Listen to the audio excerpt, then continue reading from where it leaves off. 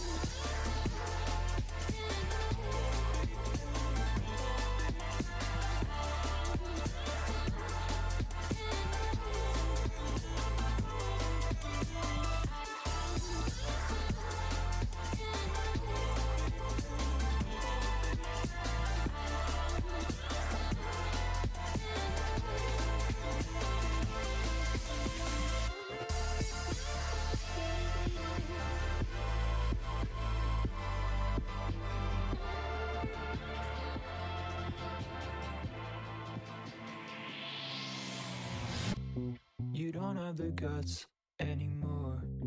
Hit me like a truck and I fell to the floor. You don't give anymore. I couldn't feel it hit and run if you settled the score. I think I wanna punch you. I really, really want to. You're talking at me like I know what you mean. I made a mistake. Could you give me something to respond to? You don't have the guts anymore. You were playing with your guns, so I ran in the door. What's your best side? Give me anyone else. Feel your back, but you can't get over yourself. 80% your function. So can we skip the introductions? The only time that I'm the girl of your dreams is when you face another white boy with a concussion.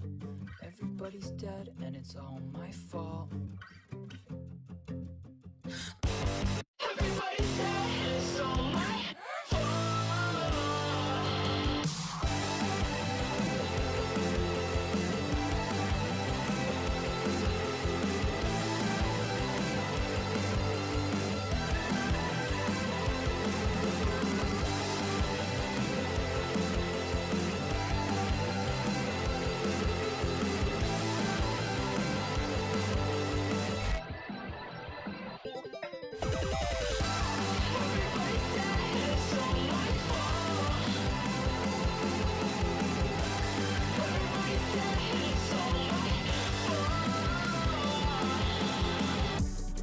Everybody's dead and it's all my fault.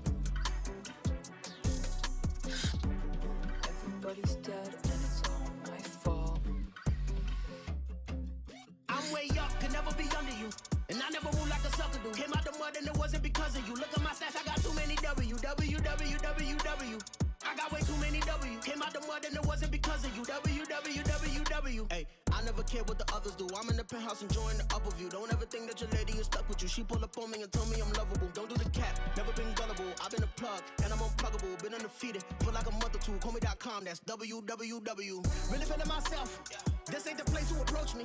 I ain't never been on a shelf. I save that space for the trophies. I'm running to it, we get it and laugh. We catch a dub and we running it back. I'm like a boxer that's training to fight, cause I wake up and punching to get to the bag. I'm way up, could never be under you. And I never move like a sucker do. Came out the mud and it wasn't because of you. Look at my stats, I got too many W. W, W, W, W. I got way too many W. Came out the mud and it wasn't because of you. W, W, W, W. Well, yeah, prices keep on going well. Y'all still need to get you well. Nothing left to say, I'm well. I'm well. Hey, look at the drip, I'm looking colorful. I took a chick, kiss her in front of you. We got the win, that is a W. I ain't your twin, but I've been W. Said it before, I say it again and again. The way that I work is incredible. Do all the talking you want, I don't want to hear it. Whatever you say is incredible. Me and the losers are just not relatable. Don't call my phone cause I'm still unavailable. I've been the greatest, it's still undebatable. Breaking the records and make them unbreakable. Blazing the spot, mad clean. Hate it or not, game 7, game tie, vaccine. I'm taking a shot, I'm way up, could never be under you. And I never move like a sucker do. Came out the mud and it wasn't because of you. Look at my stats, I got too many W. W, W, W, W. I got way too many W. Came out the mud and it wasn't because of you. W, W, W, W. Well, yeah, prices keep on going well. Y'all still need to get you well. Nothing left to say, I'm well. I'm well.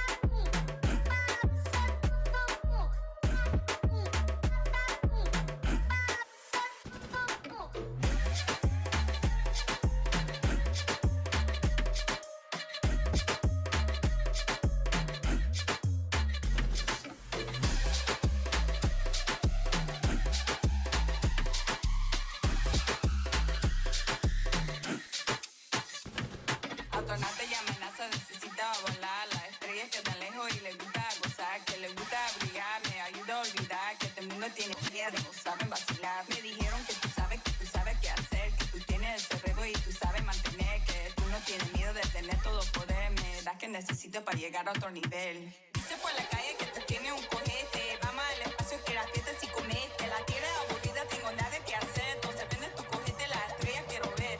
Dice por la calle que tú tienes un cohete, vamos al espacio que la fiesta si comete. La tierra es aburrida, tengo nada que hacer, entonces prende tu cohete, better rock it like I said.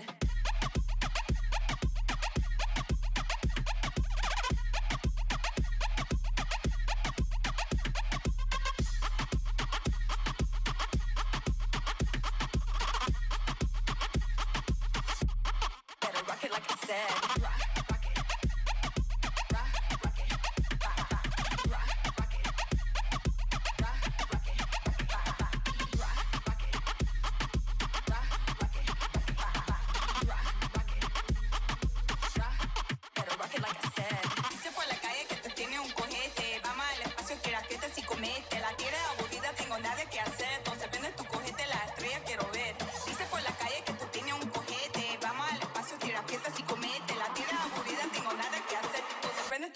Better rock it like I said.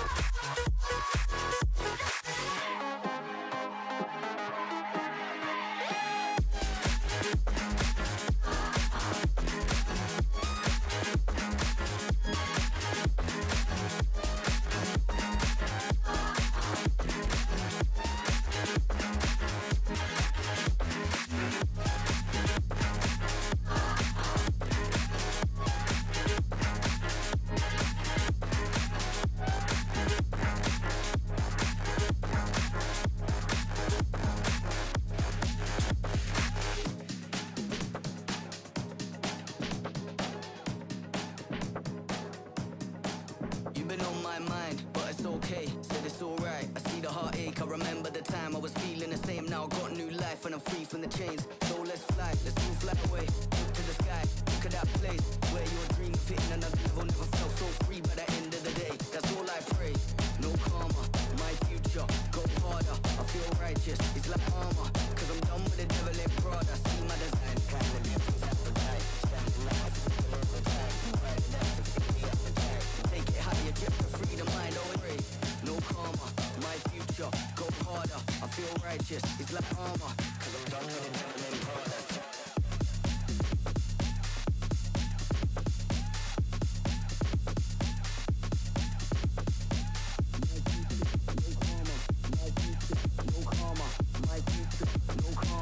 My future, no karma, my future, no karma, my future, no karma, my future, go harder, no karma, no karma, my future, no karma, my future, no karma, my future, go harder, no karma, no karma, my future, no karma, my future, no karma, my future, go harder, no karma, no karma, my future, no karma, my future, no karma, my future, go harder, no karma, no karma, no karma, no karma, no karma, no karma, no karma, no karma, no karma, no karma, no karma, no karma, no karma, no karma. You've been on my mind.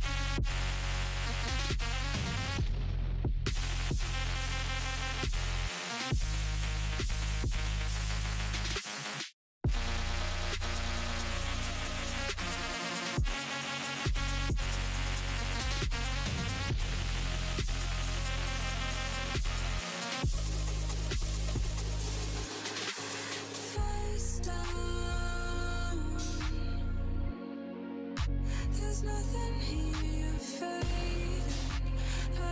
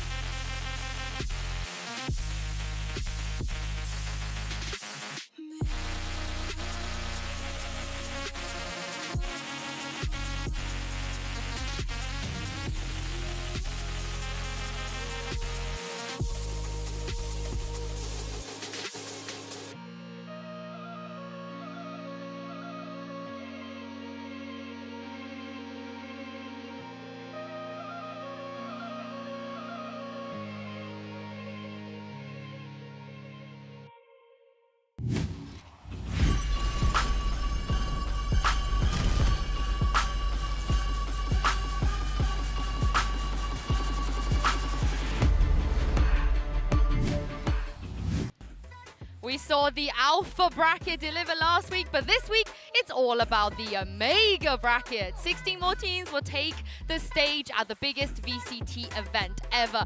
Hello everyone and welcome to day 7 of Locking, coming to you live from Sao Paulo, Brazil. I'm your host Yingsu, and along with me are some new teams. We got some fresh faces and some returning faces as well. When did you both grow this mustache, Bala and Doug? I need to know. I need to know. You go first, because this is a one-day thing. I'm just letting you know right now. No. You're not getting out of that. It's not just a one-day thing. You've committed. You're on camera. It's not going anywhere. Okay. This took some time. All right, but like all good things, you have to let it simmer. You gotta let it cook. Yeah. I feel a little bit left out because I didn't realize you were going to rock up with one as well. Yeah, I mean, we were looking for something to help you out, but we couldn't find it. In fact, if we can get a Sharpie at the desk at some point, I think that'd be really helpful. Yeah, I have a few weeks, I think, to grow one before we have to go home. But I've seen you two around Brazil, actually. No, you haven't. So I don't know why you haven't been here on the show, but I'm pretty sure I have seen you. Home. What have you guys been up to? What have you been doing? Watching from home. Yeah, we've been at home. We've been. Wait, come you're on. getting exposed. Oh, come on. No, You're what is getting this? exposed. What is this? Who is that? That looks a lot like us, but I don't. That's not us. That is I definitely can't you. claim that. Yeah, that moustache is nearly as good as yours. This is kind of a vibe, though. Hold up. Yo, dang. Yo, wait. Don't stop the music. What happened? What happened? This is kind You're of a still vibe. in the carnival mood, I feel like. You haven't done enough partying. Never went. No. I was partying by watching the games. Right, online. at home, responsibly. Oh, yeah. Partying with EMEA teams? Yeah. Am I right? Yeah, no. No? Okay, okay. Speaking of EMEA teams, let's take a look at what happened in the Alpha bracket, I think. No, never mind. Alpha bracket, I don't really want to talk about it because EMEA teams didn't really go that far. But let's take a look at the Omega bracket. Doug, look at this. There's a lot of good teams left. This side is stacked. I mean, you can easily look around this graphic and point out to 6 teams that could easily make their way into the top 2 and a couple of runners to win the whole thing. So this side is nuts. Yeah, and I mean, while you're trying to cope about the Alpha bracket for EU, this really has the heavy hitters from Thank you. EMEA, right? Absolutely. Team Liquid are there with the Gambit core. We have Navi as well, who had just a phenomenal run last year. And then obviously Fnatic, which is the big super team that I think everybody's really excited about. So a lot to watch in this bracket. and we've already had surprises, right? With Pacific, as good as they're playing, we should expect a little bit more here in this bracket as well. I'm glad you mentioned that because I feel like they've set the bar high now. Yes. Like Yes, Talon, DRX, I think I can't wait to see what they can do in this bracket. Now, you don't want to get your bracket busted on day one, so make some smart picks. And apparently, I'm supposed to say that Bren and Saisha are making smart picks, but you guys can make your mind up here as we take a look at a little bracketology. Okay, let's get into it. Bracketology, version 2, Omega bracket. This time I'm not being messed around. I know there's going to be a timer coming. I've got the box as well, and I know what teams I'm doing, and there's a timer on top of it as well. Oh, you thought it'd be that easy, did you? What do you Not mean? a chance, not a chance. All right, can we get the other bracket in, please? Other bracket, thank you, thank you. Right. No, that's deliberate. That's how we wanted. That's how we wanted that to. That's how we wanted that to work. All right, Brennan, you don't need any of these, so don't worry about that. So what am I doing? Well, we're giving you some darts, and you know it's all the classic rule of darts. You got 2 minutes 30. Start. 2 minutes 30. Start going. Okay, why have you given me so many darts? Well, you've got a lot of teams. Okay, well, all right. Time's ticking. Sure. Who are you aiming for? I don't know. Well, that's T1. Yeah, sure, T1. I mean, it landed on T1, so Okay, yes, it's T1. T1. That's the normal rule of darts. Okay, All right, sorry, sir. next team. What is going Time's on? ticking, come on. How much time have I got? Come 2 minutes? on. Yeah, sure. I'm aiming for 100 thieves. All right. Well, that's Sentinels. Sentinels. They'll do. I mean, that's part of the Americas as well, I suppose. All right, Sentinels moving on. No Okay. problems there. Can you hurry up? Well, I'm moving as fast as I can. Listen, I need to start throwing these. That'll be fine. Go on, another one. Come on. Yeah, sure. Sorry. Right, well, who are you even aiming for? I don't know. That's- You put a pressure on me. That's EDG. I don't know. That's EDG. That's not Edward Gaming. Yes, it is. It's Edward Gaming. It's nowhere near them. And I can't even stick it on, so... Listen, pick your next one. Go on. Okay, Time's get ticking. out of my way. Get thinking. Okay. You're just going around in a circle. Vitality. Oh God, Edward Gaming's gone. That's fine. I wanted them gone. Who's that? I don't know. That's Navi. Navi? Yeah, Navi's going won deep. that game. I'm okay with that. God, the darts are really speaking to us today, aren't they? All right, which team are you going for next? I'm going with You've only got 3 Vitality teams on there. again. I mean, that's... Right, that's shambolic, but that's Sentinels, I suppose. Sure. All right, get Sentinels through to the semis. Thank you. Okay. The next one, we need the even bigger one than that. Yeah, sure. You're panicking me a little bit. 1 minute. Furia, they can't Okay, go through. chill. Right, Secret. That was Team Secret. Don't hit me with a dart. Okay. You can't even hold the goddamn teams, man.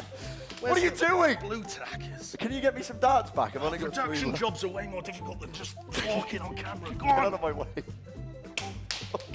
Who are you aiming I at? don't know. Who are you aiming I at? don't know. How much on. time do I have? Come on. I 30 seconds. 30 Stop. seconds. Who are you aiming at?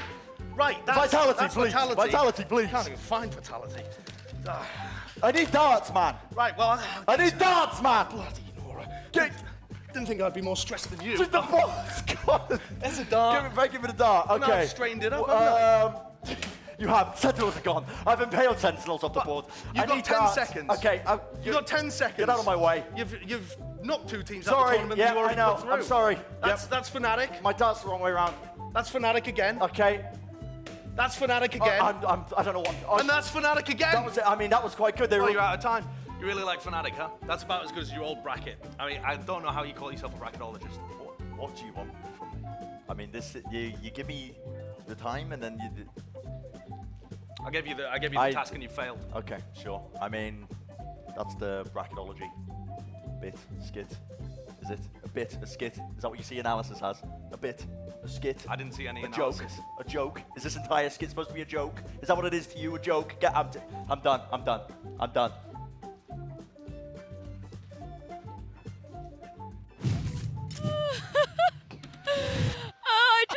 I just want to say that skip broke everything in the studio.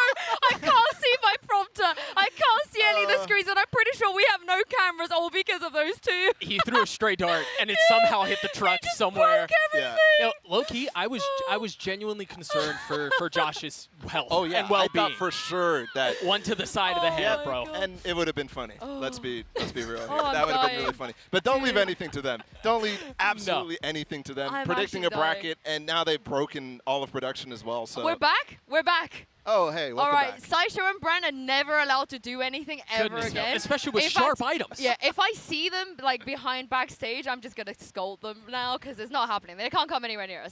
But we do have a poll. Since you two are here, so we can get you guys involved with a bit of predictions as well. I think a lot of people for the last poll, of course, Omega poll. Omega poll. Which of course I want you guys at home to predict. It's all falling apart. I want you to predict which region is going to be able to come out on top, of course, in the Omega poll. I think it was Americas that won last time. I think it's because like the Brazilian Yeah, I fans, think you know, it was kind of Brazilian. vote, That checks but out. What That do you checks guys out. They're think? crazy. I mean, they're really popular on social media. They just go crazy Yeah. for They their roll teams. deep, man. Yeah, they roll deep. I want to say EMEA, but only because I have to just pick one. I do think there are a lot of stacked EMEA teams on here, but if I had to pick two, I think Americas. Yeah, I mean, Oh. if you had to pick two, I mean, Well, you there are can't two that make it out of the bracket. Sure. I mean, I have to say EMEA too. I think, honestly, there's so many good teams here. I think Yeah. the sleeper pick would be Pacific.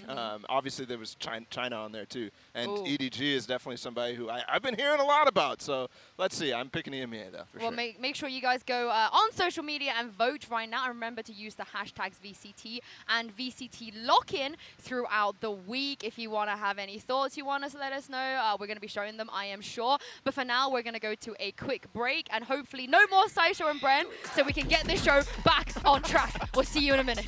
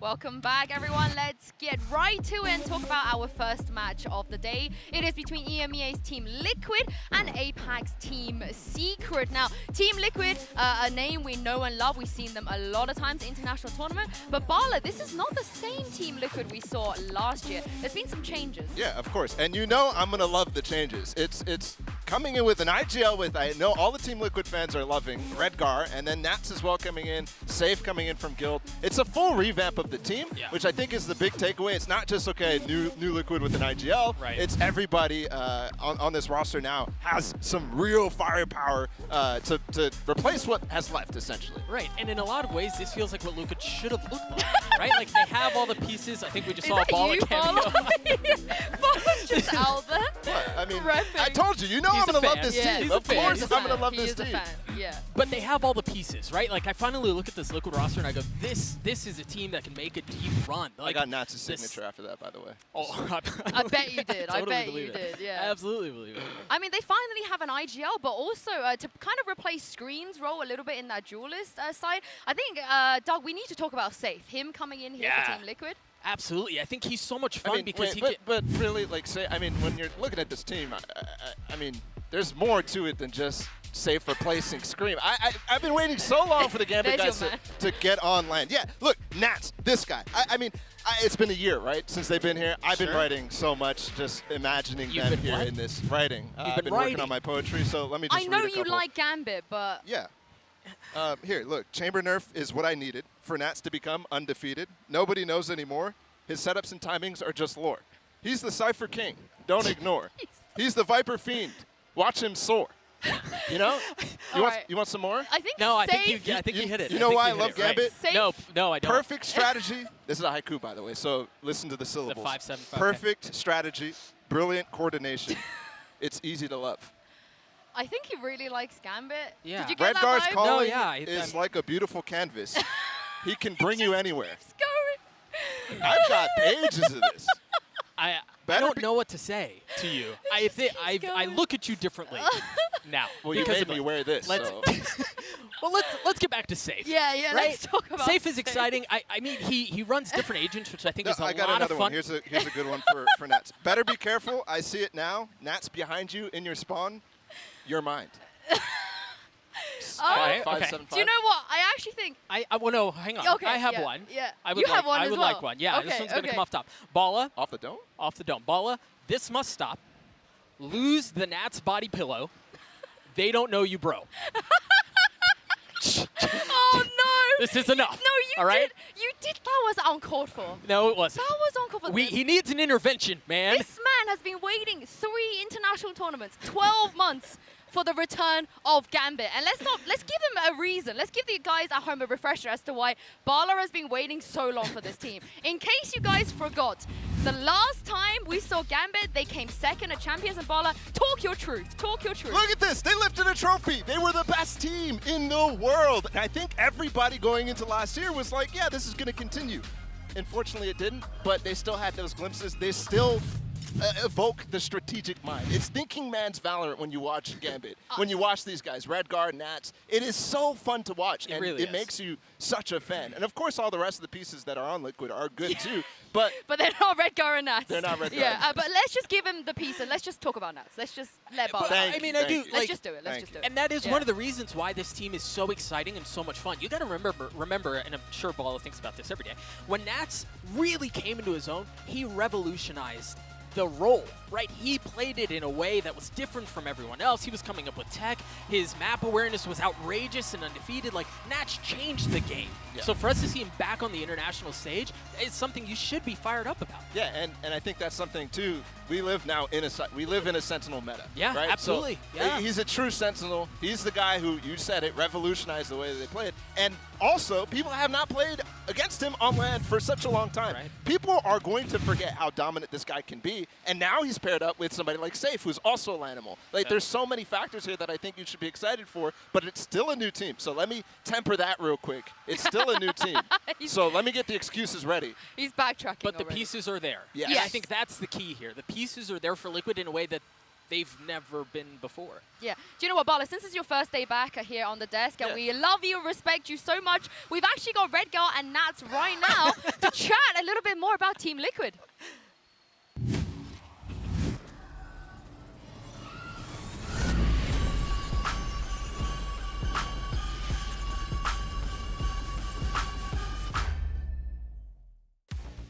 Hello, my name is Redgar and I'm the team captain of Team Liquid. Yampi is really like funny guy in the team and he's really like smart to find out the kills, like how he should do to play as a duelist. Sulkas is like really, you know, like that guy who can like do the unexpected things. He has incredible aim. And of course, my DJ Save, right? He's really like funny guy, smart guy. I really like him because he's like my vice captain and he's helping me a lot of in the middle calls. I will continue like with the Nats. I think he's a really nice lurker and also like the guy in real life. I think he's one of the best lurker and the player on the Cypher and the Viper. I think he already proved it like several times. It's time to prove it again. My name is Nats. I'm playing for Team Liquid Valorant roster. To be honest, I like the schedule and the format of the tournament that it's single elimination. You just have only one chance and you have to show everything what you have. I'm super happy that there is no chamber anymore. I don't know that agent. Super easy to play. Sorry for saying that. I hope I will have a chance to show my Cypher finally. For me, like this season is gonna be the season that I want to win this with my boys, like the all tournament if it's possible. Like I know it's maybe the dream that everyone can see and say, hey, you just want to win all the tournaments, you can't do that, but I can dream about it, so nobody can say that I can dream about that. I'm super excited for the game, for the stage, because that's the first time for me in front of the audience. I hope we'll get a lot of support also from the audience on the stage. And of course, vamos!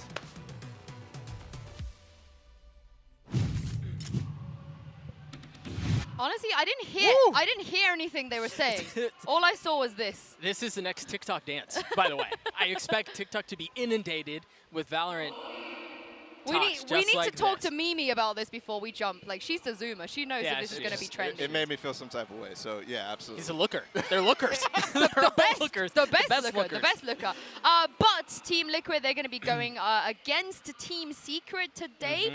And if it's the other Alpha Bracket Pacific teams is anything to go by, I feel like we can't underestimate this core and this team as well, Bala. Yeah, I absolutely think I agree with that, because this team, much like the Gambit core that we were talking about, had great success early on in Valorant. The first year of VCT, they made it to Champions. They made it to playoffs as well. They pulled off something that we really didn't expect from the SCA region, led by some players that are still on this team. Now, they struggled last year just like the other side, though. Yeah, I'm going to be the bad cop to your good cop feeling here. They also got 13-0'd. As like one of the one of 3 times in VCT history, international history, we've seen something like that. So yeah, they had some of their moments, but they also struggled really hard across different instances. The core is there, which I think is exciting. You got Borkum, Jesse Bash, and those guys, but I think to give them the same level of excitement and expectation as some of the other APAC teams, I have a hard time with. Also, why were you not there at the fan walkout bit? Dude, where were you? I actually genuinely felt bad, because I was like so loud for them. And they were just like, I walked back in and I'm like, sorry guys, I'm not. Oh, Bala, no, you didn't. You didn't actually. Yeah, it was kind of, I felt bad. Oh, no. But I mean, they now have a chance to prove me wrong and make me really sad, so. Yeah, they do indeed, they do. I'm glad you mentioned that 13-0, of course, because that was against that Gambit core. It was, you know, Team Secret versus Gambit the last time they were here. This was brutal. Yeah, but again, to I guess be the good cop here, Doug, like, the thing is, we really didn't expect them to even have a good game against Gambit, right? They take the first map against them, and then they go on to lose in that series, but then they make playoffs. And that proves to me that this is a team that can make a run at anything, what it might be here in a single elimination tournament. I mean, it's completely unlimited, the distance they can go with the format that it is. So I think they've proven that they can do it, is the takeaway for me from that Champions run. What I will say, last night at the press conference, Jesse Vash was on the same time as Redgar, and he looked over and he said, I remember that 13-0, by the way, Redgar, you better watch out. Like, he gave it a little bit. Well, so I mean, that makes me excited. You don't forget a whooping like that. Yeah. Very easily, right? Like, that's one that sticks with you. And yeah, there's a lot of things in just the nature of Valorant that can kind of get you in that regard, but there are also a lot of natures to Valorant that allow something like a round that you maybe stumble your way into. And Ball, the last point I want to make is that little sliver of hope that you have, that was 2 years ago. Yes, for sure. It's been a minute. Yeah, and we're talking about something so long ago that it's almost irrelevant too. But I will say that one play that was there 2 years ago, that was there last year, and that is still there now, is Dubstep. He's had a bit of a role change, though. The last time we saw him, he was kind of that jet player, Bala, but this time he's not going to be doing that. Yeah, and last year as well, he was kind of playing jet chamber roulette with some of his other teammates, like Wits in the past as well. So it's something that I think we'll see how he's going to decide to continue. You're alluding to him not even sticking to the main fragger of the team potentially. And I think that's okay. I think Team Secret is a team, much like some of the other APAC teams, that relied on a heavy, good jet player, like Patapan on X10 way back in the day, like Forsaken on HyperX. And I think you kind of have to move away from that. It's more of a team game now, and I think the SCA teams are learning. So I'm really looking out to see how Dubstep integrates with the team as well, with new roles. I do think, and I mentioned this a little bit earlier, the core is exciting. right? Dubstep's a big part of that. So I'm very excited to see how they play out. And this is yes, it's a single elimination tournament, but a test up against Liquid. We don't know a ton about them. We certainly don't know a lot about these guys, but you would lean towards Liquid. So this is a really exciting test for them to see what are you made of, because this should not be easy. Well, let's hear from the man Dubstep himself and Jesse Vatch in this quick profile of Team Secret.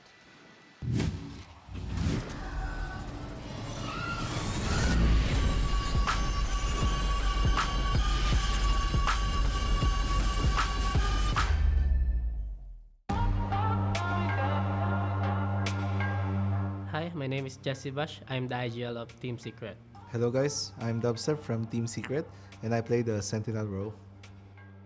We have been really training so hard for this day and we did not really show so much in 2022, so I feel like this is our year. We trained so long for this and we have made quite a few roster changes, and I feel like this team's chemistry right now is on a different level.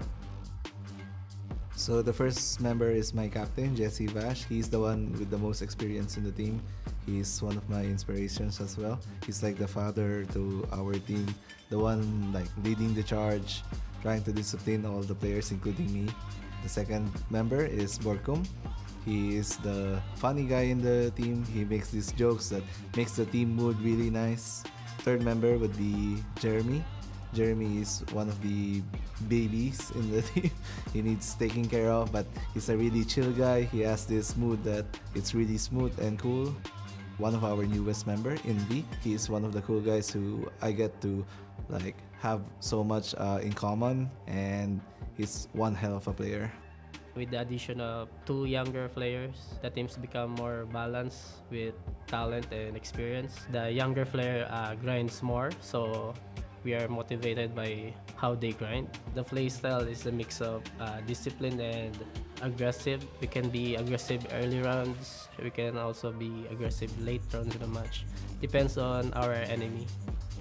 I did not expect to be seen like one of the strongest teams. We are always the underdogs. We are trying our best to beat the best teams in the world. If they say we are like one of the best teams, I will humbly take it, and thank you so much for believing in us. I'm really excited to play against Team Liquid, especially Nats and Redguard, because we lost against them in our last champions. I'm not feeling any pressure, and I feel like we will be the one winning this series. I hope we show this beautiful crowd in Brazil a really great match, and see you in the server.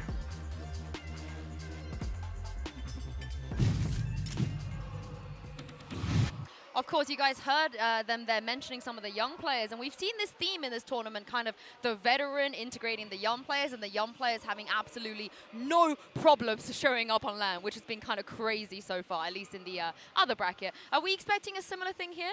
Yeah, I mean, I think like you saw them talking about it, it's important for them to gain motivation from Jeremy, for example, who's coming into the team, and he has been filling a little bit of the duelist roles as well, but it gives you motivation to work, to catch up, to play like them, and I think that's really important because it brings a level of motivation for the entire team up, right? Yeah, and I think this is a formula that we've seen succeed really across the globe, and I really like it. You've got the veteran experience, and you've got these young guys who most importantly need to be teachable, but if they are teachable, if they are able to absorb everything these older guys have as far as experience and what they've been through, how to think about certain situations, that pays dividends in the long run. So I think these young guys, if it's the right pieces, I think they can be good. Yeah, and of course, these three teams, we've seen them before, you know, here and there in the past, but Bala, last year kind of wasn't the best for any of the Gambit, Liquid, or Secret rosters. Yeah, I mean, Liquid obviously did make playoffs almost every single time at the International, but they fell off. And then the rest of the cores, they just were really close. I mean, for Nats and Redgar, it was, what, 4 or 5 chances in their matches, right? They were always there. For Secret, it was also very close many times, too. Yeah, we're going to pitch it to a quick break here, but don't go anywhere. Our first match of the day is coming up right after this.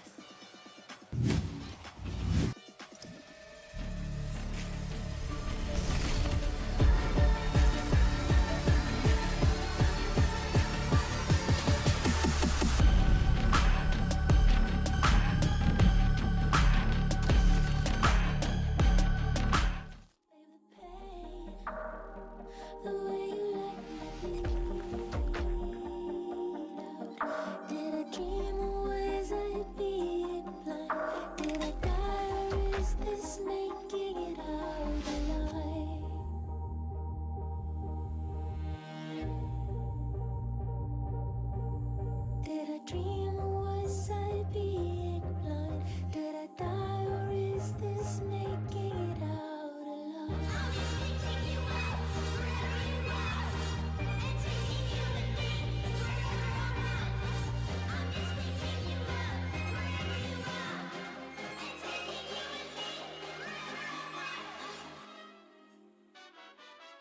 Hey, I'm way up, could never be under you. And I never move like a sucker do. Came out the mud and it wasn't because of you. Look at my stats, I got too many W. I got way too many W. Came out the mud and it wasn't because of you.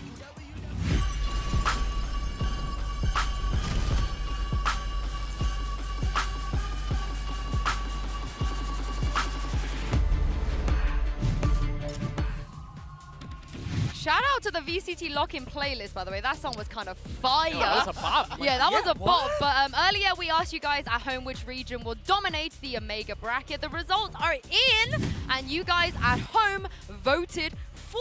Oh, this is... Pacific, what? Yeah, I mean, America's went out, but only by a tiny margin. Yeah, I'm surprised the Pacific vote was as high as it was. I figured it'd be Americas and EMEA on top.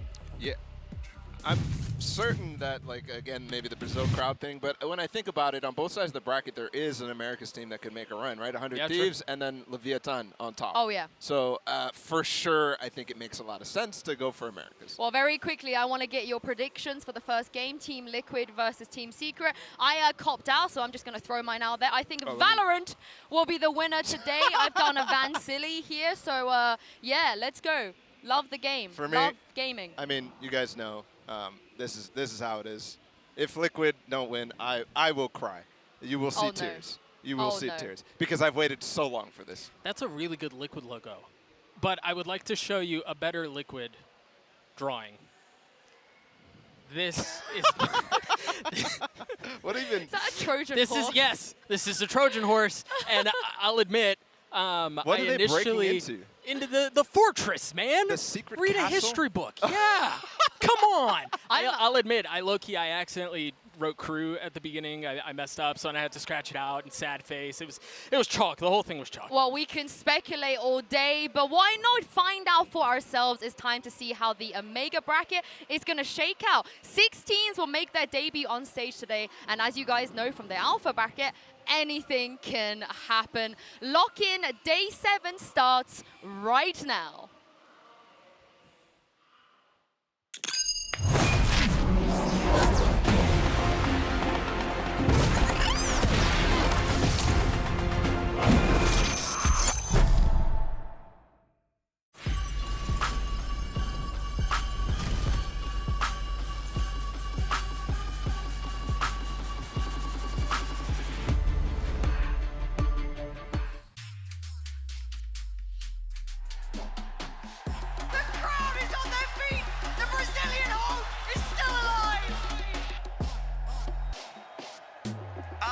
A DRX já sobreviveram lá do Alpha.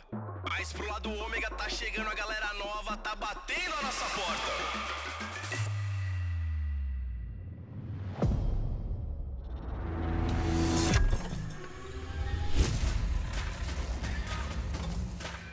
Dance, are you excited to be back on the global stage?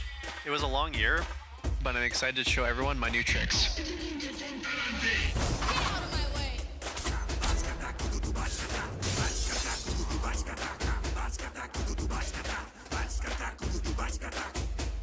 I think Pancada and I will win over the crowd.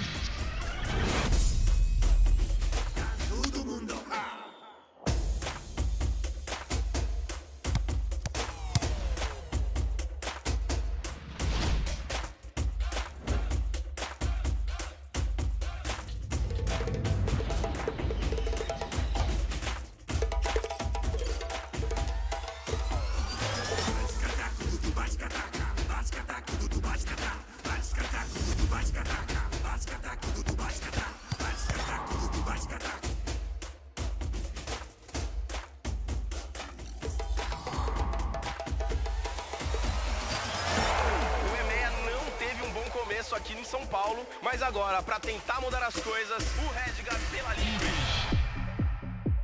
The EMEA region isn't out of gas yet, so watch our race to the finals. We're gonna win the tournament and have fun while we're doing it. Be sure to stick around for our victory dance.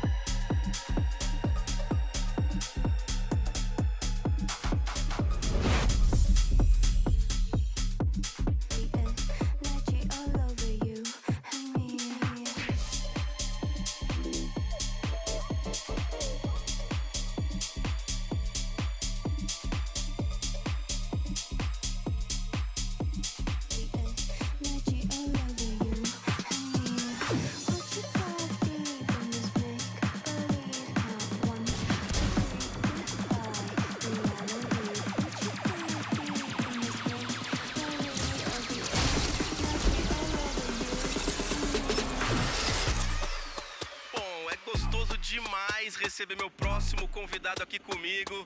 Las, are you looking to make another Cinderella run? 去年は自分たちにできないことはないと証明することができたので、今年はそれ以上の結果を出したいなと思ってます。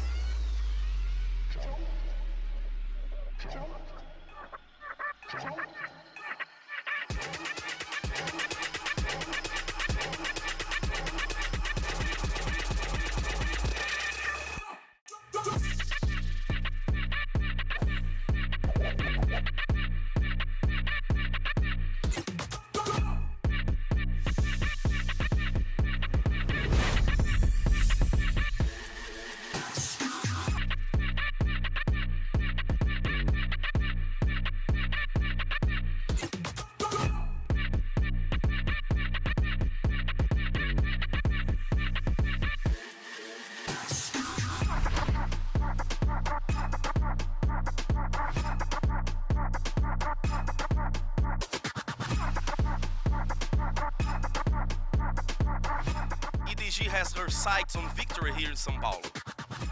如果你们低估我们的话，我会让你们输得很惨。我们是 EDG， 也是挑战者，但是我们会战胜每一个队伍。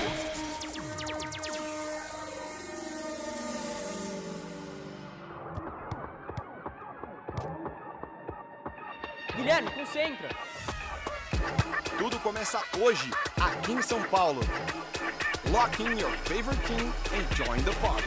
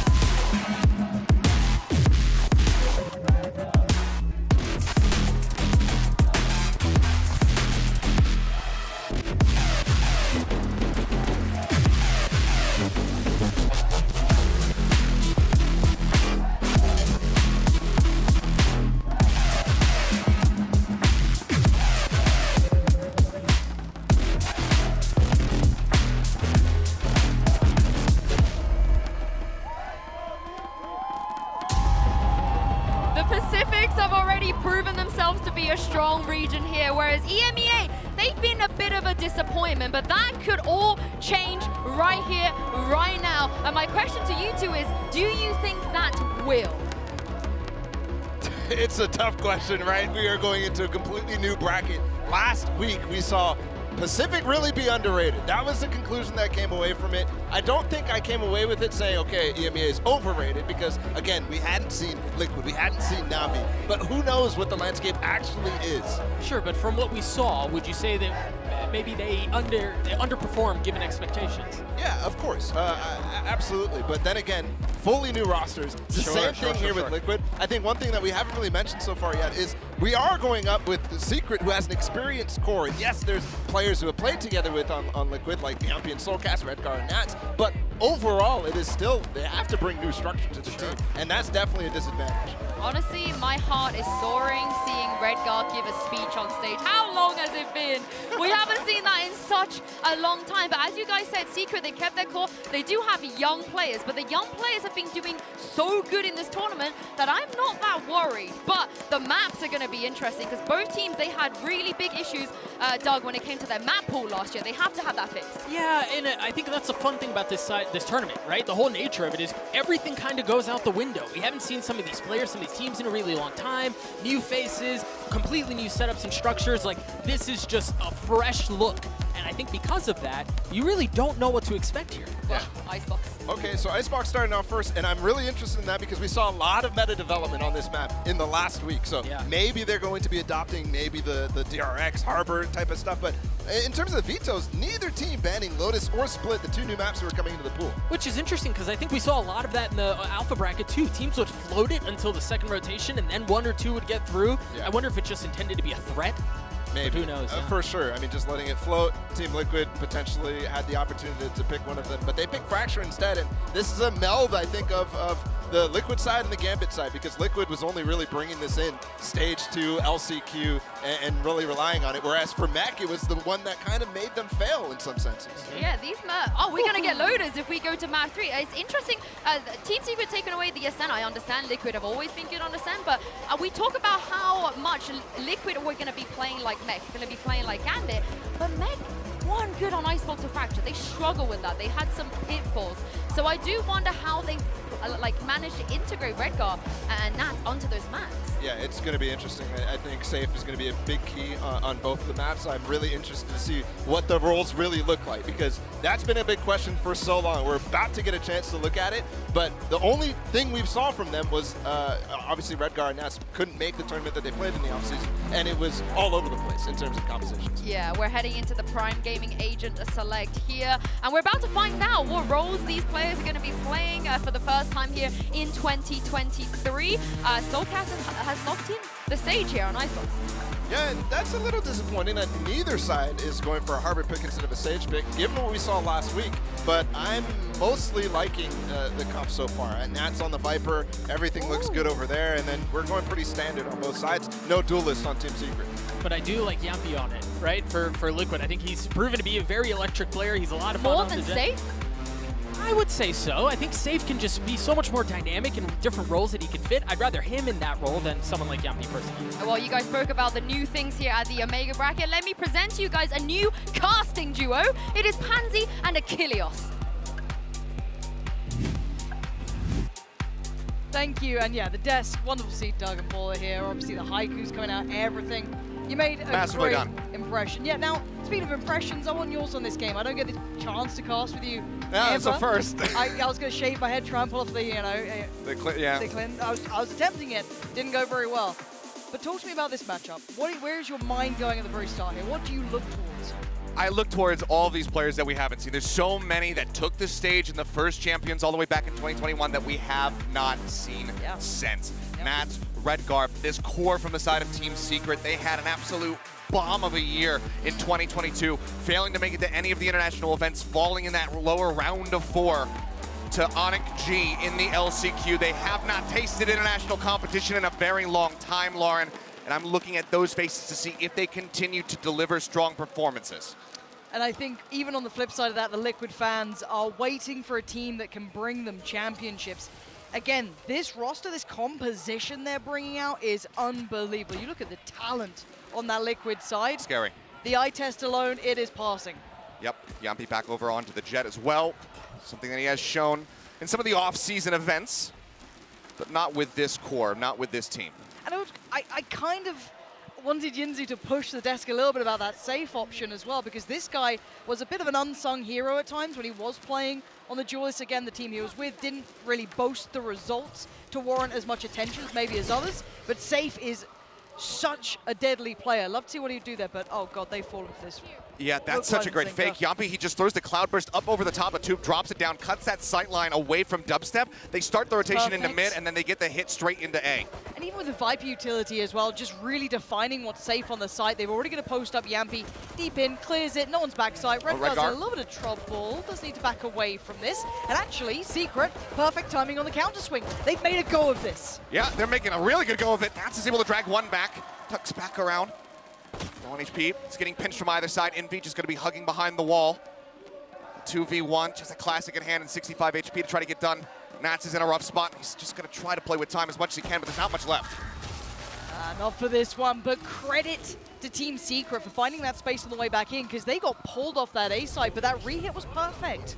I love the mind games that they were playing with there for the side of Liquid, but yeah, Redgar just getting himself in a really rough position. That snake bite landing perfectly at his feet. He has to swing out of that position, dies, and he is the spike carrier. And from there, it basically becomes unrecoverable. So really fantastic start from the side of Secret, but Liquid, they're not really letting that shake them up. They're actually going in for this half armor stinger buy. It's very all or nothing for them here. I hate the stinger purchases. I'm right there still. with you. Like, because every coach, every team, every player fully supports it. I get it. Like, I see why they like it, but I think we see the other side of how often it does go terribly wrong. You end up in a spiral. However, for now, we look at Team Liquid going through the motions again. Similar scenes towards the A side. Nothing complicated about it so far. Yampy straight on it, pulls the attention. Jeremy's going to have to back away from this, and they actually do get side control this time. Maybe going to posture up a little deeper, but the setup to deny the plant is perfect. It's the bite, it's the shock dart, and Jesse Bash finds that kill. Yampy down to 36, and already Liquid down a member.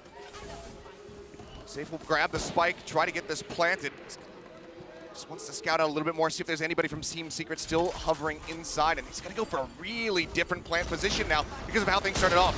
Nats does manage to find one. Envy going to cut down Yampy on the entry. If he continues, finding a third. What? Look at the damage beat. Redgar's on 2 HP. He's got nothing to do but die. And again, Envy. These players coming out. Hot start to say the least, but we have to say the utility work to deny those initial spike plants is perfect. Yeah, we've been seeing so much great util usage, especially in denying plants or just flushing people out of positions from the likes of DRX, but they're bringing out a completely different composition. The look right now from Team Secret, they're playing with something a bit more standard, but they're still playing it to absolute perfection. Look at Envy right now, 7-0-0. And he is going to be one of the most crucial players in this map right now because they are running without a duelist. This is the one factor that differs from the side of Liquid where they have that jet. And so far, Envy has been able to put up numbers as if he was playing a duelist. Yeah, this is going to be a rude awakening. I do want to see what Liquid have left into this. Again, they did go for that force up in there. They're continuing a little bit. But the Sheriff's coming out. I mean, even that. It's a gamble, but if you hit somebody with that util combo, you just start the round down half HP, you burn that heal immediately from Soulcast. The intention is wonderful. Let's see if they can continue through this. If Liquid do have to start playing with that very much at the forefront of their minds. Again, however, Liquid do get themselves on the side. That's not necessarily the issue. It's this part that has been so problematic. And again, there is still pressure on that plant. Haven't really seen it go through just yet. Can't jump up. Yeah, Soulcast is stuck where he's at, and the HP is relatively low. Will get a safe plant, I'm going to say. Yeah, this time, nothing really to do about it, but can they hold? Envy kind of getting whippy there, goes to the ADS, can't find the kill. Borkum will pick up one, but Nats trades it back, gives them the man advantage. Jesse Bash equalizing as much as he possibly can. Now we're down to a 2v2 with a spike still ticking, and Jeremy swings the corner, finds the third. And Team Secret will yet again claim a round win. 3-0 start now, Lauren. I don't think you could ask for much better. And for Liquid, I think it's a lot of high expectations. I think that's a very fair assessment when you look at the caliber of player on this team. Already a shaky start in the debut. This is a brutal format. We have to call it what it is. There's no lower bracket. There's no anywhere else. It's the game you're in, and this is the first map. Now, yes, this is Secret's choice. So that's, I guess, one caveat to that. This is their map choice. They look super, super comfortable on it. But now we need to see responses from Liquid. They do get their purchase coming out now. Should be relatively well-rounded. No issues there. Decent old progress towards Nats. Redgar not too far away either. On the other side, Envy, though, is right on the cusp, and as is Jesse Bash. Be ready to roll with that. Let's see, looks like they're just going to be doing this util setup yet again. Dart goes in, no one to receive it though. That swings around the wide side, doesn't go through the garage. As you mentioned that icebox, this being their pick, Bala was kind of mentioning it, that Gambit core dropping a single map at Champions back in 2021 to the core of Team Secret. That map was icebox. So clearly the comfort not really going away, at least for these three, especially not for Envy, who finds himself as one of the newer faces on their team. Yeah, seeing more of a 3-1-1. Nats holding towards B-Long. Big information being found already. Just at the back of that utility, Yampy will be testing towards the site. Does have to back away. They do need to offset the timing a little bit here, try and work out some of this utility that has been deadly towards them. Again, though, this is still somewhat of a curious, I guess, bonus to a degree. The two Spectres that remain. Plenty of cash now going to be following up from this, so for Secret. But again, This is the difference. They haven't overcommitted towards that A side. They've drawn a fair amount of utility towards it, but they are going to be working off the back of that early space that Nats has tried to claim. They're not really spotting much of anything here. That knife does catch on to Redgar, but it's not enough to force any kind of rotation. Nothing else, just still some raised suspicion here from the side of Secret. Envy, oh, the gun barrel spotted, but Redgar just didn't have a shot to take. You might be able to catch him, though, as he's hopping up onto mid. Looks like he's not going to pursue it quite just yet. Yeah, this is going to be awkward timing. He's going to probably get the kill on the way through. Yes, absolutely no awareness that he could have been there. Now, in the meantime, the spike has gone down. Yampy's got himself a little bit further forward, but the underhand flash through the wall is great. Safe, ready to catch, so will send them back. And now the flank comes in. This is a really nice round. Still a little bit of damage being done. Any more, that could prove problems later down the line. But for now, an upgrade can be found, but Redgar patrolling and actually denied. Jesse Vash making a go of it. He gets the kill. If nothing else, it's going to be significant damage dealt here to the side of TL. He can't quite line up. That shot on the Soulcast takes him down to about half before he does fall. Team Liquid finally find themselves on the board, but fantastically done there from the side of Redgar, getting that slow lurk up. Even though they had tagged him with that knife, they knew that he was still hovering somewhere around A. They just didn't quite predict that he was going to be pushing through screen at that moment. He gets the op out of Borkum's hand, or Dubstep's hands as well, rather. And that was the biggest investment they had. And now the money looks a bit dicier, Lauren. Yeah, and again, Liquid learning through all of these rounds, and they have broken the money off the back of that. Just the rifle left on Jesse Vash, well, invested into, so a bit of a hero in this round, potentially evening out the money somewhat. Let's see what Liquid do now. They at least have the upper hand in this. Early utility, they need to be on red alert from the word go. There is no way around it. As it stands, similar scenes. Not so committed towards middle just yet, but the stack already beginning. 4 players now considering this lean from Secret. They haven't felt it out yet, and let's see if the Hunter's Fury finds any victim. Okay, it does in the end. Final tag gets Soulcast. Problem for Plants. Yeah, good value right there. Now, as they shift over towards B, they're not going to have that wall to try to protect. Still, though, may still favor the side of Team Liquid, just given the weapon advantage. Start goes out. They'll just go ahead, throw a bite. Close angle. So they wait to go for this plant. Push comes in. Dubstep didn't stand a chance, but Jeremy manages to answer back, finding another kill. Yeah, but look at the lurk. Safe could still do some serious damage, but already aware. Jeremy is watching this angle, but outgunned at this point. Only on the Sheriffs. Oh. This is still insane. And a 1v2. Yampy's sweating here. He's not feeling comfortable at all. Spike is not to hand. He still has to try and get that back into play, and 34 seconds to play with.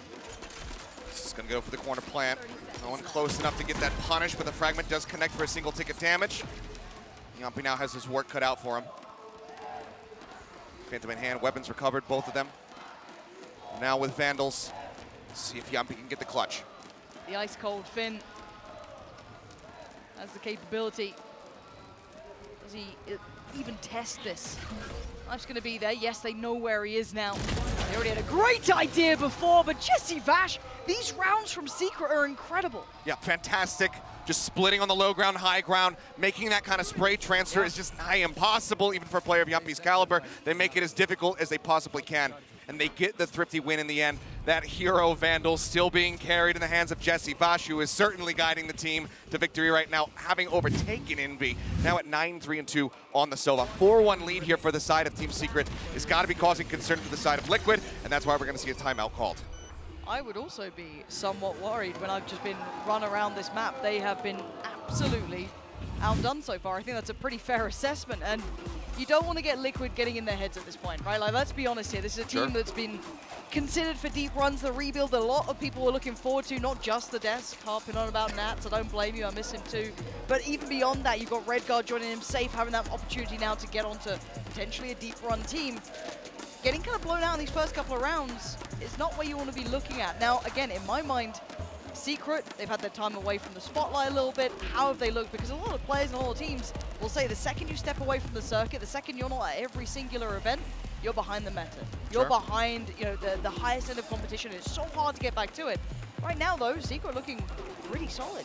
Yeah, they very much are. And I mean, to your point, you're absolutely right, because if you're not making it to these international competitions, you're not getting those high-level scrims. You're always going to be scrimming against weaker opponents, against people who aren't making it to the internationals. So you're sitting back watching champs, watching masters, watching the lock-in, not in attendance. All of the good talent is right here on this stage. And it seems like Secret, for the short amount of time that they've been here, they've been making good use of that time. Yeah, absolutely. Looking at this though, again for Liquid, left in a bit of a tricky scenario. You have plenty of ults to play with, only missing Soulcasters as it stands. But again, the money just left in such a precarious spot. Yes, they've got the rifle sitting there with Safe, which love to see what he could achieve with it. But on the other side, the stability coming back in for Secret now is fabulous. Getting everything they wanted out of that round, doing so much damage, perfect reads on positioning, early information recovered, but not too much here, but in enough of the fact that Secret are willing to hit that rotation off the back. Well, so far it's just going to be the blades popped here from Yampi. He's leading the charge forward. Alarmbot does trigger, so they know that it's there. Nice little flash out off the back of the recon dart as well. They get a full reveal. Kind of getting flashed there. Dubstep ends up getting taken down. Yampi just goes ahead, puts pedal to the metal, finds an opening frag. Borkum will answer in kind. Yeah, some of this is a little bit out of sorts. That flash just got eaten by Dubstep, and Yampi made the most of the team flash that came through, so... Yeah. Actually, ult gets popped. Yampi gonna have to respect this somewhat. Do have a couple ults to work with for a post-plant scenario if they can get that spike moved up, but again, Soulcast dying means they do not have that Sage wall to try to get a safe plant. Res gonna be used, Dubstep right back into the game. They've got double coverage here behind Yellow just to make sure they can safely res. Yampi's off. They're making a run for it. They've seen all too much. They've heard the res. They know what's happening on the other side. It's time to try and get towards A. How much is still left in the kit on this side, though? Jesse Vash doesn't have a great deal to work with in the form of utility, but he is at least still here. Didn't over-rotate, didn't pull all the numbers away.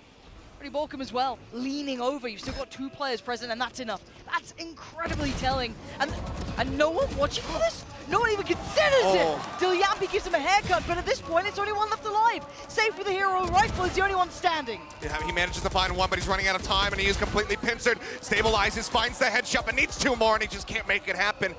Envy will cut him down, and that hero rifle from Safe is just going to be left on the floor to rust. 5-1 now for Secret. The timeout call. You have to anticipate that it's for this buy round coming in. They commit the Blade Storm in the thrifty attempt. That's understandable, but now you're working with major ultimates. You've got this Hunter's Fury, you've got the lockdown, the pit from Nats. This is where it all needs to come together. And look, the lockdown's valuable. Jesse doesn't have Hunter's Fury, right? So there's still actual viability to this. It's you know, again, it does feel as though they just become each other's counters at one point. So as it stands, this could be a good round for Liquid, and they need one. At 5-1, they are getting dictated to.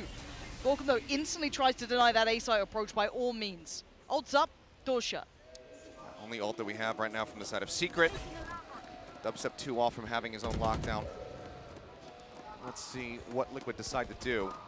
Everyone's still hovering around the A site, and the majority of Secret have drifted this way as well. It's just Envy watching over at mid. You still have Dubstep with the AWP perched up over at Yellow, not seeing a damn thing. Don't think that Aldrin got much, but it's still going to know the risky hit. Spot. They're already spamming this out, and now he's been found. Drone did not get the connection crucially though, but the lockdown is there, just trying to flush them out of this pit. He manages to tag back into the back of sight. 2 players detained, however. Yeah, Yampi just picked up the pace, followed it forward. 2 of the players will be sitting towards CT, somewhat safe. They do have, it's Envy on the case to make sure no one can actually overextend. Counter ult comes in as well. Well, I say counter, just the Viper's pick comes back out for Nats. They want to ensure safety in this round because they are desperate for one. Only one by their name so far, and a 5v3 to try and work around. Yes, a couple of players are low, but the positions are great. The post plants should hold here. Envy, though, superstar so far and still wants to go. There's the flank. Safe's been removed. This is a 2v2. Look at the HP remaining. It's so very low here, Nats. This is him in his comfort zone, but now he's been taken out of it. He spots him, manages to get the wall bang. Dart goes out. Redgar with 7 HP. Desperate for the clutch. He goes for the Hunter's Fury. It's already held to half. He waits out the first one. Push on the corner. Dubstep shuts it down with a 3rd. And that is a critical round for Secret to win. All of the ultimates invested from the side of Liquid. And it falls flat in the end.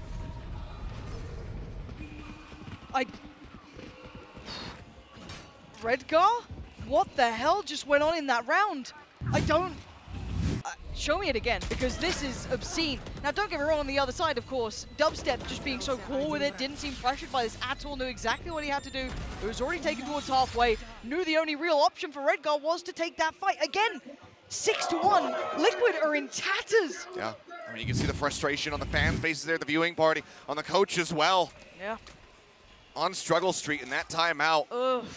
It felt like it made things way worse. Such a heavy investment from the side of TL, just dumping everything that they had util-wise and coming up very shy of the mark. Cash still looking very cozy from the side of Secret with a 6-1 lead. And considering we're on the Sheriff's and light armor, unless Liquid start, getting a couple of these picks, I've got to start talking about how this compares to some of the other performances we've seen on Icebox in that first group as well. Love seeing the Harbor coming out. That looks fantastic. Dubstep should be comfortable here. Again, Operator on the Killjoy. Doesn't really have the get out of jail free card, but as it stands, making light work of Liquid. But in comparison to the other teams that I'd say are either deep run teams or big performers, this is very flat from Liquid, and this worries me. Because again, this is when we're coming into this, right? And we're talking about it. How much time have they had to practice? How much time have they spent in the lab? How many scrims have they really been running through leading up to this event compared to some of the other teams who've made a really good display on this? Again, could be a terrible map for them, but the map pool was one of our worries with this squad. He's watching for that rotation under tube, cuts him down. Once again, it's safe. Left alone. But I agree. I mean, this feels like DRX versus C9 on this map, just with slightly different compositions. Yeah. It has that same vibe right now, where TL, anything that they're trying is just getting shut down. It's getting out-clutched.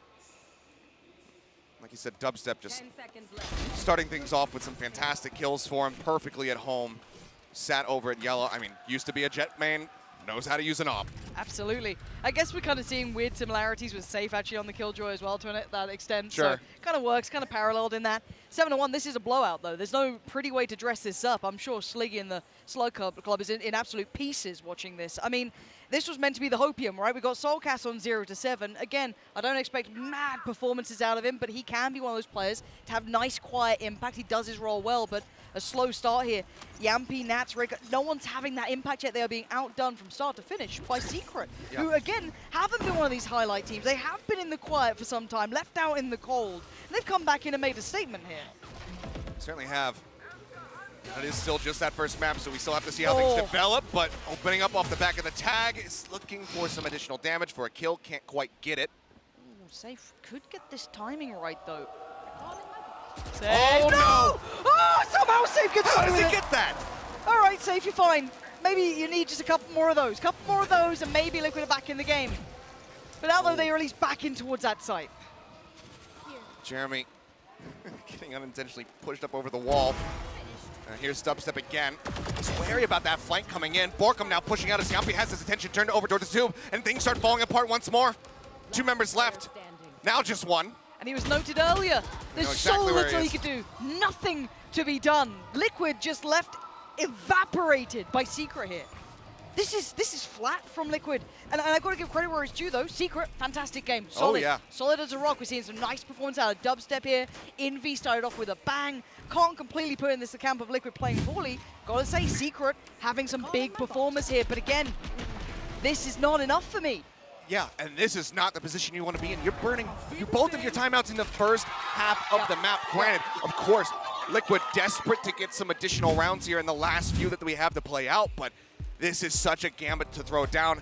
If you can't make something happen here after this timeout, if you go into that next half and you lose out on the pistol, that could just be it because you have no way of pumping the brakes. And right now, Secret have no cause, no need to do that. No, they're running rings around them. The positions are perfect. I don't think any of these site hits have felt particularly threatening either so far. We saw that wonderful utility work to deny the initial spikes, get control, and it was just gorgeous from that point out. The splits haven't been really working. Safe got away with murder in that prior round, sure. But again, he doesn't get any benefits from that point onwards. As it stands, got to say, impressed with Secret. Now, this could all be, put under a lens of, right, well, maybe Liquid's map pool isn't this robust yet. Maybe they have to suffer through one bad map, right? Let's say the veto just kind of put them in this position. Sure. And maybe this is it, right? But then, my God, Fracture better be second to none. I mean, you got to get me back on track here, because 8-1, Secret have turned up like they mean business. And Liquid haven't. No, they have not. But yeah, I mean, it puts that much more pressure on that map on the It's horizon there. It's gotta look good. And there's already so much pressure on these players. You hear how much Ball is gushing about them on the desk. There's so many Liquid fans here in the audience as well. They've been waiting to see this team. They've been waiting to see these faces, Redguard, Nats, make their return to the international stage. And so far, it's looking like they might be right off the stage just as quickly as they got on it. So they need to turn up the pace here. They've got to turn this around. Similar scenes over towards A through that same protocol process for Team Secret. They know how they want to start this. Again, so much potential danger. Mostly navigated those Stingers, Spectres coming out. They've gone for whatever they could buy here, Liquid, and it ain't a great deal. It's definitely not. And it feels like if they can't get this across the board, then that is just going to be the half very firmly in the hands of Team Secret. And they're playing this out patiently, though. Right now, just Borkum and Envy still sat here on A. Jesse Bash not too far. Couple shots coming across. Thinking about holding the knife. Looks like he wants to wait. Goes for it now, right as they go for the side exec. Thrown over the top, finds the thing on a 1. The wall going to be broken down. Still have the reveal on the Yumpy, and Red guards the first to fall. Oh, Envy finally traded. Great trade, but look at the instantaneous backfill coming in. Jeremy. You don't get to fight just one. Team Secret play with the numbers here, and Liquid now starting to crumble under this. Nats a valiant attempt towards at least one hit. Yes, does get Jesse Vash, but now needs to find 2 more. And again, time's not on his side. Rounds on his side. Does get the upgrade, though. He's got the Vandal and 20 seconds to play with. No more util here for Nats. Let's see what he can get done. Just put the poison wall up, cuts off that screen's access, tucks into the corner for a brief moment. Once he sees on pushes, the wall drops. I like how he tried to play it, but unfortunately he just can't get the shots to connect. 2 people pulling his attention, a turret as well. That's now 9 here for the side of Secret. And this is why people miss Nats, though. There are moments you can see the little pieces fall into place, avoids the turret, and it's like, okay, if I get both of them, that's the only chance I got. But as it currently, as the chips fall as it stands, as long and short of this, it's still not enough. It looks like, yes, Liquid get a little closer there. At the end of the day, 9-1. Got to call it what it is. And right now, it's an absolute travesty from Liquid. Got to keep going in this, though. See if there's any glimmers of hope. Give me a little buffer into that second half. Give me a little something here. That 9-3, so you can just believe in a curse for a moment. Something like that. Ooh, okay. This is a change-up. Switch up. Haven't really seen too much in all the ice boxes, honestly, that we've seen at this event. We haven't seen that much attention played towards Kitchen. No, but I am seeing Secret already kind of, I think they're already starting to ping this out as well. Envy was put to case on this. Oh, what is that? Come on, Jesse Vash. Not missing so far. He just doesn't want to give them a break at all. Nope. Nothing going their way, and no real play for Safe from this either. He's being left just to his own devices here, not getting as much pressure he wanted. Maybe trying to add the paranoia that lurk towards mid is going to be coming through, but they still know that they're going to be towards B long. They still have all the information here. Yes, they may leave one more player dedicated towards mid, but they still have the player advantage. Looks like he likes his odds of pulling a rabbit out of a hat twice in a row. This time, though, they do drop off the high ground, so not going to get caught by that stray shot, but the recon dart is at the ready. That's looking to throw down that bite. We'll go ahead and cut off Borkum. There's the res. Soulcast finally able to utilize that, but Yempy is dead just as quickly as he was resurrected. Yeah, and only one trade going their way. Jesse Bash is the turret on the back of the site. It's a 4v2. Redgar and Soulcast, show me how bad you want this. Do some damage here. I think they just walled off. 13 seconds. Oh, and again, insult to injury. You gotta just back away. Just making it impossible for him. I guess the consolation prize is going to be the 2 Vandals and some util that they hold on to here, Lauren, but they're being chased. It's not gonna make them feel any better. Secret's on the hunt, though. They want these gone. They want them out of their hands. Redgar gonna hold on to his and hold it. One more attempt, though, from Secret. So, 10-1. Achilles, this is brutal. Yeah. Yeah. Absolutely brutal.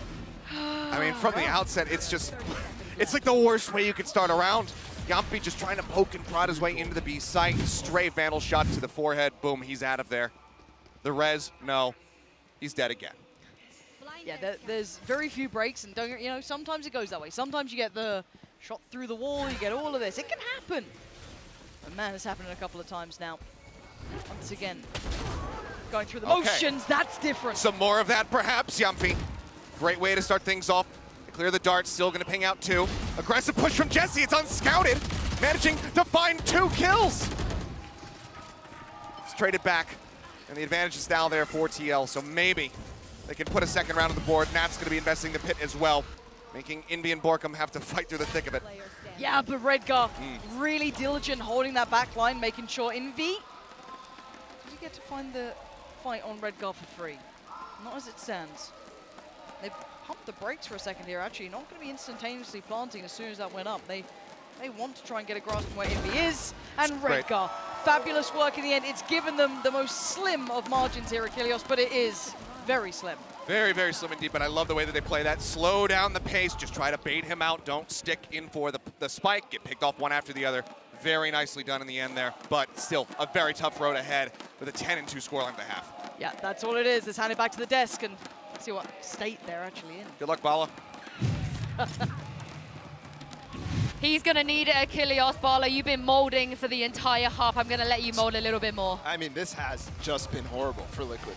Everything looks off. Every single player looks like they're not communicating with each other. In certain instances, I'm seeing them bump into each other. Yeah, let's look at the first 3 rounds, because I think this is basically the first round I saw, and I'm like, this map is over, because they don't have any idea on how to play. They had such a good fake in mid. They put the wall up. They get Secret to rotate, but nobody's breaking the dart. Soulcast is getting molly shocked every single round. He can't get the wall up. Nobody's breaking the dart frame here. Look at this one. This is unforgivable in a round that they get sight. Nobody breaks it. He gets tagged, they come and swing him, and now they have the sight. And it's moments like these over and over and over. Missed walls, so much stuff is going wrong. And there's so much going right for Secret.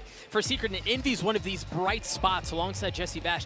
They've done such a good job individually, and I think what's really impressed me watching their defensive side is their utility usage. They've applied so much pressure on Liquid through their nano combo, through their nano shock darts, mollies, everything. They've done such a good job at suffocating Liquid out at the beginning of the rounds, and I think that's applying a bit of pressure that has thrown fits for them, right? They don't know where to go. They don't know how they want to approach rounds. They're worried about flanks that haven't come at all.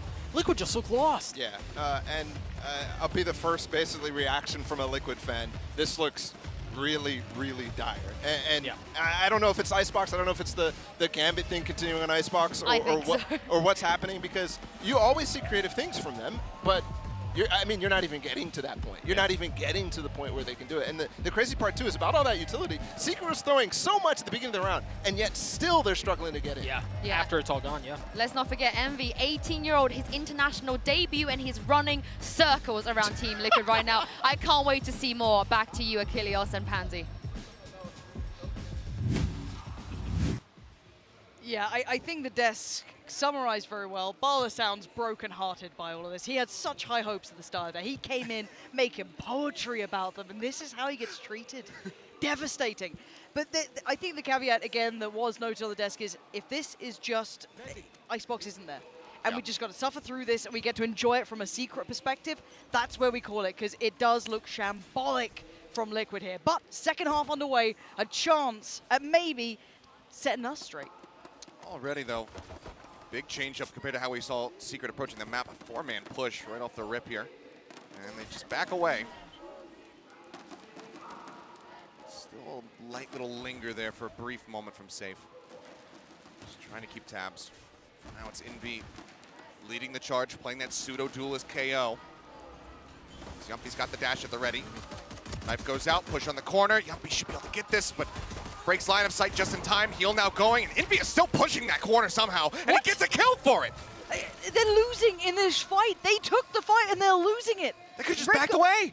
They opted for this choice. The only saving grace, the one redeeming factor is Safe right now. Slipped the net in middle, and this guy... But they're looking for it. Look at this, the slow creep around. He's able to get one. They need more here from Yumpy, though. It's just a bit whiffy. Oh, dear. It's agonizing. Soulcast, an attempt, sure, but by this point, they've got the sight under wraps. There's no threats here now to the bigger picture. The only danger I see is if he gets a kill on either Dubstep or Envy. Sure. Beyond that, I'm not that fussed. I mean, unfortunately, right now, his KD reflects the game score. It's 2-10. He's not been putting up numbers. But I can't even blame him. I think even the desk highlighting there how many times he was just left to his own devices attempting to try and get that spike down. You had all the utility still against him. It was, the angle. Does he read this lurk at all? No. He drops down. Bash. No way. Certainly not. Jesse Bash, you cannot do this to the man. Unbelievable. Not again. And that's just a GG go next. There's no coming back from that.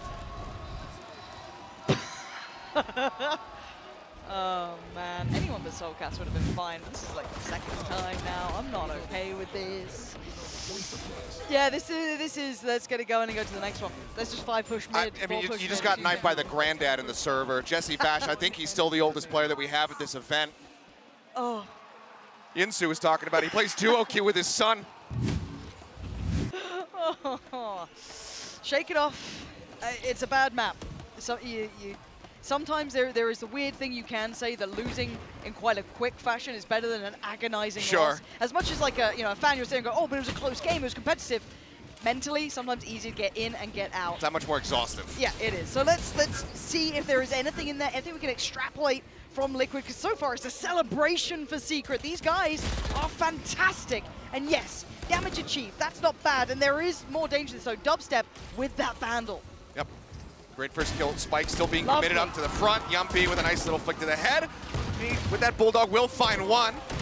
As Jeremy gets cut down to size. They can just go one after the other at him, and Envy just gets overwhelmed. This would be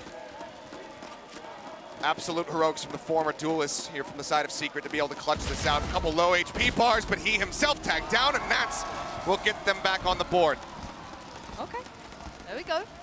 3 standing, Vandal recovered, Bulldog in hand. God, imagine if they actually brought this game back. We have seen some absolutely crazy recoveries. And I'm not averse to it. As much as we've been poking fun and praising Secret, I would love for this to turn into a more competitive map. If Liquid pull this back genuinely and win the game, this map, not game, I'll get a Liquid tattoo at this point. I'm committing to it. Okay.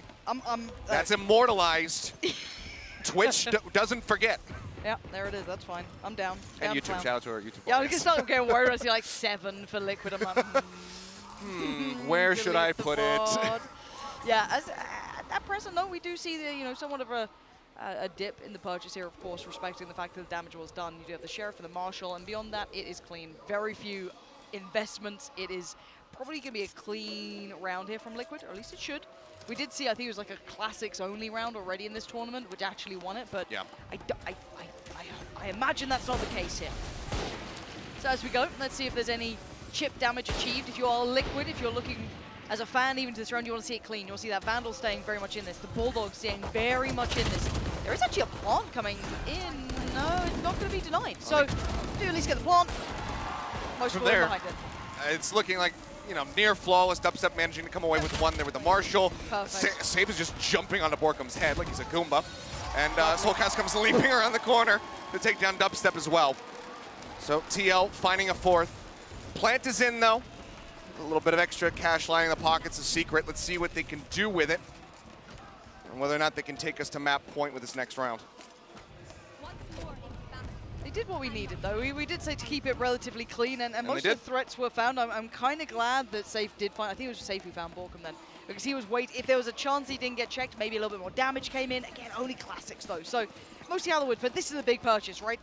No big ultimates to talk about. Soulcast is only actually 1 away from his, so that could be on the board pretty quick, actually. So eyes towards that. If that does come through, that's a factor. Envy 2 away, Jesse Vash only 3 away, and Jeremy pretty close as well on his. So both sides come into this with a fair chance of doing some serious damage. I'm looking to see what Secret do in this.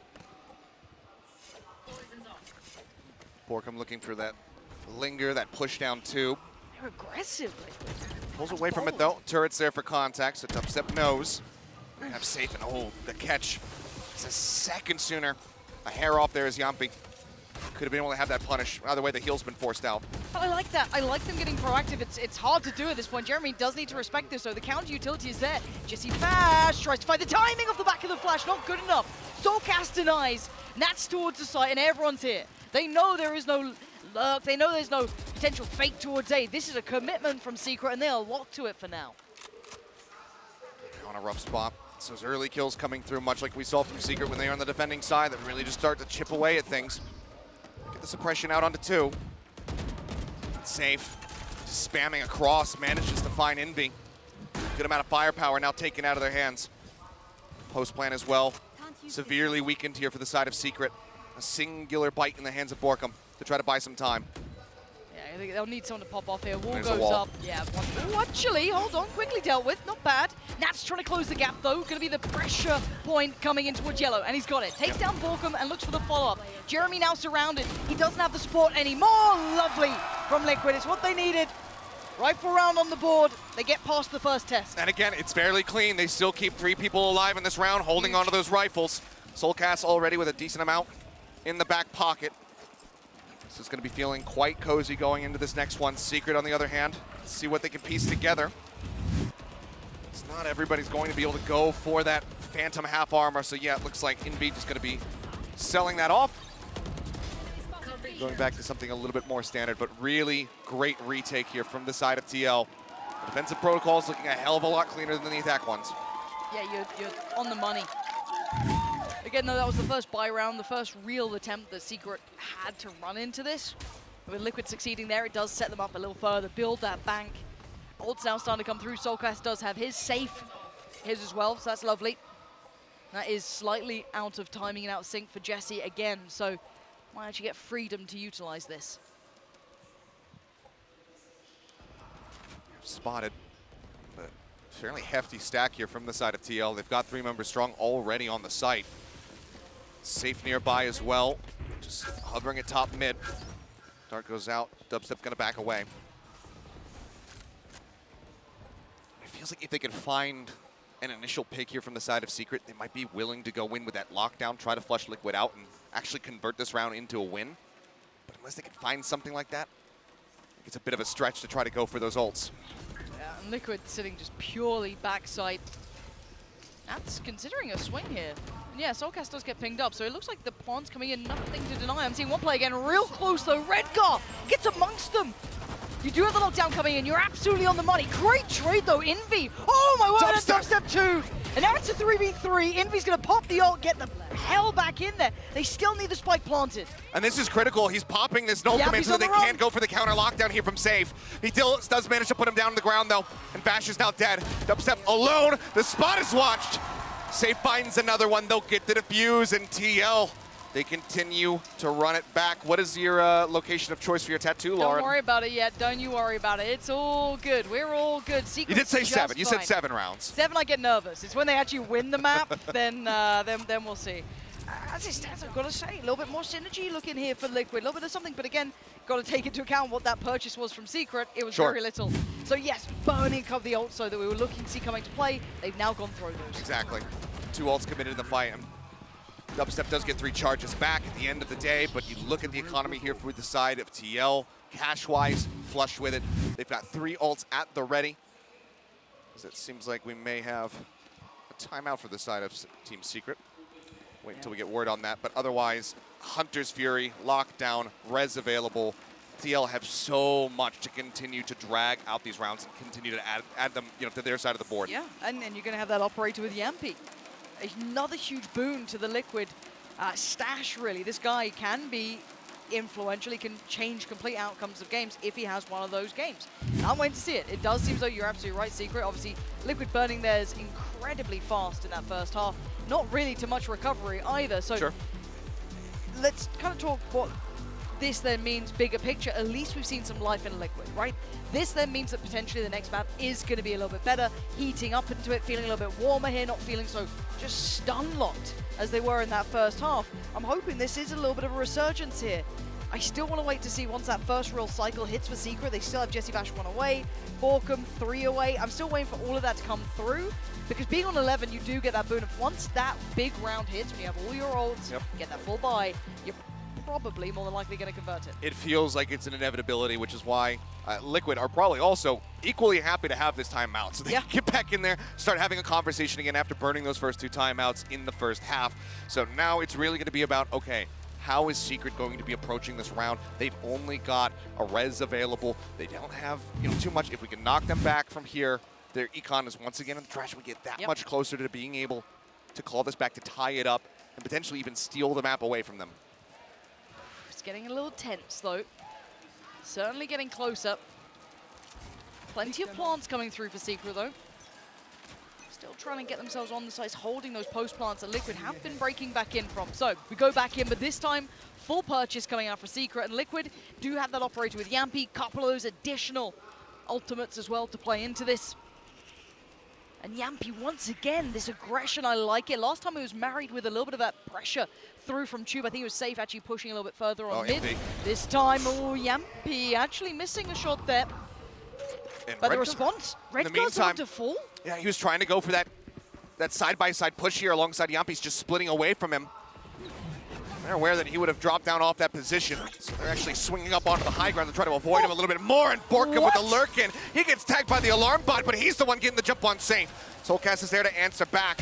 Still, now evened up as Yampi finds the equalization kill there, but the res is going to come out on both sides. Yeah, right back to a 4v4. This is lovely. So they're very aware that there's still at least 2 players towards middle, and it's only Yampi. And I say only Yampi, this guy does do damage.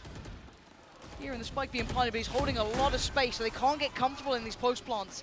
Lockdown can be brought into effect. Jesse Bash does have. Way. Oh, Yampi flies in! Showing the hand, Soulcast by his side! And the lockdown's still ticking. Jesse Bash, the last one standing. Pressure now mounting. He's got players to worry about. Safe is there. Safe is ready. Liquid, maybe on the verge of being back in this game. Unbelievable. A retake. It's just so critical for them, shutting this down. 3 members left alive after committing the res to the fight as well. Liquid, they don't even really need to carry that extra weapon over. They got so much money stacked up. And Secret, they've got a hole in their wallet. They're just bleeding out their currency right now. I have to look towards how Yampi played that round. Didn't overstay his welcome. Again, he was the one pushed up pretty deep, got a nice pick, but kept falling away. Some people might have said, you know, at one point Yampi's over-aggression could have been the downfall of him. Love the repositioning there, playing a little bit safer. Yes, he dives back in with a shorty, but that was perfect. Really loving seeing this. 11-7, Secret without a response here, really. Yeah, a couple of close rounds again, but it's the retakes that are working so well for Liquid. Just protection around Nest, you know, whether it's somebody planting or somebody postured up in that position, has been fairly weak here from the side of Secret as Redguard starts going off one after the other. 3 quick kills for him. Yeah, a bit of an eco Cobra, but you'll take him. You'll take him every day of the week. It's crispy aim at the end of the day, and that's what we were lacking in the first half. And suddenly they are within touching distance, just 3 rounds away now from tying up this map. Crucial ultimates, though, now available for the side of Secret, but they have to utilize them intelligently. They have to make them work. A lockdown, a pit. But they're still going up against so much on the side of TL, who have a pit of their own. They have that Hunter's Fury to potentially flush somebody out. You can see significantly different experience now in the coach booth. It's all smiles. Yeah, what a different look it is already. As said, though, early flash for NV, just gonna head on through. Safe does get pinged out. Nat's unnoted, waiting with the ult. Now's the time to go for it. Goes right before the 0 point connects. Just gonna be clearing out the turret for now. See how they try to approach this. Drone did go into the back, but looks like Nat's not spotted at all. They're trying to get the spam through onto Jeremy. Won't be able to make it happen. He gets a plant, he gets out. 5 in a post plant, that's different this time. Yeah. Now I look towards the flank. What is that back line looking at? We do even have the lockdown coming in. There's the counter. So that should be dealt with pretty swiftly. There it is. Yampi did find Borkum. Yampi does get traded down on, though, eventually. And now a 3v3. The lockdown is still ticking. And Nat's detained. 2 detains, actually. It's just Safe, who doesn't get hit by this. It's just tucked away in the back of sight. Safe gonna have to lead the charge. The pit drops down. This is so high pressure now. Safe needs to try and be the bodyguard, be the one to take the fight here, because they're about to swing. They're holding it right now. He's not stopping. Gets taken away. Now down to Envy. And now the time. He's got it. Safe. Can't chase him down. There's no other option. It took everything that Secret had, and all that is left remaining is 1. Still so close, but Secret managed to make it work here. They get that map point locked in. Liquid, they committed everything that they had to that round, but they do still have a more comfortable buy coming into this, so there's still a chance for them to continue to run this back. Secret are not out of the woods yet, and that was looking fairly catastrophic. Yampi being able to get 2 on this flank, pushing around towards A main, was enormous. If that doesn't happen, this is a significantly cleaner hold for the side of Secret. But also the lockdown not getting destroyed. How game-changingly different could that have been? Yampi turns the flash. Gonna be now noted early. Oh, it's gonna stay. Yeah, Yampi's willing to sit around on this one.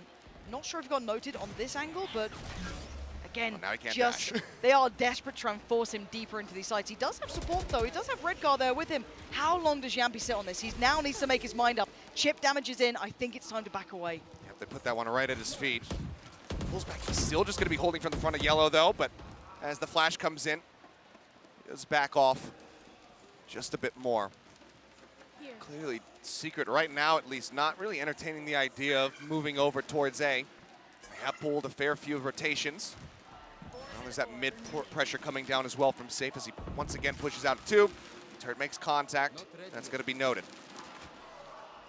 Not following up on that though. The knife's going to clear. Make sure that Yampy is no longer sitting around the wall. Still in place here. Utility not finding the connection needed, and there's the ult. Borken's going to find this. Deeper wall comes in.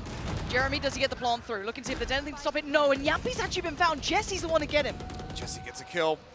All the util gone from Redgar as well, so now they don't have a drone to try to push into this, so he just goes in blind. He's fighting. And gets shut down. Nats pushing his way out through Snowman, does find Jesse Vash.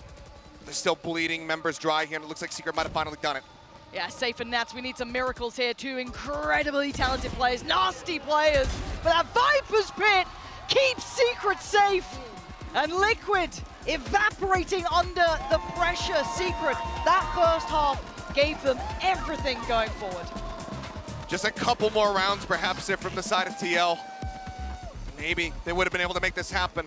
It's a very good effort, though, here from them, Lauren, to be able to rally back, to be able to put these many rounds up, considering how that first half went. You can tell that they're not looking to give up, and I'm sure we're going to be seeing them rallying back on Fracture. Yeah, this is much better. Fracture on the horizon, to me, is so imperative, though. I want to see Liquid looking way more robust, especially on the attacking side. For me, was a little bit hit and miss, looked a little out of sorts. I really want to see more from that there. That's what I'm going to be eyeing up going forward. For Secret, though, fabulous performance. Loving what we're seeing from them individually and as a collective. It's a great start. The Pacific teams continue to impress, but can they close it out? That's the question. That is the question. We'll find out after the break.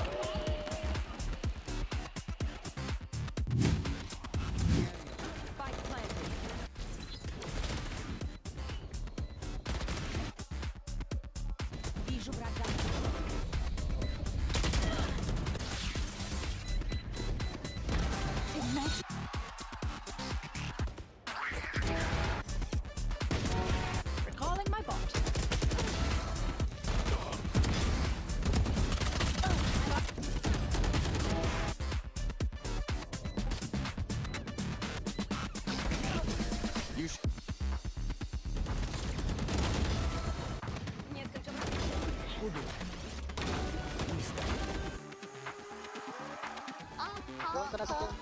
Stay alive.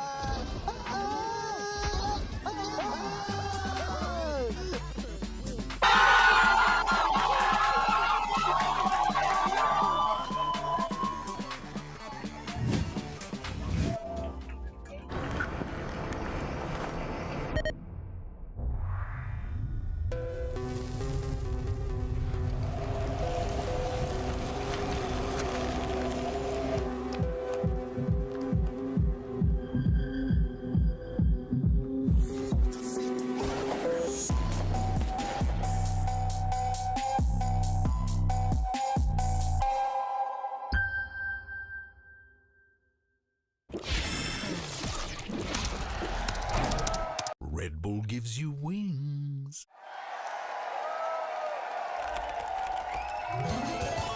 Red Bull gives you wings.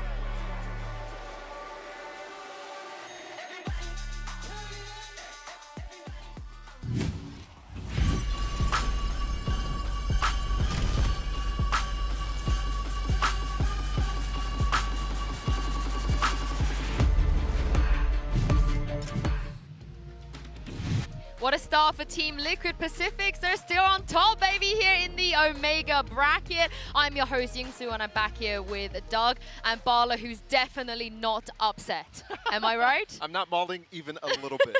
Not even a little bit.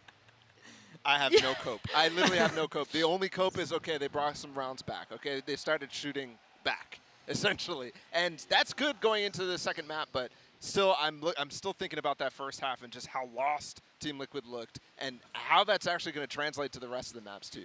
They looked lost in every facet of the game. You mentioned that they were bumping into each other. Their comms were probably a complete disaster from beginning to end. And you're right. I think if there is a silver lining, it's that they started putting something together. But even in those rounds, you think about there were specific instances where Yampi's knife and he's still wide swinging an angle with the op without having the dash to get away. Everything just looked a bit flaccid from them, to be honest. It looked very sad. Yeah, but also on the Team Secret side, like, Jesse Vash popped off, and I think a lot of people forgot how good that guy is on Icebox. The darts that he's throwing make it really difficult to play against. And then as well, some credit to Team Secret to be able to shut that comeback down entirely, right? Because there was those 2 rounds in a row, basically, where you get that lockdown that's going down, and you pressure the Hunter's Fury that's going off from Redgar to try to break it on the flank, and that causes him to get off. And all of a sudden, you're actually able to detain Nats in the back of sight, and everything is good from there. Yeah, and speaking of Jesse Vash, let's move on to our Verizon high-speed moment. We've had, I think this is the third knife we've had. Oh, no. And poor no. Soulcast. Don't Dom. do it. Can we let Bala talk about it? But why is it always Don't do it to Soulcast? him. Why is it always Dom? This poor guy, Why? bro. I mean, it feels like every international event at this point, but It's just something from the with first a knife. one Something is to this always one. going on. And poor guy was like, what, 2-15 at this point? So yeah, it had been a rough game. It was a very rough game. And Oh, he's like, he knows, he knows. It's so hard to come back from it in that type of moment, but I mean, they did kind of rally a little bit. I do like what you said about how Secret maintain their composure, because I think when you have a team across, like the names across from this across you on the stage, when they're the ones who are mounting so strong a comeback, it's really easy for teams to crumble, right? Like it's really easy to kind of keep that in the back of your mind. So be it the experience of Jesse, who's 32, by the way, hold up for us old boomers out here, or whatever it is, they maintain their composure, and I think that's what got them to dub. I'm just a little bit upset that we didn't get the Lauren tattoo in the end. Yeah, I was she kinda breathed a sigh of relief. I was thinking, I like how at the where end is of she the going to game, get it? she was just kind of ignoring it. She's like, yeah, fine. Yeah, Good on her, but I wanted to see the liquid tattoo. Maybe next time. For now, let's hop into the AIM Lab shoot-around and get a pre-game warm-up with Team Secret's dubstep. Honestly, different agent coming to this tournament, but still on that AWP that he's been doing for the last 3 years here in Valorant. And he looks very, very solid, Doug. I've been impressed so far with dubstep. Yeah, there were a lot of really impressive players on the Secret side. We talked about Imbi and how good he was. We talked about Jesse. Dubstep was another one who performed rather admirably, holding the op as Killjoy. Like, he played exceptionally well. His utility placement stifled so much of what Liquid was trying to do on attack. Like, they just played the map so well, and I was really impressed. Yeah, and I also have to give credit to the proactivity he had on Killjoy. Not only to op, but also he was getting some deep alarm bots. Yeah, he was. Deep turrets that were forcing Liquid to not really have much space at all. They were not worried about flanks very often, and that was because Dubstep was being proactive with it. He didn't have to just settle for the same kitchen setup every single round. Yeah, also, I think it was a combination of that and the Sage walls. They like systematically would remove different areas of the map and funnel Liquid into one spot, and they had 3-4 players waiting there. I think they had them read like a book the entire time. Totally unrelated, but I kind of like that crosshair. Thank you for not trolling us, Dubstep, because like every time we do AIM Lab shoot around, someone's got like freaking Shadows crosshair from EMEA. That's like the whole screen. So the massive one.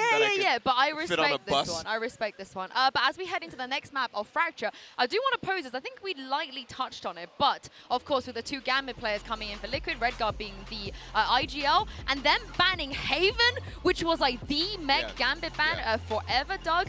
It does feel like maybe the Gambit players are still not 100% comfortable on the maps that they didn't like to play, like Icebox as well. Yeah, there does seem to be something about that. I want to be able to look at this and go, it's a new team, new structure, all this stuff, and new coaches, whatever, but there does seem to be some uncomfortability on these maps. So we'll see if it transfers over on Fracture. Yeah, it's definitely something to look at, I think, and keep in mind in the future, because I never really thought of, for example, Redgar as somebody who's hard-headed or stubborn, right?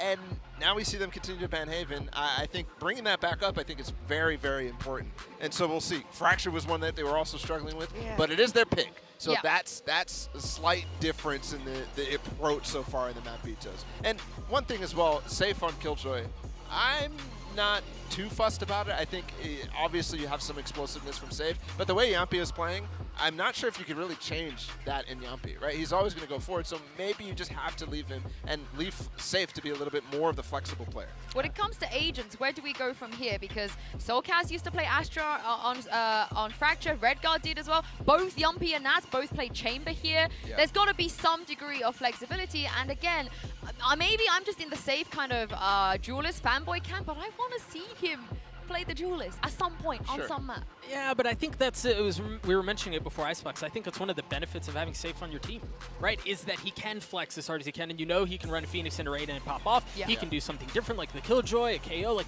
there's so much versatility to him, and I think that's why he's so exciting to watch. I am curious though. I don't think we've seen much of the flexible duelist from either Safe or Yampi, other than like Safe playing Phoenix every once in a while. But like, can either of them really play Raze at the level that we saw in the Alpha bracket, for example? Right. And that's important on this map Fracture. So let's see if that is a question that's even answered at all, right? Are they even going to go for that agent?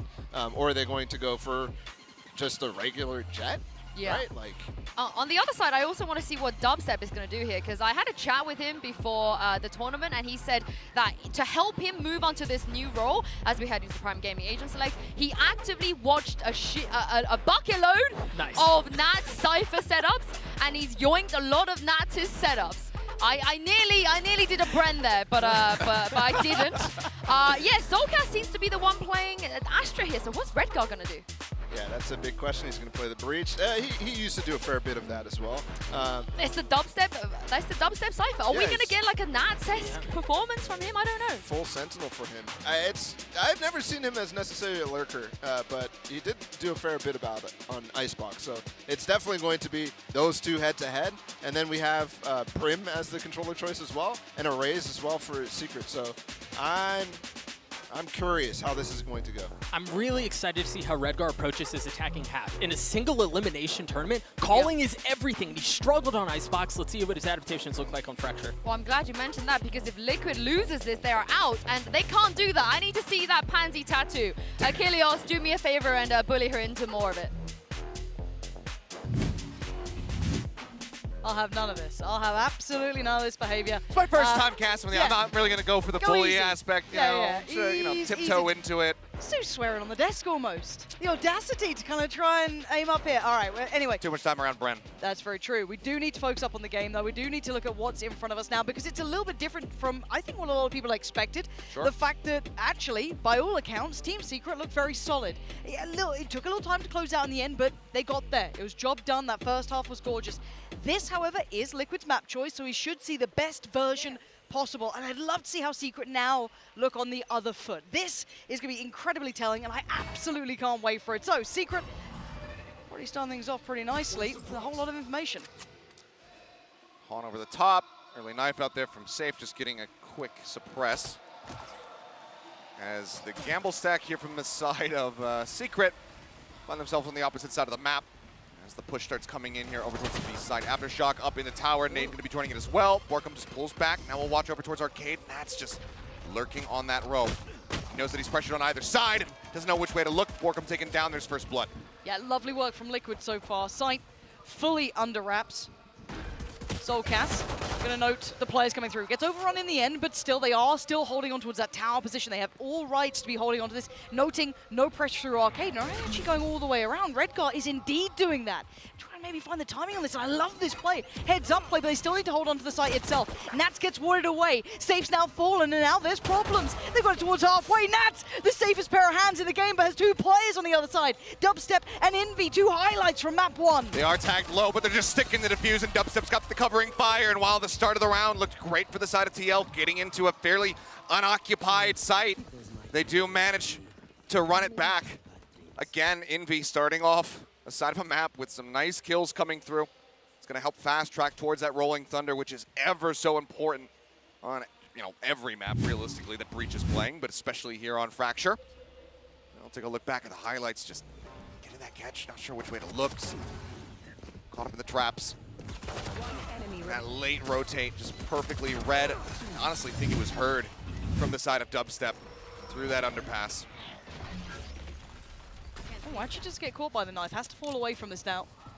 Throw a lot of stuff at him. Just drops down. Liquid making no secrets here. You know, no subtlety to this, but they do get the orb at least. So they are going through the motions of this. This could be the name of the early game, at least trying to farm them up.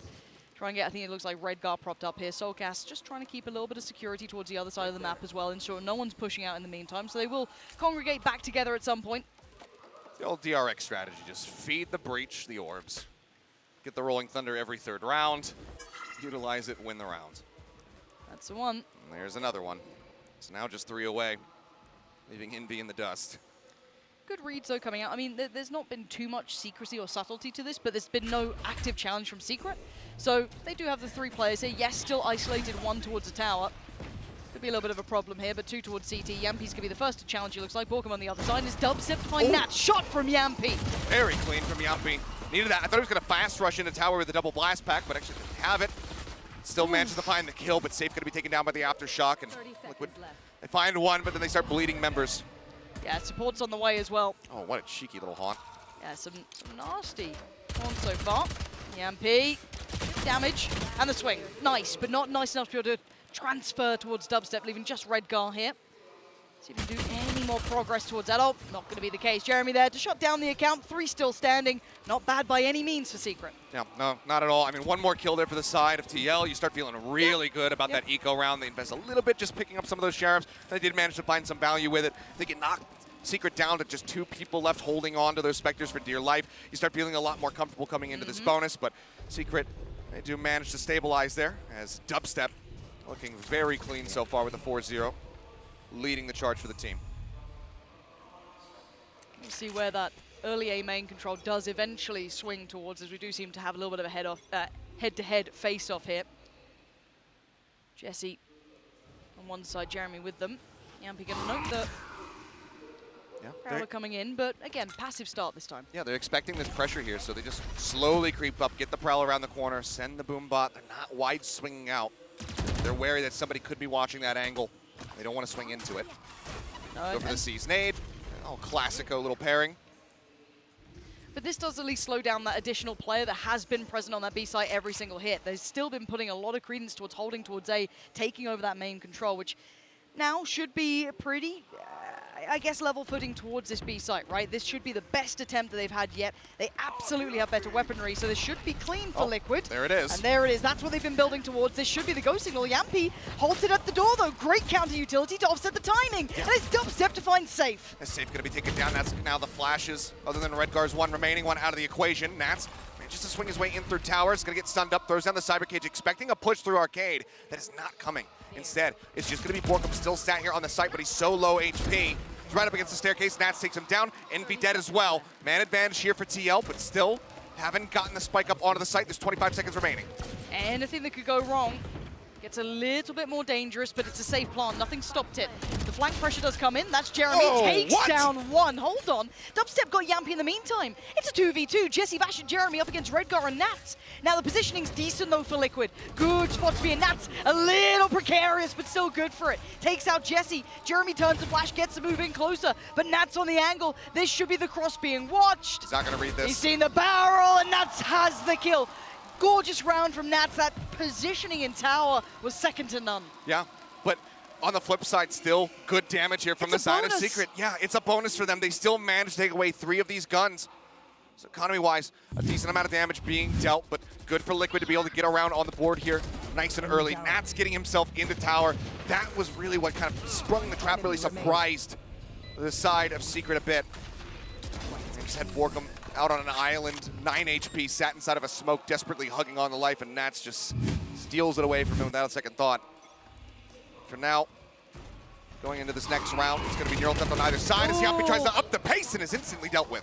I don't know what he expected the counter to be, but we do have the early pop from the ult from Jeremy. Not going to quite find anyone. I think Redgar's making a run for it. Get the hell out of danger. There's a trap and wire hold there. his breath. How far do they get? Yeah, nothing found off the back of it, but they take so much space. And actually, I wonder if they spot the spike. I don't think they crested the corner deep enough to potentially see it, but that will be gathered and taken back into hand. Oh, Dubstep watching, yep. Quick flip of the camera there. Spots Nats lurking around in the sewers. Is noted. They flushed everybody back. There's still worries about that dish side, about a push coming in from Arcade, but angles are being watched right now by Secret. Seems like they got a pretty good idea that everybody's still going to be on the attacking side spawn.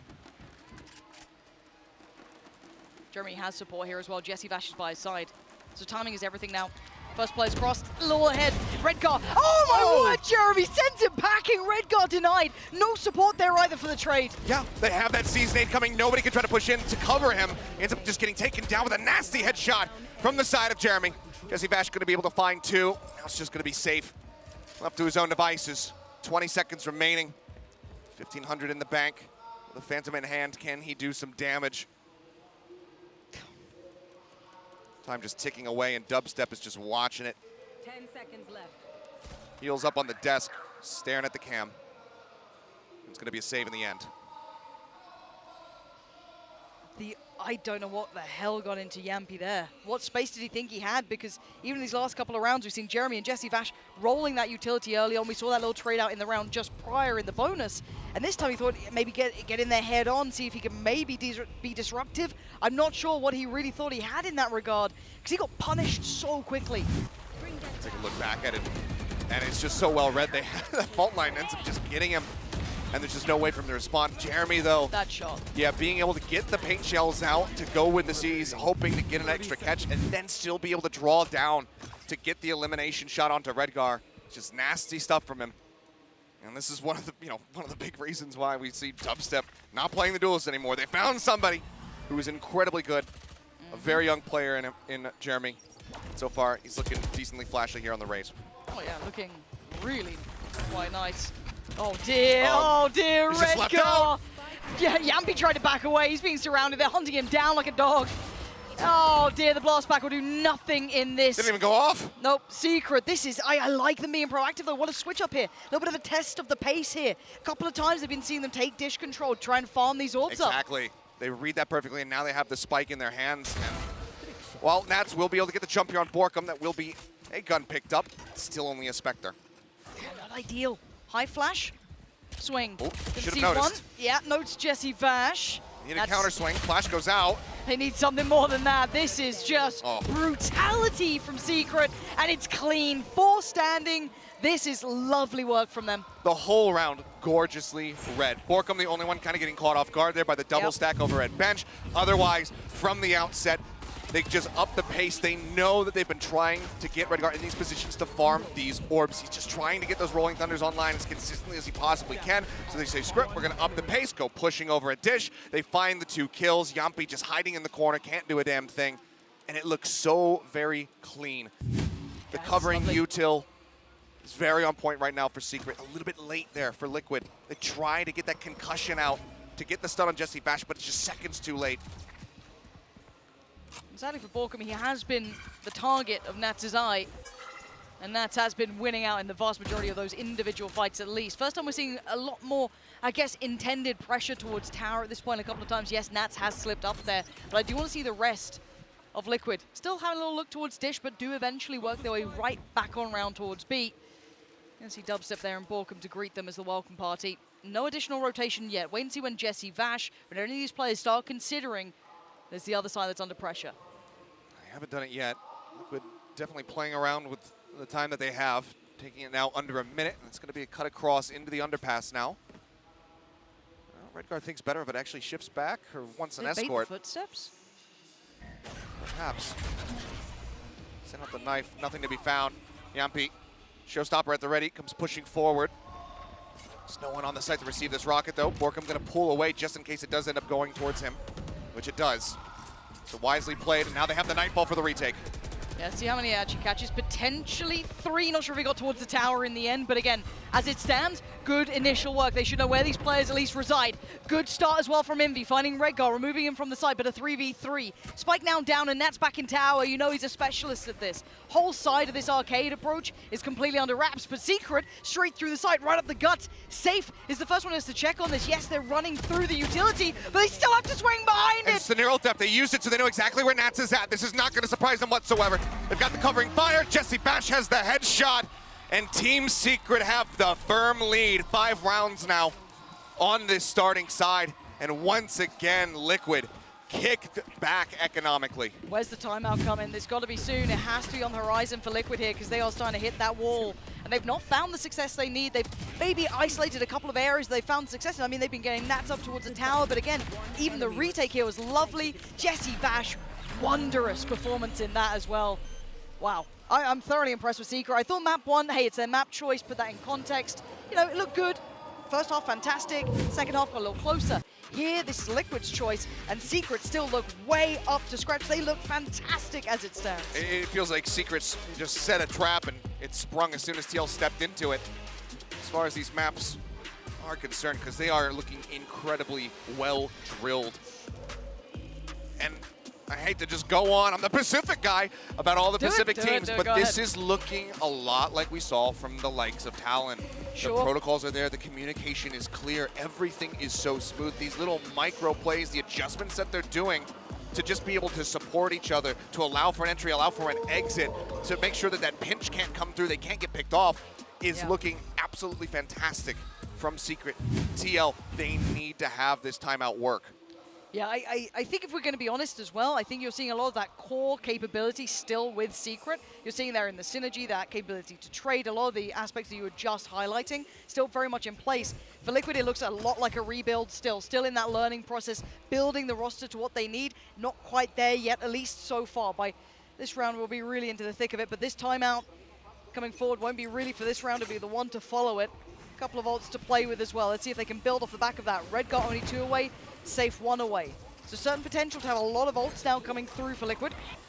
And fully sitting super deep. They're playing pure retake at this point if Liquid continued to play towards the B side. Secret allowing that control to happen. A lot of investment here. Just Lovely get themselves molly. into the site. And yep, just sprinting through it. Safe going to be taken down to 48 HP. Redgar as well, tagged up with the plant.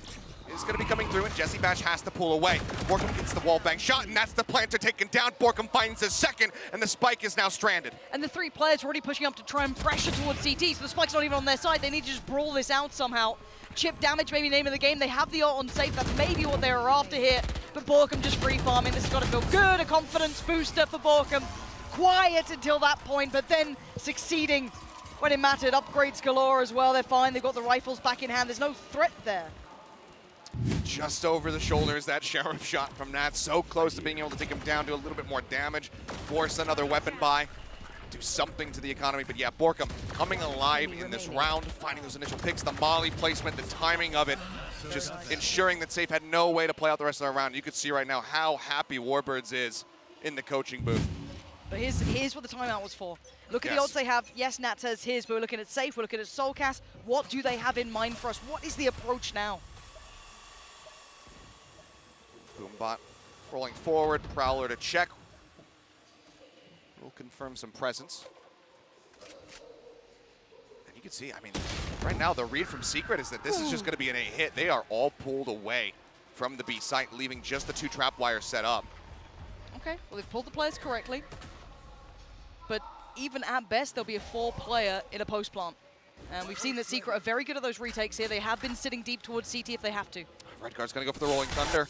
And it seems like Secret had predicted this perfectly. They knew that this was available. They said just play off the site. They're going to go for a hit onto B. That's exactly what has happened so far. No command now out as well from Safe. God, this is so good. This is really well considered from Secret. Plant's going to come in, sure.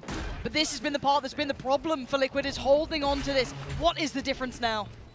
Fault line to spawn. Swing it. Doesn't hit any. Jeremy going to be taken down, though. Yampi's actually pushing this. They're trying to get aggressive. Jesse Vash! But Jesse doesn't care. He just shuts it down. They go for the aggro push. He finds 3 quick kills, and it all comes falling apart. This is one of the most beautifully read rounds that I have seen this entire tournament, Lauren. Right now, Secret know exactly what Liquid are going to do after every single time out. I am worried. Liquid should be worried. That was the round they paused for. That was the big think piece they came up with, and Secret was so far ahead of it. Yeah, that's being over here, not the end of the world, dealt with. But it's the fact that they read the ult so perfectly, and even potentially the aggression, turning the flash so well here. Jesse Vash, what a performance from the man. Yeah, it's gorgeous. And it was a 3 ult investment plus the weaponry there from TL. There's 4 ults now available from the side of Secret, and Dubstep's the only one without it. You can get that neural theft so very quickly. Yep. Early knife out. Looks like, again, it's going to be the push up here into Dish. Dubstep just watches. Tripwire will be destroyed by the paint Oh, shells. this cam. And they are unaware of it, and he's Paint just getting shell. so much info right now. Oh, my Jeremy! God! Yampy just gets taken out of the sky. Jesse Vash knows there's more now up there. Underhand flash gets checked on. Jesse Vash in their face and thriving. Liquid just left in pieces. Jesse Vash is just having the time of his life, even noting Rekos. He's considering it. They've got to know where he was. I'm pretty sure that Prowler found it. Spamming it out. Oh, and at this point, there's really nothing you can hope for if you're ready Hit 'em all. to make this a non-flawless, which he is able to do. But they just look to overwhelm him, and they do. 8-1 now. We were hoping that Icebox was just an isolated incident, that it was because of the map pick from Secret, but here they are again putting up similar numbers, and again, I'll spoil it for you as you guys watch the replays, as Yampy just gets sniped out of the sky. Team Liquid are going to be burning their second timeout in the first half of the map. And this is such a precarious and brutal spot to be pushed into. I'm just stunned at what we're seeing. And I think we gave them the kindness to wait for map 2 to see how Liquid looked. Sure. I guess it's just how far into that rebuilding process are some of these teams, because you have high expectations for some of the teams in this group especially. I think there's a couple of teams that stand out from the others where you're like, okay, I expect potentially a deep run team coming in. Now for Liquid, I think the rebuild was highly promising. You picked up some of the best players that are available. Seeing Nats, Yampy, Safe, Redgar, and Soulcast on a team, it's like, that's a dream come true for EMEA. Perfect. I just don't think they're quite there yet. I think this roster needs a whole lot more time, because Secret right now are outdoing them by every means. They absolutely are. But yeah, I mean, it is important to keep in mind before people make just, I don't even know, four-head conclusions, two-head really, conclusions that this team is not going to be able to achieve anything this year. We haven't even started the regional competition yet. Correct. This is just right off the top. The rosters have so recently come together. But it's still rockier than you would want it to be. You expect that with these pieces put into this puzzle, it would be a lot cleaner. Jeremy, no! He's got him desperately trying to reach the safety of that rope, but even if he had, Jeremy could have drawn down with that Vandal, and I don't think he would have been getting out of there either way. Yeah, and all the information, they were trying to maybe make the best of the bad situation by springboarding towards the site, but the ult coming back in from Jesse Vash notes everything. They know exactly where they are. They've still kind of found where they are as well with the Prowler to follow, because that was dealt with. So, by all means, Team Secret, once again, upper hand and map control. And sadly for Soulcast, a heat-seeking missile just found him instantaneously. Uh-oh. Rough position now. Nats, nicely played. Gets the jump. Jeremy just getting a bit of timing there. Neural Theft goes out. They reveal the remaining location of the 4 players at TS. No charges. But it's still a disadvantage here for the side of TL. How do they play with this information? Volcom has been struggling towards tower, but he's never alone. Envy's there with him this time. He's been isolated a couple of times and pressured down by few. But now 2 players having to try and work it out. This time he holds the tower, sends them down. And that's near on impossible for anyone but him. A 1v4 though, this would be rolling back the years. I would. But if you can expect anybody to be able to do it, it would be Can't Nats. do it. Yeah, you can see it in his face. There's nothing to be done. The spike a mile away, and Secret giving him nothing. Yeah. I mean, even in this situation, you've used the Neural Theft. You would love to grab that orb, but you don't want them coming to rushing at you as soon as they have that audio cue as to where your location is. He knows that he needs to hold on to this gun. And Secret know that they need to take it away from him. Fault line not going to connect. He finds one, but there's still so much more to deal with, and Bash will be able to win out the fight. 9-1, no weapons held. Secret, this is a wonderful scene for a lot of fans who haven't been able to see this side on this level of stage in some time. This is going to mean the world to those fans who've been waiting to see what they look like with that opportunity. And most saw Liquid as that first game, and you know that's a threatening scene, but perfect play coming out from them. Jesse Vash is doing wonders. Dubstep, safe pair of hands. You're not even needing really Jeremy, Envy, who are some of the highlights from map 1. They can just chill in this. They don't need to be the headliners right now. And while there's still another half to be played out, you have to expect that right now Dubstep is feeling pretty good about his odds of getting revenge after that 13-0 map loss all the way back at Champs. That was their first opponent. They still managed to make it into the playoffs. They exited their group and then were dealt with by Ascend, who would then go on to become the champions. Yampy with another shout, trying to go for the rocket this time. Will find Borkum, but it's going to get flushed out of tower by the orbital strike. Yeah, no one able to make anything of that orbital strike either because the smoke was still towards CT, but the timing's great. Envy on the swing, spots out Soulcast, but Jeremy's found Redgar one by one. Liquid are falling. Soulcast, can you try and catch that cross? Nats with their rifle doing damage, and the first round in some time might be finally posted here. Dubstep, last one alive, and got so long of a list of things to get through. First step could be towards tower. It's Yampy waiting. He's got a Singer, he backs away from it. He's not looking, now he swaps over the Vandal, reads it, and Dubstep cannot course correct the aim there. They managed to scrape one by in a thrifty of all fashions. TL now giving themselves an opportunity to end this at least with 3 rounds and a half. Give them a window of chance for Liquid, an opportunity. Slim as it may be, they gotta have something here. Yeah, even with Redgar giving his life for the plant, they still managed to make it happen. Nats with this nasty lurk back over at B lobby. Just coming up with those 2 kills really turns the tide of the round. And that's what we want to see from him. Currently at the top of the standings here for his squad. For Liquid, this round is critical. Redgar only one away from the ult as well, so he could get that online here. Jeremy checked on first and foremostly, but no aggression off the back. I'm wondering if Yampy does eventually commit to this. The success on B has been fleeting. Perfectly read by Secret. The more cautious start does seem to be leaning that way. Again, just shifting around, using that underpass. Just poking and prodding, taking space, seeing what information they can garner, but Secret are playing so far back that they're not really gaining too much. Vash sending out the Prowler from Gent will find one. Dart off the cam, not going to connect, but will be cleared out. Redgar grabbing it. That's going to be the Rolling Thunder now online. Let's see what they go for. Does he commit it deeper this time? Did he feel as though that was the right read? Now, Jesse Vash, yes, did invest that Prowler from deep CT, so this could be maybe waiting for the post plant. Yep, Learning from that last round. Yeah, crucial here from Redgar. But do they read this lurk from Jeremy? He's pushing his no. way up. He spots him. And that Soulcast now taken down right as we say that. Safe eliminated. Vash just finding him. They're in agony right now, and yes, they can try and make a push of this. Borkum should be dead to rights. Yampy has to come alive. Finds 2, needs more. A 3v3 now into the post plant. The time is ticking. That's a Jeremy back and forth. Tower is the last bastion of hope, and Yampy holds on for Liquid.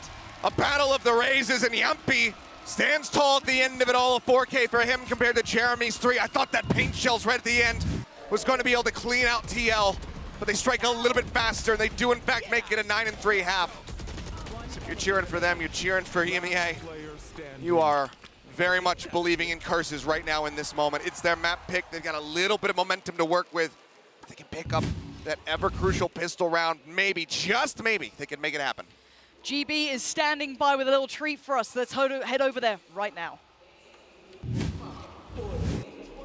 Hey, what's going on, everyone? I'm here and I'm joined by Team Liquid Brazil's very own Daiki and the coach Palestra here with us, and it is a pleasure to have you guys here today. First and foremost, how does it feel to have a Valorant tournament with fans in Brazil? We had LCK last year, and it was amazing, but only Brazilian teams were playing. Okay. So be here with the other regions have been amazing. Yeah, it's a wonderful experience. What about for you? It's something that I think the Brazilian community deserves to have like a big event like this. I agree. So it's nice to see that, and we are hoping that we have more events like this. All right, well, Game Changers is, well underway, and we're gonna, hopefully see more Team Liquid Brazil continuing to kick all the butts out there. Are you excited about this season? What are you looking forward to? With my new team, I procuro muito mais. She's looking forward to win a lot more than we won last year, so we are expecting to do better this year. We're putting a lot more work. We got so many experience from last year from playing international land, and to know people from the team, from the boys, from everyone that we talked with, some big guys in Brazil who helped us a lot either. So it was like getting experience for the future, to do better this year, to get a better position, to do better in the international events. Awesome. Well, Daiki, we got a little bit of time left. What do you want to say to the Brazilian audience watching at home? Liquid's Brazil and Liquid's playing now, so Liquid is known for their comebacks, and I really trust them. So that's it. Liquid's Brazil, and let's go. Let's go Liquid. Let's go Liquid. That's the atmosphere out here. The crowd obviously is cheering on Team Liquid. We might have the 9-3 curse. Who knows? All I know is that either way, it's going to be a great time. Let's send it back over to Pansy as well as Achilleos. Hey, buddy. Always Hi, lovely to GB. GB. Yeah, there you go. Love Have a you. little chat. You normally get to be on a desk with him, so that's nice. True. Yeah, you know, Yeah. be on the opposite side, get thrown to rather than be sitting there doing the throwing. But it's great. I like that we got that interview with those guys so that we could give Ball a brief respite where he's not on camera crying about the state of Liquid right now. But it is a 9-3 scoreline, and this certainly can be run back. We've seen some crazy ones here. Do you believe in curses? That is the question. I believe in what Secret are showing me so far. That's what I'm a believer of. Okay, they go for the rope crunch actually from both sides. So now it's just going to be the push coming in. They're all here. They just run him down. They just run him down. And now they've got spawn control. I'm in agony watching this game. 4 players trying to build this back in. Nats is already down to the finest of HPs. Ooh. Good damage achieved though. Yampy still with him. Not over yet. Does find that elimination. Yampy though, no pain shells to try to flush out a corner of this site right now. Jesse Bash is going to be eating that as, Inby, he gets tagged down low through the wall bank, still manages to swing out for 1. Yeah, good trade, but they are on the spike shot and a half from Soulcast.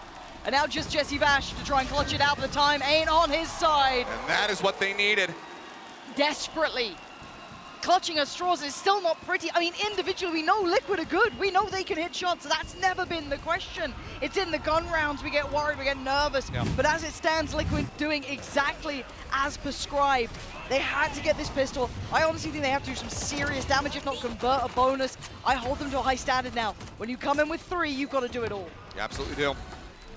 But I mean, it seemed like this should have been in the hands of Team Secret, but they let it slip with that post-plant setup. Everybody just getting picked apart. That early damage onto Borkum just makes him a very easy target as he tries to get back over to the site. Yampy takes him down. It was a great read from them, but the setup was certainly lacking in the backside of that round. Really good adjustments for TL. Just good shots to give them a hope. See similar scenes as to almost what we saw in the first half, just orb farming in this round, making the most of it. We only have a Sheriff invested too for Secret, so not opting to go for much here. That's to be a little close. Careful. Okay, they're bending it out. They see the star.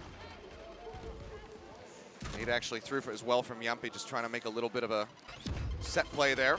Snats narrowly avoids taking any damage. Cam and Trapwire now cleared in the tower. Prowler goes hunting, finds Yampy. Should be safe behind Jen though, just tucks away for a brief little moment. Then he gets revealed! The haunt timing is beautiful! They fight 2 with the classics! And now Nats in a world of trouble, but he's fighting his way out of it. 2 big kills, make it 3! Nats saving Liquid in this round. That was about to spiral out of control. Jeremy has recovered a Bulldog though. The king in his tower cannot be dethroned. Nats shoves them back one after the other.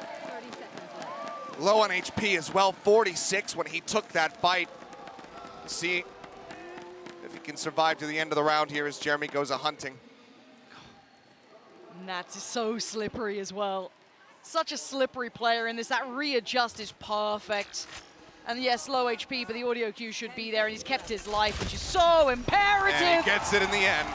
Perfect from Nats. The danger came out of nowhere in that round. That was classics and a whole lot of nothing else. I'm still, good on Team Secret for the util usage, being able to get that initial pick, because if they don't take down Yampy in that position, this round is way more of a wash for them. They are able to do a bit of damage with those 2 limbs found, but Nats just continues to lurk. The tower very much feels at home in it. 4K for him to really fast track that neural theft, now just 1 charge away from it as he continues to dominate the scoreboard.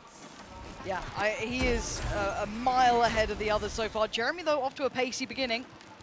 Looking to take fast control towards Dish, and actually no one really there to challenge. Yes, I guess you could argue Redgar could get eyes on this. Oh, hi, Envy. Yeah, this Rolling is... Thunder, by the way. Jeremy's in their spawn. Is there any utility to set him in? Oh, This is a really risky play. Just gonna chill in the smoke for now. Safe in the meantime, finds dubstep. Trying to wrap around, joining with the rest of the team through Dish, and just gets cut down. Jeremy now shifting over, and he gets taken down, and there's that neural theft right as he builds it up. But Envy, he's not far behind. He's still sat towards CT. Isolate safe, but he knows there's more. Redgar and Nats were noted, so Envy now knows he's got problems. Add Yampy to the case, and suddenly the round ain't looking so good. Liquid back in the game, 4 standing. Daiki was saying she believed in the comeback. Maybe she was right. You mentioned that bonus conversion. There it is, and it's without losing much of anything at all. Safe, the only one to fall here, and he still did a damn good job. He got that pick off crucially onto dubstep as he's trying to join in with the rest of the team. And then from there, Jeremy just taking these very aggressive forward positions. Just isn't prepared for 2 players to be waiting there on that ramp. Can't choose which way he wants to aim, and Nats takes advantage of the moment, strikes him down. And now Secret will find themselves going in with a, I believe you like to call this a Shiko round. I do like to call it a Shiko. Across the pond, this is what the terminology is. You're right. You're not wrong. You're absolutely on the money. And hey, if the way back in for Liquid is that Nats has a game like this, he's already on 21-10. God bless, my eyeballs are just loving it. It is a treat, right? It feels like we've missed seeing this caliber of player, an individual who is second to none at his role. Great to see it back on the big stage. And on the other side, we're looking at see what damage they can achieve. All orbs to be farmed. Any discrepancies that can be checked on. Yampy needs to play this calm. Doesn't want to get punished, but happy to take the fight knowing that the smoke was in place. I think he actually got the push to the side there. Lovely. From the blast pack, and then they get the reveal. Jeremy struck down, and it seems like going into this eco, maybe not even a single elimination going to be found here for Secret. As I say that, Envy just continues to do God's work for Secret. Great headshot from him. But this should still be Liquid getting themselves up to 7. Saw the hat. The patience right now. Here it comes. I'll just hold left click, says Nats. Yeah, no access to sights. The acronym that looks quite true right now, not allowing anyone closer. Come on, Nats. Flies in there with the shorty. He wants Liquid back in this game, and they are now on the verge. Another round of purchases is coming in, though, for Secret. Another attempt at this here. And I mean, if you're Secret, even though that's you on an eco, that is not the level of confidence you want to see from Nats. That should be striking some fear into your heart. Could have just reloaded the gun, could have just stayed in tower. No, I'm gonna go diving at you with a shorty in hand, and I'm going to rip the life out of your body. What do we have for Liquid this round? Oh, okay, Yampy's got his. No one's super close to get safe. 3 away. On the other side, Jeremy, one of his. Jesse Vash quite close as well on dubstep too, but looking at the start, and actually, yeah, here's the push, and this could be huge. There's so many players on the other side, it could be a tragedy, and what? Okay. Oh, come on, what is gets this? 2 on the back end. What is this? Nats is still here, though. Showstopper out. Blast packs over. The rocket is going to be good. Jeremy manages to survive, but now he's found himself stuck in a corner. Oh no, Soulcast. Soulcast forced forward toward him. Envy so very far away. Now Soulcast has control of the spike. He's wary about a push from behind, though, so he's pulling back over towards Dish. He's been seen, Envy! Keeping Secret in this game. There's no landslide now for Liquid. It gets halted, but what the hell was that round? Let's be honest. Pandemonium. Yeah, absolutely. Is the word for that one. It's absolute chaos and pandemonium. And obviously, Yampy had no way of knowing. Had he just gone for the close angle, he would have been able to kill 3 people. Sure. He goes for the measured play, takes down 1, gets tagged up though, so the boom bot eliminates, and Borkum is good for 2 in the return fire. Very concerning though at the end there. Envy a bit whiffy in those initial shots. Thought Soulcast might have been able to stabilize a little bit faster, but crucially he gets it, and they keep them in. But there's still a lot of money to work through here for the side of TL. Yeah, Liquid still have the buy in hand here. They're fine with this. Went for a bit of a brawl, and, well, the outcome, precarious. Give a little bit of a gateway here. Nats reading the adjust. He's reading the game so well. Look at the util that he's pulling here. Yep. They just so reliably think that he is going to be up in that tower. They invest the orbital strike. Now they don't have that for a post plant. And Nats is barely taking a scratch. Nats is playing this perfectly. All comes in, should find a fair amount of information too. Yeah, that's going to be a boatload of info, but let's see what the retakes look like here for Liquid though, because we saw brilliance from Secret. I want to see how this looks on the other foot. Don't have any ults to work with here unless Nats can get that Nero online. Everything needs to be really on point, but Nats gets spotted as he tries to make his way into the cyber cage. That tiny little gap does him dirty. But a good stun comes through. Jeremy ends up falling. Dubstep now watching as well. Finds the kills, and it's the veterans finding two for themselves, and the rookie getting another. Excited for Soulcast, feeling like a lifetime away. That's the shot he was looking for in that prior round. This time hits it.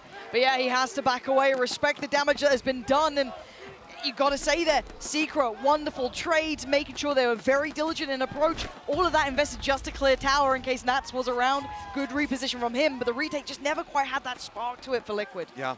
I was concerned that maybe that overinvestment early, just trying to find Nats, was going to cost them the round in the end. But this is helpful. I mean, they play it out beautifully. And Nats, unfortunately, just leaving that 1 foot gap between that Brim smoke and his cyber cage. Ends up getting caught, and just given the way that he's performing, you need to have him alive in these retakes. You absolutely do. He is essential to outcome. Liquid need him alive and well. And that pot of cash that was built up, all that wealth they built through that lovely string of rounds from Liquid is starting to dwindle. Still enough for a purchase here, though. Nats does have the ult safe one away, Redguard 2 away, and Soulcast actually 1 away as well. So really on the verge of some big ults coming in. But the biggest concern is that if Secret take this round, the economic standings for Team Liquid is not going to be good as they get put into a match point situation. They have no idea that Yampi's potentially here. Very true. Ooh, now, okay, but he can't back. How do you back out from this? Borkman's already here. Oh, and there's the stun! He gets caught with the paint shells, and it's just beautifully responded to here from the side of Secret. Yampi needed to hit that headshot immediately. And Nats needs to somehow keep his composure. He's got players flooding in left, right, center. Only good for one, can't do much more. Redguard plays the smoke and falls. And it's all favorable. It's all good for Secret. And Liquid now on the verge of elimination. 12-7, Secret looking to pull off what I now think at this point may be the largest upset that we will have had in Lock. First round, yeah. Right at the start of the Omega bracket as well. You're right, Nats needed to be able to be steadfast in that position. He's good for one, but unfortunately he is overwhelmed. And look at the pop-off there. Warbirds only having recently met this team, being able to work with them. To this extent. And to put this together is looking fantastic. They have ults, they have what they need. The money, yes, lacking in some areas. The Bulldog and Guardian, sure, but there's still the Operator out. There's still so much to play with here. 4 ultimates, and they need to milk these for every single ounce of what they're worth. It's do or die time now for Team Liquid. They have to be feeling sky high in this. Redguard is about to feel irrelevant to this round. Clear towards the site, the boom bot to come in, the smoke goes in, they don't stop them. Jeremy's already on the site, but look at the pushed up position. Yes, they've taken A hole, they've taken over A main control, but they are pushing CT. They are. Dubstep just swings in, finds Redguard, expecting to find some stunned individuals. He does not, still finds a kill, but gets traded very quickly there by Safe. Could now grab that rifle if he wants, rather than trying to retake with the but look at this play! The push through the door, and Liquid are just crumbling to pieces. It's feeling like it's over. It feels like they're falling at the wayside. Safe now. Oh my word, Secret! I can't believe they've broken Liquid like this. Map 1 we wrote off. We doubted the capability, and we were wrong. It carried into map 2, and they ran through Team Liquid. Absolutely unbelievable performance from Secret. So many low expectations on this squad, despite the 3 veterans, despite them having tasted success at international competition. But it was so long ago. It was. None of us thought that they would look this clean coming back into it. They had such a rough 2022, not being able to make it to any events, getting absolutely bodied in some of their regional qualifiers, and then falling flat in that LCQ in the round of 4 lower half. But now they show up here today, and they have looked absolutely sublime. I think on the other side of the coin, though, for Liquid, it's going to be a long process. The potential is there. It would be incorrect to not see it. They have champions in that team.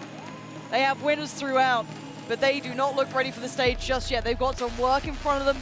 They've got to cut through it, but the team that came out firing on all cylinders, Team Secret, what a performance. And I think that they have just taken the world by storm. I think that, did you hear that? It's the sound of thousands, if not millions of Preds around the world getting absolutely boomed to oblivion. What a performance, and of course they're dancing. They were doing this at Champs, they're doing it here today, and it seems like they've also trained some of the younger team members to do it as well. It is great seeing them back on the stage. It feels like it's been too long since we got to check in with this team. And I was worried, away from the spotlight, if they fell behind, if they weren't able to keep up, if they'd look a little out of sorts, not as mechanically gifted anymore. My worries are gone. They looked fabulous in this. They looked brilliant. Yeah. They dealt with it well. We saw, yes, individually, Nats was bodying people, but there was nothing behind it beyond that. Yeah. As a collective, I have to say Team Secret astounded me today.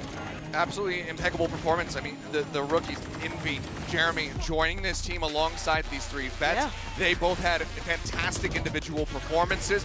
And then you still had Jesse Bash, the old man of the squad, 32 years old, looking like he's an 18-year-old prodigy out here at some twists and turns. Yeah. Just phenomenal. The adjustments made here by Secret, shifting dubstep over into that Sentinel role, having a star duelist in Jeremy who can still be flexible and play things like the Sage on that icebox. Yeah. It's looking just magical for them. Jeremy getting what was like 6 first bloods, doing some serious work for them too. Again, thoroughly enjoyed watching some of these newer faces coming to this roster and looking brilliant, looking robust, looking ready for it. And again, outside of that, Jesse Vash was amazing for me. Yeah, well-deserved return to the international stage here for Secret, and similar to Talon, if they continue to play like this, I'm all about them staking around for a while, because this was just absolutely fantastic to watch. It was, and now this is the time where we ask you your opinions at home. The MVP vote is down there. Let us, your thoughts, who stood out to you. Anyone in particular you would go for I got to go for Jesse Bash.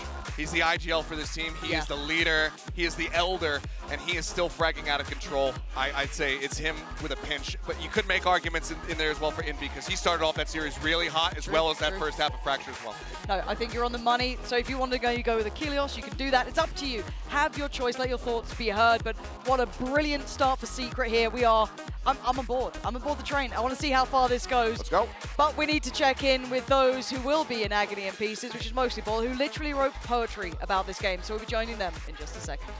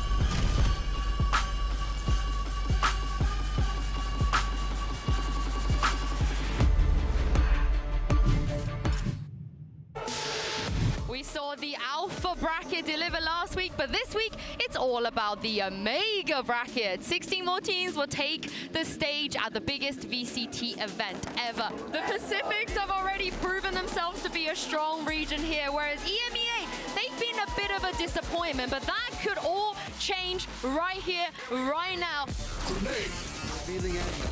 Nats has meant to find one in beginning cut down Yappy on the entry. If he continues finding a third. What?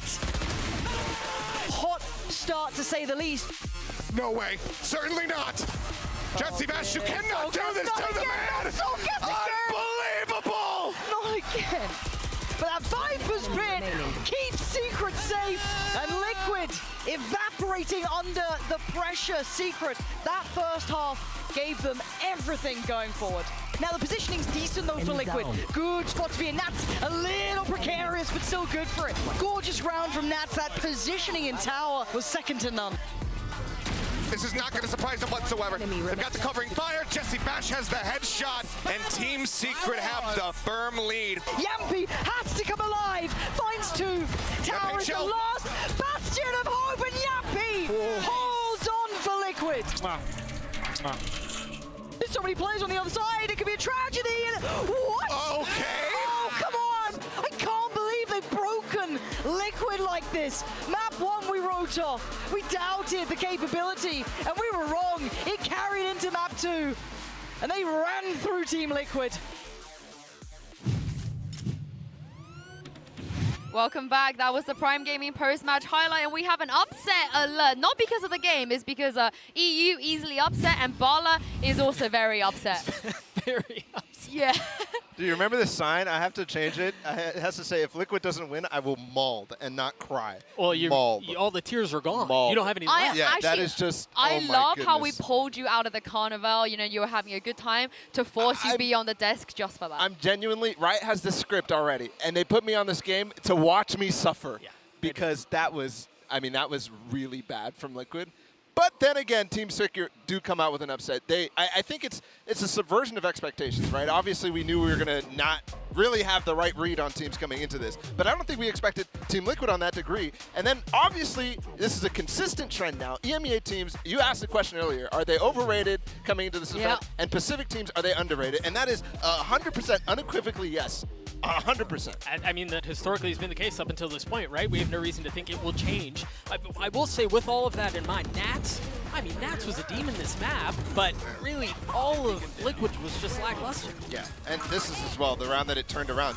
Team Liquid had a good call. It felt like they were bringing up a comeback again, like they did on Icebox, and then it all just falls apart because you don't have the showstopper landing. The grab wall was really good, but everybody's tucked in that corner, and then unfortunately, even with Jeremy going for the showstopper and baiting his teammate to get the last 1v1 basically set up, Soulcast is not able to convert, and from there, they won the rest of the rounds. I'm so glad that I came into work today. I'm just like so glad. I woke up. Brent and Sideshow had like an unhinged bracketology. You guys are here.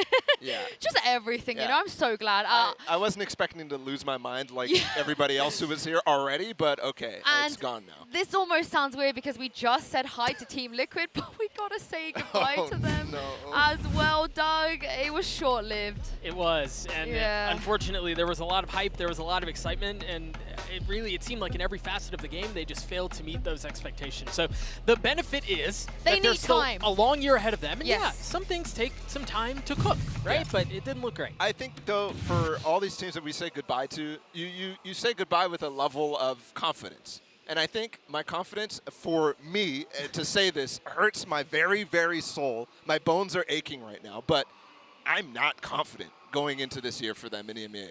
Not at all. Anyway, I've just had enough. Get me off. But before the break, we asked you guys to vote for the player of the match. The results are in, and you guys selected Jesse Vash. To be fair, this man gave me a reason to smile today. I am so glad the performance they were able to pull out. And Doug, as bad as Team Liquid looked, Team Secret looked incredible. Yeah, I think it was. I'm glad you said that. I wanted to touch on it because we've been very hard on Liquid, but man, did Team Secret look good and certain things they were doing again. I want to draw us back to how they opened Icebox on defense. Utility usage was gorgeous. It seemed like they had a read on Liquid from beginning to end. And the truth is, I feel like Team Secret, I feel like we owe them an apology. We weren't really familiar with their game.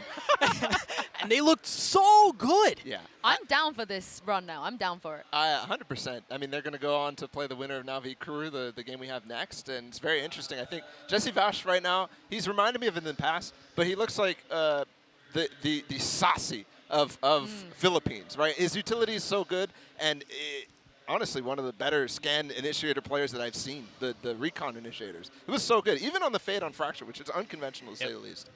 And speaking of Jesse Vash, he is standing by right now with Golden Boy in the Verizon post-match interview. Thank you so much, guys. Well, that was a lot of praise there from Ball, of course. Golden Boy here alongside with Jesse Vash, as well as Nika Fabs here is translating for us. Jesse, what do you make of Balla saying that you remind him of a Sassy-like player? I don't know, man. It's so okay, Tagalog eh. Sobrang appreciate na na-compare ako dun sa world champion, the player, like Sassy. That's awesome. He really appreciates being compared to a world champion like Sassy. Of course, of course. Now, here's the thing. Coming into this event, a lot of people, counted you out. We haven't seen you on a stage like this in quite some time. But did you feel like this matchup was yours to take away, yours to win? Yeah, I mean, our team, this is the result that we expect. Yeah. Since given that they're playing together for a very short time. Yeah. And in my eyes, they're just kids, Yeah. Okay. That's fair. That's fair. And now, of course, you guys have met your coach for the first time. Oh yeah. Warbirds coming in hot. Yeah, and from NA. Yeah. How has it been working with him and getting what you guys got down here to make that win a reality? I mean, he makes every player more disciplined and more structured because normally before I have a very good individual player, so they always overhit. Yeah. So Warbird is there to control us more and don't throw around. Okay, I like that. Keep you guys focused on the game. Yeah. Well, last question. You guys had, this was a little bit of a sweet revenge for you guys. You managed to take out the Gambit core, and doing it in a fashion I think you could be very proud of. But do you feel like this Team Secret is a team to be reckoned with, that this is a team that can go to the playoffs? Yeah, I mean, we treat this tournament as part of our preparations in the upcoming Pacific League. And we're just here to play our game, and we know that we have a chance to win this tournament also. So it's just more satisfying maybe if we 13-0 then. And we're looking for 3 more Gambit, so see you next time. Anything you want to say to the family back at home? Yeah, I just want to shout out the people from the watch party. Thank you for coming. Nico and everyone there. Yeah, shout out. Thank you. Awesome. And of course, I want a big shout out to my homie Thank Nika you, as well. Nika. Big shout out as well. Jesse took the time to do this interview with us. Wasn't sure if he was ready for it, but I think he more than met the moment. In any case, so guys, we are going to have a sick matchup coming up next. It's going to be Krü facing off against Navi. You see them getting ready here on the stage. It's about to go down, and we'll see you on the other side.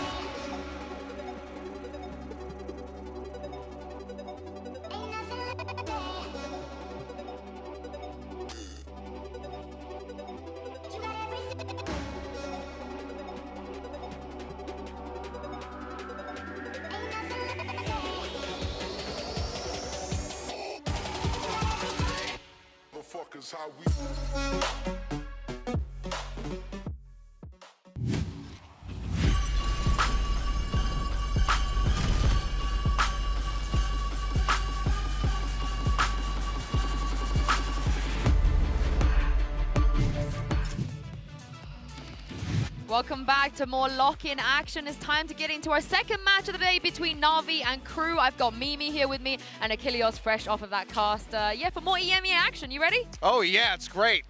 It's a really bad start for EMEA. You say more, but that wasn't really EMEA action. That was just Pacific action of one side dominating the other. You're completely EMEA right. bench. But let me cope because, Mimi, we're about to see Navi. And you know that there's a reason that I'm coping about this. Yeah, Navi is the team that people are excited to see. This is that core of FPX that won in Copenhagen, that were one of the most innovative teams that really popped off last year. And now they've come in and picked up a superstar in CNET for 2023. Yep, former world champion here in CNET, but you know, much like a lot of those faces that we had in that last series, haven't been able to see CNET on an international stage for a very long time. So it's good to see the return of the Turkish Jet here. We'll see how he performs. Yeah, this team is really interesting to me as well because this is the only roster we have here at Lock-in where all 5 of the players on it have won an international event in their career in Valorant. So this is a very storied squad with quite high expectations. Yeah, and of course, I feel like this is the DRX of the EMEA bracket where people are already expecting them to get pretty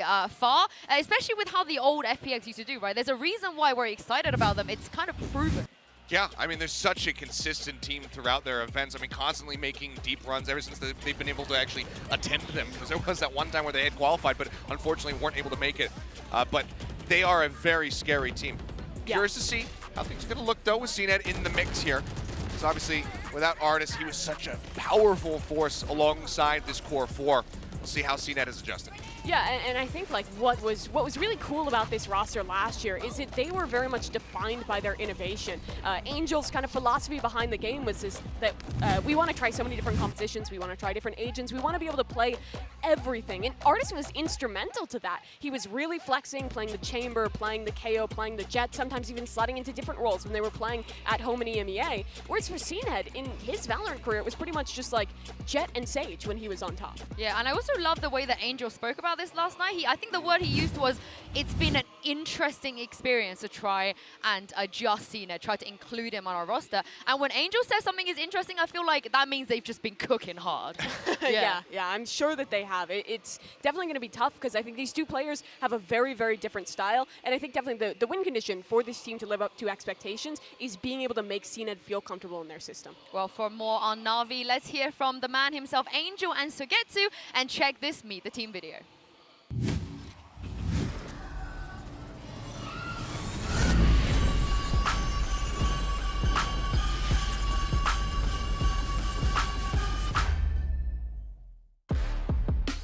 Hello, my name is Kirill, my nickname is Angel. I'm from Ukraine and I'm IGL and a captain for NATO Svincere Valorant.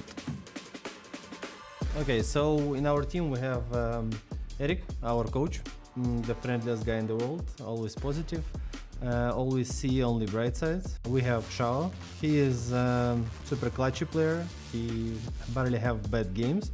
We have Sugetsu, who is, I think, have one of the best aims in the world. Then we have Zipan. He actually becomes smarter and smarter with every month we play. And we have CNET, our new addition, a new player, which is also one of the best toppers in the game. And I'm really happy playing with these guys. I would say our play style is having no play style. We are able to play fast, play slow, play methodically, do some stupid decisions, fakes.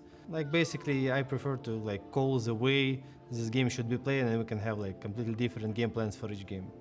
I think this pressure which everyone puts on us is pretty much expected because we had a really good year previously. So I'm not surprised by it. I think it's obvious. I think anyone who can call himself analyst or whatever else should have us as one of the best teams this year, but it's nothing until we prove it. I wouldn't say it's a pressure, but I would say it's something which motivates me personally. Hello guys, I'm Dmitry Dushin, my nickname is Sugetsu. I'm playing for Navi, VALORANT team, and my role is Sentinel. Against Krü, so we're playing against we can say bro, Nax. I think it's a very good team, like especially players in this team. So I hope it's gonna be like a good game against them, and I'm excited also. Good luck, Krü. Like, nothing else to say. I respect you, but I think you're gonna lose this time. We've spoken a lot about the unknown quantities, but Seth, that is a very well-known quantity we're looking at. Oh, for sure. I mean, Angel just laying it out flat there. Yeah, you know what? We respect you, but you're going to lose. So just, you know, some confidence coming in here from the classic IGL himself. We'll see how he's going to be performing and, you know, whether or not he's going to be able to keep himself off the floor. But even when he's on that floor, he has been guiding the team to success in their past events. So I don't think he's going to be too bothered either way. Well, they're going to be going up against the Krü. The name, at least the org, the team, Mimi, they've been here over and over and over again, but they've had some ups and downs at international tournaments. Yeah, one of the most storied rosters in Valorant and one of the most storied organizations. Ahead of partnership, they made it to every single international event, but now, heading into this year, Krü has completely rebuilt. They've really only left one player behind, Nags, the sole man standing of that old Krü roster. Yeah, it's been a really big shuffle, and we've seen a lot of big shuffles happening here at this event. The question is going to be, how do all the pieces fold together? But as you can see, as far as consistency in attending events, Krü can't really be toppled. Yeah, they're consistent in attending events, but at the end of last year, they lost their LATAM throne. Leviatán had been slowly getting better and better, and towards the tail end of 2022, they got overtaken. So this Krü roster, I think the decision to remake the roster, to pick up these new players, is really focused on regaining that top slot in the LATAM region, and now in Americas as a whole. As you can see on your screen as well, they announced pretty recently that Klaus, for the first time ever on this roster, is out. He will not be IGLing. Exeli is coming in as well. And when we talk about like a new additions, it's a complete shuffle in terms of leadership and players. Yeah, Klaus was the IGL of this team for all 2 years that they existed in Valorant. So I think this is going to be our first look at a Krü that very much has a new style, that is a new team from what we've seen before. And Melzer will be stepping in. He's the one that's going to be IGLing, in case people wondered how that was going to go. What did you guys think about this change? I mean, I don't know. I really have to kind of just see how it is in practice so far. But I mean, on paper, I'm not very opposed to it. But, you know, we saw with Liquid, you can assemble some really fantastic pieces. It doesn't necessarily mean that you're going to be able to build a working engine. I think Krü had their time last year to try and get better, to get back to the heights they had. They were never able to reach that. I think heading into this year, hitting the reset switch and trying something new is definitely a good decision. The question, I agree with you, Seth, is Melzer up to that? Because with Leviatán, it wasn't him as the primary IGL on that team. He was a great individual player. We know to expect that out of him. But the leadership, I think, is going to be the biggest question, especially since we got news of this change pretty late. It was only like a week or so before the tournament that they at least released it publicly. I mean, just kind of have to hope that he's going to have a Krü's-esque performance, taking up the mantle of being that IGL after not being on your previous team and whatnot, and that he can guide them to success here. I think that it's obviously a very tough opponent for them, but if they can get the win, then that will definitely cement him as one of the best callers that we have at the tournament. Of course, no Klaus, and for the first time in a while, no Kesner either, which seems really weird when we talk about Krü, but the new players that have come in, I feel like, are very, very exciting. We should talk about Zand and Davies here, and for people that don't know, the Mimi, we should be really, really, really excited about these new additions. Yeah, we should, but they have huge shoes to fill. These guys are replacing Kesnet and Mazzino, the two players that were the icons of old Krü. But these guys are storied in their own way. Zand has been around the block. He's a Brazilian player. He was playing with NIP, made it to an international event with them. But Davies is brand new, the first Colombian player to play in an international VCT event, and, well, his first international VCT event, of course, as well. Sure, but the thing that we have seen time and time again is that these international debuts at this tournament in particular have been absolutely astounding. Yeah. It seems like the less experience you have, the better you are going to perform on this stage, because we've seen it with so many teams now. Talon making waves, the players there from just Team Secret in that last set. Maybe it's going to be the same case here for these two on Krü. I really think Davies is going to be that guy. He is my player to watch for sure. Now for a closer look at this international squad, let's hear from Melzer and Zand.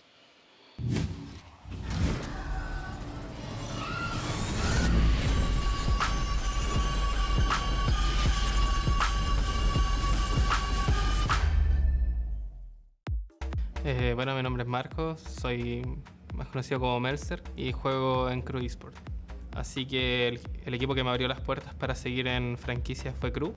Siempre hemos sido rivales, pero también siempre que estuve en Leviatán admiré a Krü como una gran organización, así que estoy feliz de estar acá y es un reto de empezar un nuevo equipo y estruturarlo y hacer que funcione.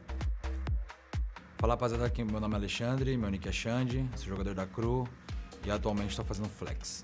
Olha, sobre o roster, né, sobre o nosso time, é uma mistura muito grande de culturas, né, de países, são 3, 4 países juntos ali jogando no mesmo time, idiomas diferentes, que ainda bem que eu consigo ser fluente em espanhol, mas tudo, né, dentro do jogo, fora do jogo, é uma mudança bem grande, até porque personalidades mudam, eu sou mais pra frente, tem pessoas que são mais retraídas, não sei.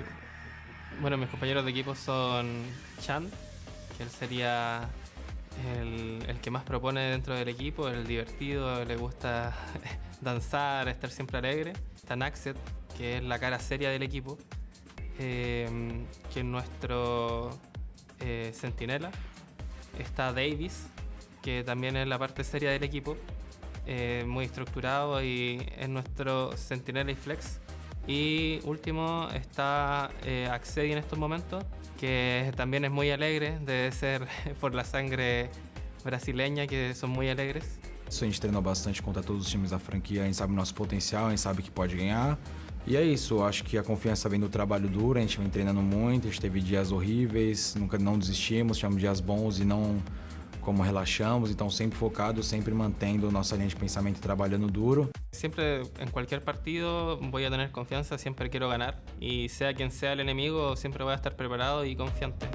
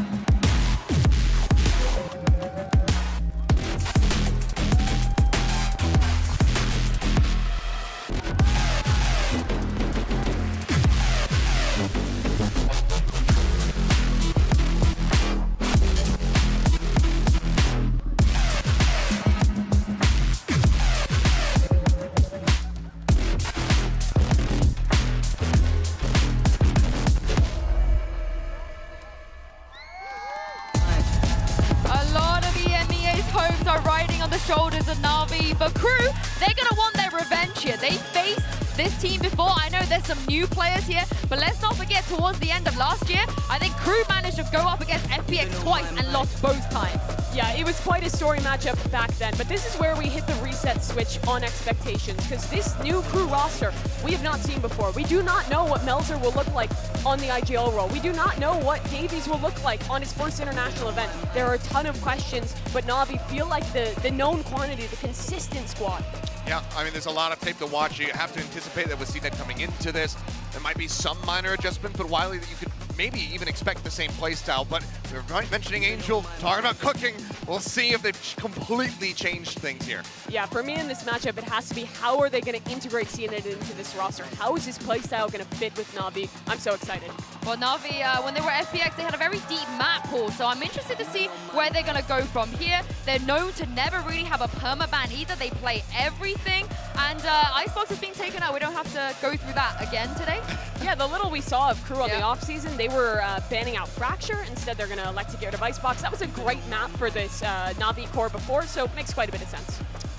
All right, Haven taken off the board as well, and Ascent actually going to be selected by Krü. And you think back to Champions, and while yes, they did drop a couple of those maps, particularly the DRX in that, 1917 overtime. Yes, maybe I'm mentioning DRX again. But this has always been a very strong map, not only for the side of FPX, but also for Turkish Jet, to wrap up my thoughts. But now we can talk about Lotus. Question about this one. The last time we saw a team pick into Lotus when they were the favorite in the series, we saw it absolutely backfire on NRG. It is Angel, and I'm sure that Angel and Doombros have been cooking, but Krü left it open. I'm interested to see what they have there as well. Split is still on the table. Is Navi going to go? No, they've taken Split away. Seems like still just some teams not willing to bring this one out despite its recency. I'm very surprised to see Split being the one that gets banned away and Lotus selected, just given that Split widely is a very similar map. But Pearl as a decider, the Pearl maps so far in this tournament have widely been pretty damn good to watch, so I'm hoping that this does go to 3 and we can see it. I can't wait for the Prime Gaming agent select for this map, because Navi have opted to start on attack on Ascent. They did tend to do that in the past, though. This was probably their best map. You were talking about this, Seth. They played the Sage composition here, where it was a lot of kind of fast splits into A. It was probably the map that they had some of the most innovation on. So I'm excited to see if they go back to that or try something a little new. This is already different. This is already different. It's a major departure from what we typically see on Ascent, bringing out the Cypher instead of the Killjoy. And yes, of course, CNED. It's going to be CNED on the Jet. I don't think we ever anticipated anything different. Nags is going over to the Jet here as well, and Davies is taking on the KJ. Yeah, I expected Davies to be on that primary duelist role, but they're handing it over to Nags instead. Another departure from old Krü. Biggest question for me on the side of Navi is, what do they have cooking with this Cypher choice? Because Killjoy is in a great spot. You have to have something exciting planned to make that Cypher worth it. Well, CNED, of course, returning as well. The Turkish Jet back on a map. Like Ascent, I cannot wait to see him and throw this over to your casters, who will hopefully have a little bit more faith in this EMEA team. It is Doug and Bola. Thank you so much. So yeah, we're hoping this is a palate rinse of some sort, given what we just saw in the previous series. The fun thing, Bola, about this series is that there's no story, right? Yeah. There's no history. There's just a completely clean slate for both of these teams. Yeah, I mean, for Navi, the old core, we're resetting with them with a new, basically, carry on the team. No more artists. It's CNED, and we've seen the magic that this guy can pull off, not only on big stages like this, but just in general. So Krü as well, it's a new project. And I think a lot of people are going to look towards Nags, right? No more Kesnet. And sure, Melzer's coming in as the IGL, but Nags has always been somebody who is bringing a lot to this team. And a lot of people thought he was going to be playing Sentinel. Here he is on Jet right away. As Des mentioned, Navi starting off on the attacking side. They're aggressively trying to take some SP, and a kill's already gone through. Yeah, that's a quick pick onto Shand of all people. And I think we've been feeling out the crowd a little bit, how they're going to look in this game, who they're going to be cheering for. And I think the obvious answer right away was Krü. Not only their regional brethren, but also Shand, the Brazilian on this team. Very popular. He's dead right off the start. See how they choose to go about this one now, clearing out wine, and they want to end towards A. The thing is, Davies is already here, Nags is here as well, but he's not able to hold them back. He's not able to really do anything. Still healthy on the side of Navi. They still have 5 up. Door keeping Melser at bay for now as the spike gets planted. Oh, shot close door as well. Angel does go down. Hachette doing nothing. Great clean kill out from CNED though. And the setup is too difficult here to come through. Has to be through door here for Melzer on to zip on. And he gets away too. He had to find success there. You're right, caged off, smoked off. Surely. Yeah, I mean, with the players in A main as well. Yeah. Even if he gets a smoke up there, how does he pressure enough to get the defuse starting to go? Difficult round, and a great start as well from Navi. You could see them cooking right off the bat. The flash in, CNED getting that kill on the Shand right away, that sets the tempo. And they pivot immediately. None of that indecisiveness we saw from EMEA teams in the past. See, there's no real force on the side of Krü. They're choosing not to invest, while Navi have a bit more to work with. 3 rifles on their side. Yeah, I'm looking at the Marshall here for Nags, down mid. And he's going to opt not to peek. They're going to call an audible. Maybe to dodge the knife that is being thrown at the beginning of the round, but now that is towards A. Oh, yeah, they just barely missed the timing. A little ahead of the smoke. And even with the smoke, though, he gets scanned. Xiao throwing that one down. They're going to get him anyways, but could have potentially came away with a kill on top of it.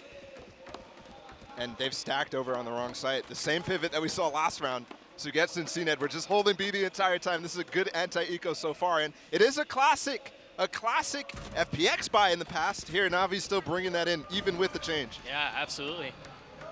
See good habits die hard. 3 rifles and 2 pistols. Gives them, it's arguable on the second round. Maybe very dangerous if the opponents can pick up a Vandal or 2. But it gives you such good strength leading forward here into their bonus. And the nice thing is, I like their setup because you were just mentioning if the opponent's able to pick up a weapon, that gets in trouble, but the way that they're approaching this round right now as far as positioning goes, there's no real risk of that, right? Like they were going to be able to cover each other's bodies if need be. This should be pretty clean out from Navi, all things considered. And all of Krü needs to try to die to the spike. And Navi's all gone as well, so no ult sword required. Solid first 2 rounds here from Navi. It's looking very good. They've been very decisive in their rotations, right? Like they have found weak spaces in that round. Obviously it was a light buy, but B was entirely open. They found all the room they wanted, and you're right, it looks very clean from them for now. And also note as well, no trying to go for a little extra there, no trying to get some kills. Yeah. They know the risk that they're running, right? Losing any of those rifles could be so crucial going up into this bonus. And also to note, the kill spread is part of the reason why that buy is even possible in the first place. So the pistol success leads to even more, depending exactly on how it goes down. See how Krü decide to approach this side this round. They may try to do something a little aggressive. Yeah, they drop the knife out towards A main. And look at this Killjoy setup on B. There was an insta-shock as well from Aschetti. And it didn't find any damage. Navi just waited it out. So already, and at this anti-bonus, you don't have all the utility most of the time, so that is quite expensive for him.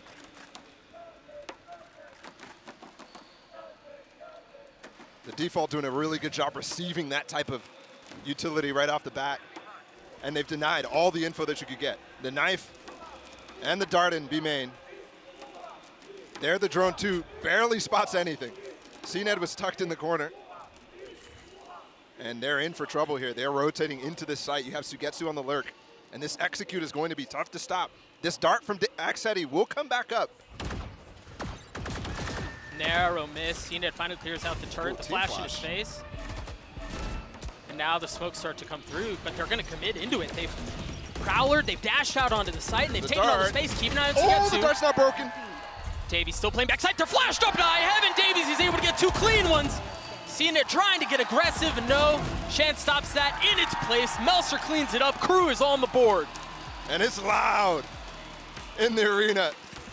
Big success point there for Krü. Shand with the flash.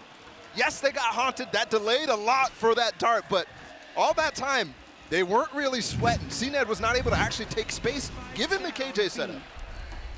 And that flash, and nobody on Navi able to actually break that dart in time, is just beautiful. A main pressure here right off the rip again. Melser gonna one way. This has been a spot where Zipan has been knifing, but he's not opting to do it this time.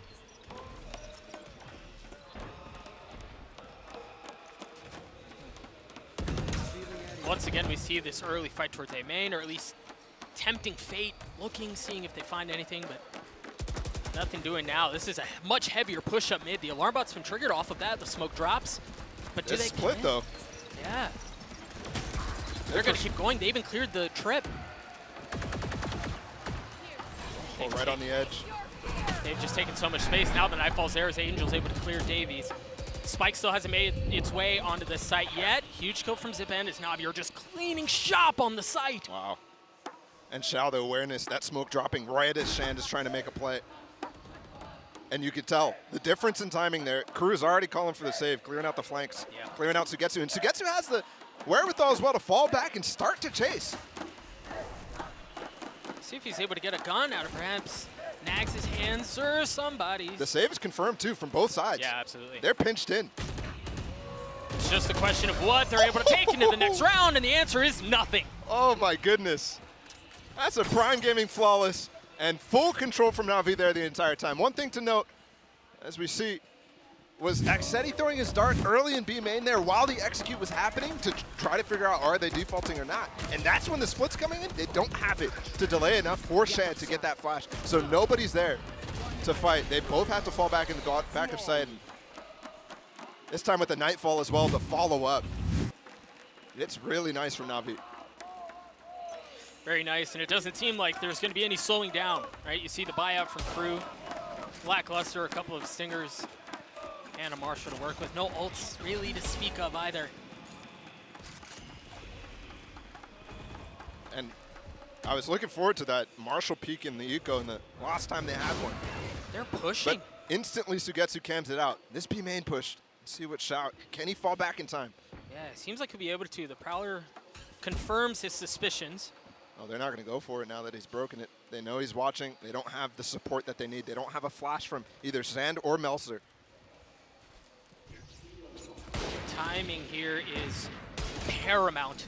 Depending on when they flank in from Cav, the smokes are starting to come through. Asheti's already fallen. The dash out onto the site too, as they try to hold back Navi with lackluster weapons. And Davies has already fallen, the last remaining member of Krü on the site. Meets a similar fate. And it's another Prime Gaming flawless. Navi up big. 2 in a row. There, the major utility that I'd point out is Angel's flash down lane to give CNED the space to get up towards Switch and prevent Axetti from doing much. Sipon as well, flashing to isolate the fights. Nags saw this push coming really early, but again, it's kind of, I think the problem so far for Krü is identifying when the hits are actually confirmed or whether they're still part of the default, because remember, first 2 rounds, you saw those pivots from Navi. Next 2 rounds, you see a lot more commitment from them. Keep them on their toes, so to speak. And yeah, you're right, the operator in the hands of Nags. The Odin for Asheti as well, and it doesn't seem like we're going to get to see much of either, at least at the opening moments of the round. And we're going right into basically all the Navi strat book here. A split on the cards. Knife is going to tag 1, maybe 2 actually. It seemed like Melser may have been tagged, and he's already fallen. Oh, they're just going for it. Double TP into the smoke there. CNED dashes and Angel TP's in. There's Asheti. That's There's Spike. the Odin. He make it a second. Spike has been recovered. The site has been secured. Now it's going to be planted 4v3 in favor of Navi. Look how passive Nags is in mid with this op. He is too scared to walk in anywhere, and that's the problem here.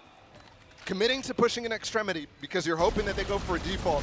That's a gamble that does not pay off for Nags. You wonder how much they're willing to commit into this round too if they want to try to preserve the op. The money doesn't look great.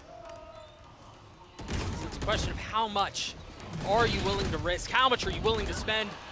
Tina's already fallen. There goes the op. Sugetsu, what? I mean, Asheti, there's just no time. Yeah, he's out. That is ridiculous. Sugetsu just swinging, getting 2. And op down. Only the Odin saved. There's a little bit of hope for Krü with that aspect, but for the most part, yeah, they're saving again here. Or forcing up, which, with the way Navi has played on the anti-eco so far, I don't advise. Yeah, it's a tricky spot to be in for sure. You saw Krü gambled pretty hard last time where they were in this situation as well, and it's, I mean, it's a 50-50, right? But yeah, that's just so tough when you're down this far already. It almost feels like desperation, right? You're finding anything that you can to get back in the game. Look at this clash in A main. There's 3 players here from Krü. Oh, the knife's going to spot so much right off the bat. It's not going to get cleared out. Chance already flashed. He spotted up. He can't see a thing, and now he's dead. Oh, he's dashing on Seeing it, it going aggressive, and he gets them all. Just, I mean, everything that Krü is throwing, unfortunately, is getting hard countered. Dude, look at how far up CNET is right now. Might opt to, oh, I mean, with this TP up from Angel, too, they have a high-low. I was going to say CNET getting a little too aggressive for my taste, but I love this setup. And Asheti has that Odin that he can carry into the next round, but, I mean, by and large, there's not much to save here. To get to also getting in on the crossfire, too. I would say, I mean, CNET's just going to push. They just give it up with the time going down. Yeah. That's 3, isn't it? 3 Prime Gaming Yeah, I follows believe so you're right. far. Yep. And this was an anti-light buy. Krü had a couple of singers, but it's just super, super clean. Navi, every time they make a call, it feels like the right one. And I would love to know if it's based off of a read from Angel or what. But to me, it just looks like they're cycling through their strat book almost. Yeah. Yep. Absolutely. And I think that's almost the more alarming part of it. Yeah. Right? Like, Angel's not doing anything different or fancy. As you said, he's just going through the playbook. And if that's the case, and they're already causing as many fits to Krü as they are, that's just difficult to surmount. Yeah. Krü with the timeout. And they've got to find an answer fast. I think it might come specifically with a focus on Nags' op. We saw that in the first round he had it. He just kind of gambled over towards B main, and unfortunately for him, Navi wasn't defaulting. They just went for an A split. You saw how the pain that caused for them on the reapproach, on the retake. Yeah. And I mean, you're right. Eyes go to him. He's had a rough start too. And it's been a rough start for Krü across the board, right? But I think you're right. You look at him to be the spark that's so desperately needed. What are the ideas here for Liazzo, coach for Krü? Because I think for sure everybody's thinking, okay, this is a fresh start for us. Let's start off here at Lock-In, solid. Let's put our name in consideration for one of the better LATAM teams. And obviously we only have 2 of them in the Americas League overall. But they were on top of Leviatán at the beginning of last year and the year prior. That's fallen by the wayside, and I think everybody thinking it's going to continue to fall, given the fact they don't have Kesnet, the superstar on this team. Yeah, I think the question at this point is next man up, right? Who is it? And again, we set our eyes towards Nags, who opened the round holding the op across mid, instantly caged off. You hear the Blade Storm come online. Ooh, that's a deep smoke on window, actually. Oh! Oh my gosh, but there were 2 there. Nice holdout from Shand. And now the Hunter's Fury out from Ashedi. He just cleared all of Cat, so they know something's up. But do they know that this hit is coming fast onto them? Darts up in 2. Angel 1 point away from the ult, not going to be able to get KJ ult in the back. Quickly. There we go. This round is almost all but locked up. They're going to have time to push into this site, but everybody's rotated at this point. Angel's position now given away. Again, Nags with the op, but he crossed. He was able to get through. How do they get in, Paula? Oh, that spam hurts. 30 seconds. 30 seconds. I just don't know that they can, but they're going to have to pull the trigger soon, and they still haven't gotten past the Killjoy utility. Oh, and you have the ults in the back of site as well to reinforce even further. This has to be forced. It has to be quick. It has to be now. And the line is still up. Oh, no. One more player. They can plant the spike here safely. Davies, what can you do? Can you keep them back? Can you keep them at bay? The spike goes down, but the live stay is up for now. Chow in a 1v3. Clean shots out from Davies. Second round for Krü on the board. And that was finally them reading the idea, but also Navi going for a little bit. I mean, I like the play. Smoking window, getting that flash in for CNET to take some space and garden. That could easily make that B hit just a ton more efficient.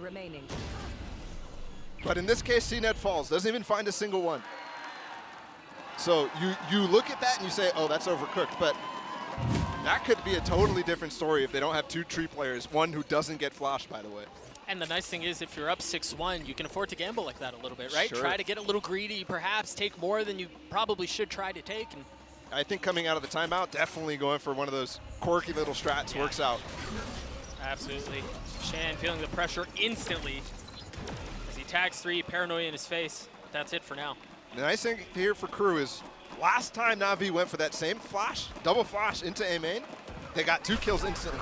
This time Krü falls back. He also pops his ult, so CNET and Angel only ones on the site, and they can't really follow up on this. No, Melser had a really nice paranoia, and it kept him back for just a moment. But either way, they end up taking the site. It's going to be full on retake here. 1 number down on the side of Krü.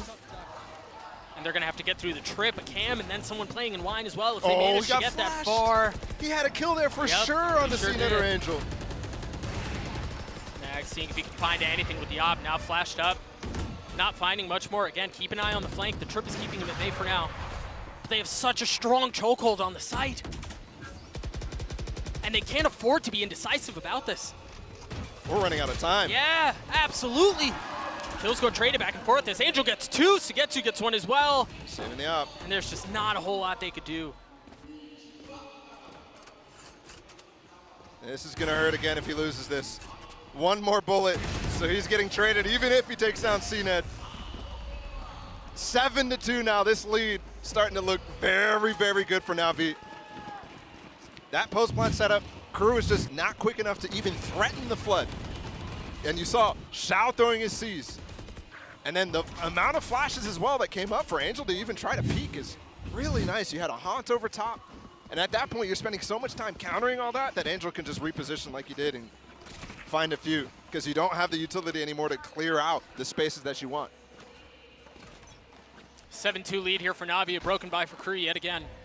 It's a full reset economically too. No more loss bonus for them. Early Prowler out from Xiao, gonna try to clear out B main. So this could work here. They have a lot of space A main. No one here for Navi to contest. It's all about if they recognize that that aspect is coming and if they can pinch this mid push, because you have two players in the market, they gotta hold on for this push to come in from the flank. Davies was playing anti-flash. The flash never comes, the kill just comes through, and now Davies falls as well. Ain't nobody here to flank either. Yep. Looks like it's gonna be another clean round out from Navi. And I appreciate the patience too from Krü. But there's three gears here from Navi. There's the, let's just walk up in one space all death ball together as Melzer gets one, but ooh, movement. Angel is not amused. Waiting for that flash to come through, trying to clean up the last few kills. And that's exactly what they do. Sugetsu, the only casualty in an otherwise clean round out from Navi.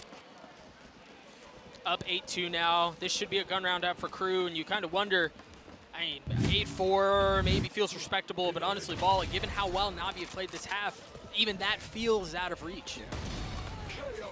Yeah. And with the discipline that they're showing on these attack side, you have to wonder if their defense is just as good, if not better. And I think you just know it's going to be just as good.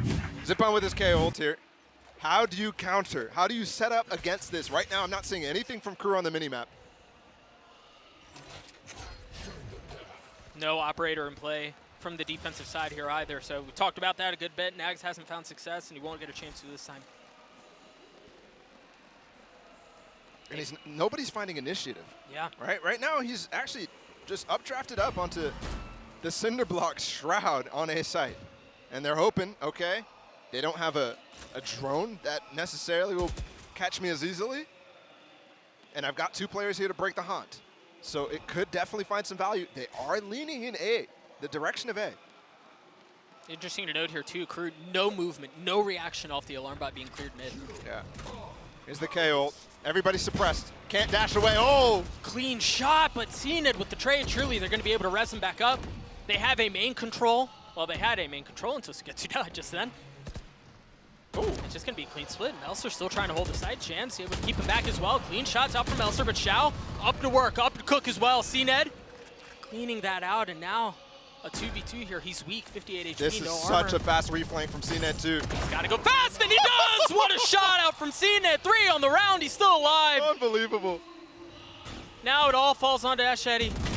The Odin gives him away, but he manages to land his shot anyway. 32 HP, lands the shots onto CNED. Oh, the Colombian for Krü saves the round. There goes that boy. Recovering a little bit more. Still 1 round to play in the half. But that's what Krü needs to find some life. They need clutches like that. They've had opportunities, but it just doesn't go their way. Here we go. The problem here, that buy is scrappy. Yeah, it is. That buy is real scrappy.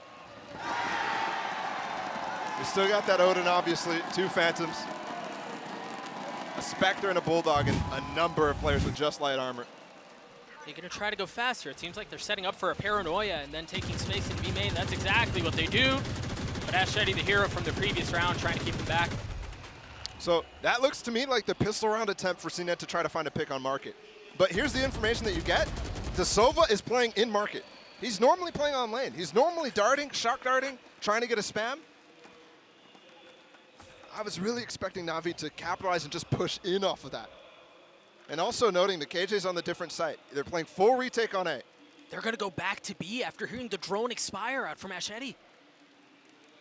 You wonder, given how much time is left, you have to suspect that there may be something here. Still got the dart, so when does he use it? Does he use it now, or does he use it for the execute? Oh, he's going to have to use it now, I imagine. There it is. Oh, he's up in here. Oh, Angel. They're pushing him. They're pushing him. Oh, my gosh, I was so close to his head. Second time around, doesn't matter. What is he doing? He continues to push into market. Finally away. The thing is, they're healthy. Krü are. They have the lockdown as well for retake. Yeah. Where is he going to use it? This is the last round, Dave. He's got to find a space to use it. So again, the thing is, Sugetsu's the only one really playing off site. If they can control that exit point, forget it. Zipan's just going to do it all. Just walks up lane, and that smoke even gives him space to fall off. And 3v1 for Davies. The ult never came. They had the tools, and they just weren't able to execute it. A 9-3 lead for Navi at half. Perhaps a 3-9 blessing, though? Maybe? We'll see. We're going to toss it down to the desk, see what they think. Thank you very much, Doug and Bala. Out of all of the times, all 8 times, FPX played Ascent in the other international tournaments, nobody ever picked it. They were the one to pick it. And Mimi, I'm starting to understand why. Yeah, Navi, it's a new team, but they still have the same strengths that the core did on this map. I wanted to talk about some of the site executes that this team was pulling out, because it's very similar to what they used to do in their old iterations. You see here initially they killed the player in main, but in previous iterations they would play the Sage on this map, and when they did these A splits, it would always be putting that walling tree and splitting through to avoid the spam and getting into site easily. But here they actually use the dive of both the Omen and the Jet to get past that smoke and be able to split in just as quickly with their team, despite the fact that they don't have the wall. I love seeing these adaptations to allow CNET to thrive on his preferred agent. And yeah, he's been thriving indeed. 246 ACS so far. It's got a couple deaths, but obviously you're playing that entry, so it's bound to happen. But some of these flicks that he's hitting, that push up onto A, having the quick tap, the dash out, this is CNET back in his prime form right now on the Jet. Yeah, now as we look ahead towards the second half, I want to see a little bit more proactivity from Krü, because they started off in this map, I feel like, being so incredibly passive. I felt like we never saw them going for early plays to shut down Navi's ideas. Yeah, I mean, Bala was calling it out, just kind of the apprehensive play coming out from Nax. He currently finds himself 1-9 right now. He needs to up that aggression. It feels like right now you need to be able to fight fire with fire if you want to come away with this win on your map pick. Well, this is going to be a tough task for the side of Krü. Navi, they look unstoppable right now. Let's see Doug and Bala if they can keep that up in the second half.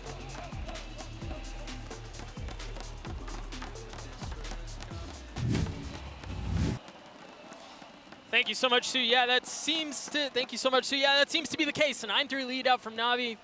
Angels had the number on Krü really from beginning to end, and now they're on defense ball. I think one of the interesting things too is we talked a lot about whether or not having the Sova would be or the lack of Sova on the side of Navi would be a problem to the counter of the lockdown, but that didn't show its head at all in the first half. Yeah, there just wasn't opportunities to really go for retake, and honestly, there wasn't that many ults from Krü as well. Yeah. With the stomp as it is, so. Fast B here, the flash, maybe it's the same type of thing where they can try to find a pick, or maybe it's a full commit. But we've got 3 players on the site here for Navi, and nobody actually getting flashed from that either. CNET has the opportunity to rotate. Oh, now the spam's in through the smoke, but you got to commit, you get onto the site. As Nags, again, who struggled in the first half, looks to change the tide. A couple of shots going a bit Aaron, a bit wide. Shan's weak, worse for wear, but Xiao's the one who falls.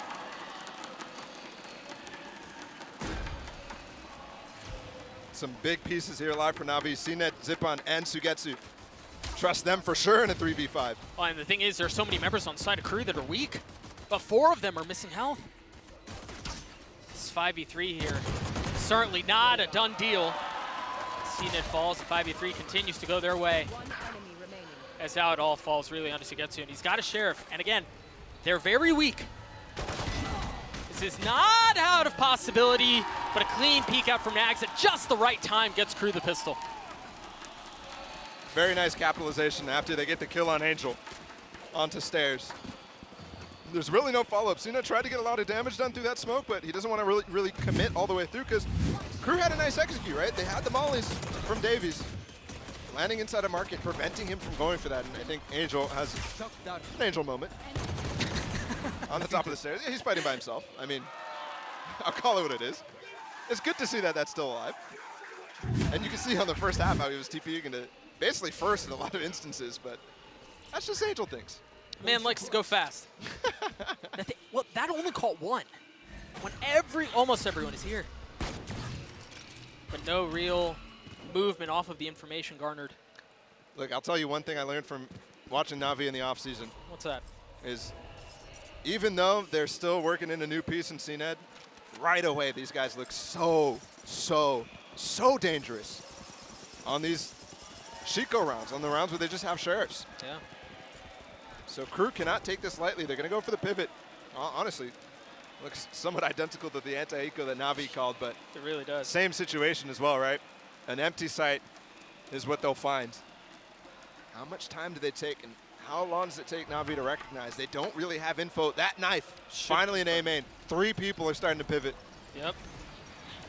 That knife was the tell. That was the key, and off of that, you're right. They instantly begin to rotate, but the problem is Krü have already established their presence. But they're here, ready to fight before the spike is down, so they have the entire timer here to actually try to play through.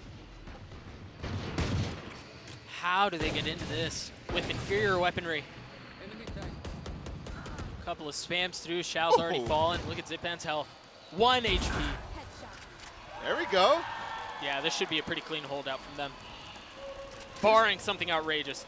These are the rounds I want my star to shine. And is Nags going to be that star? No.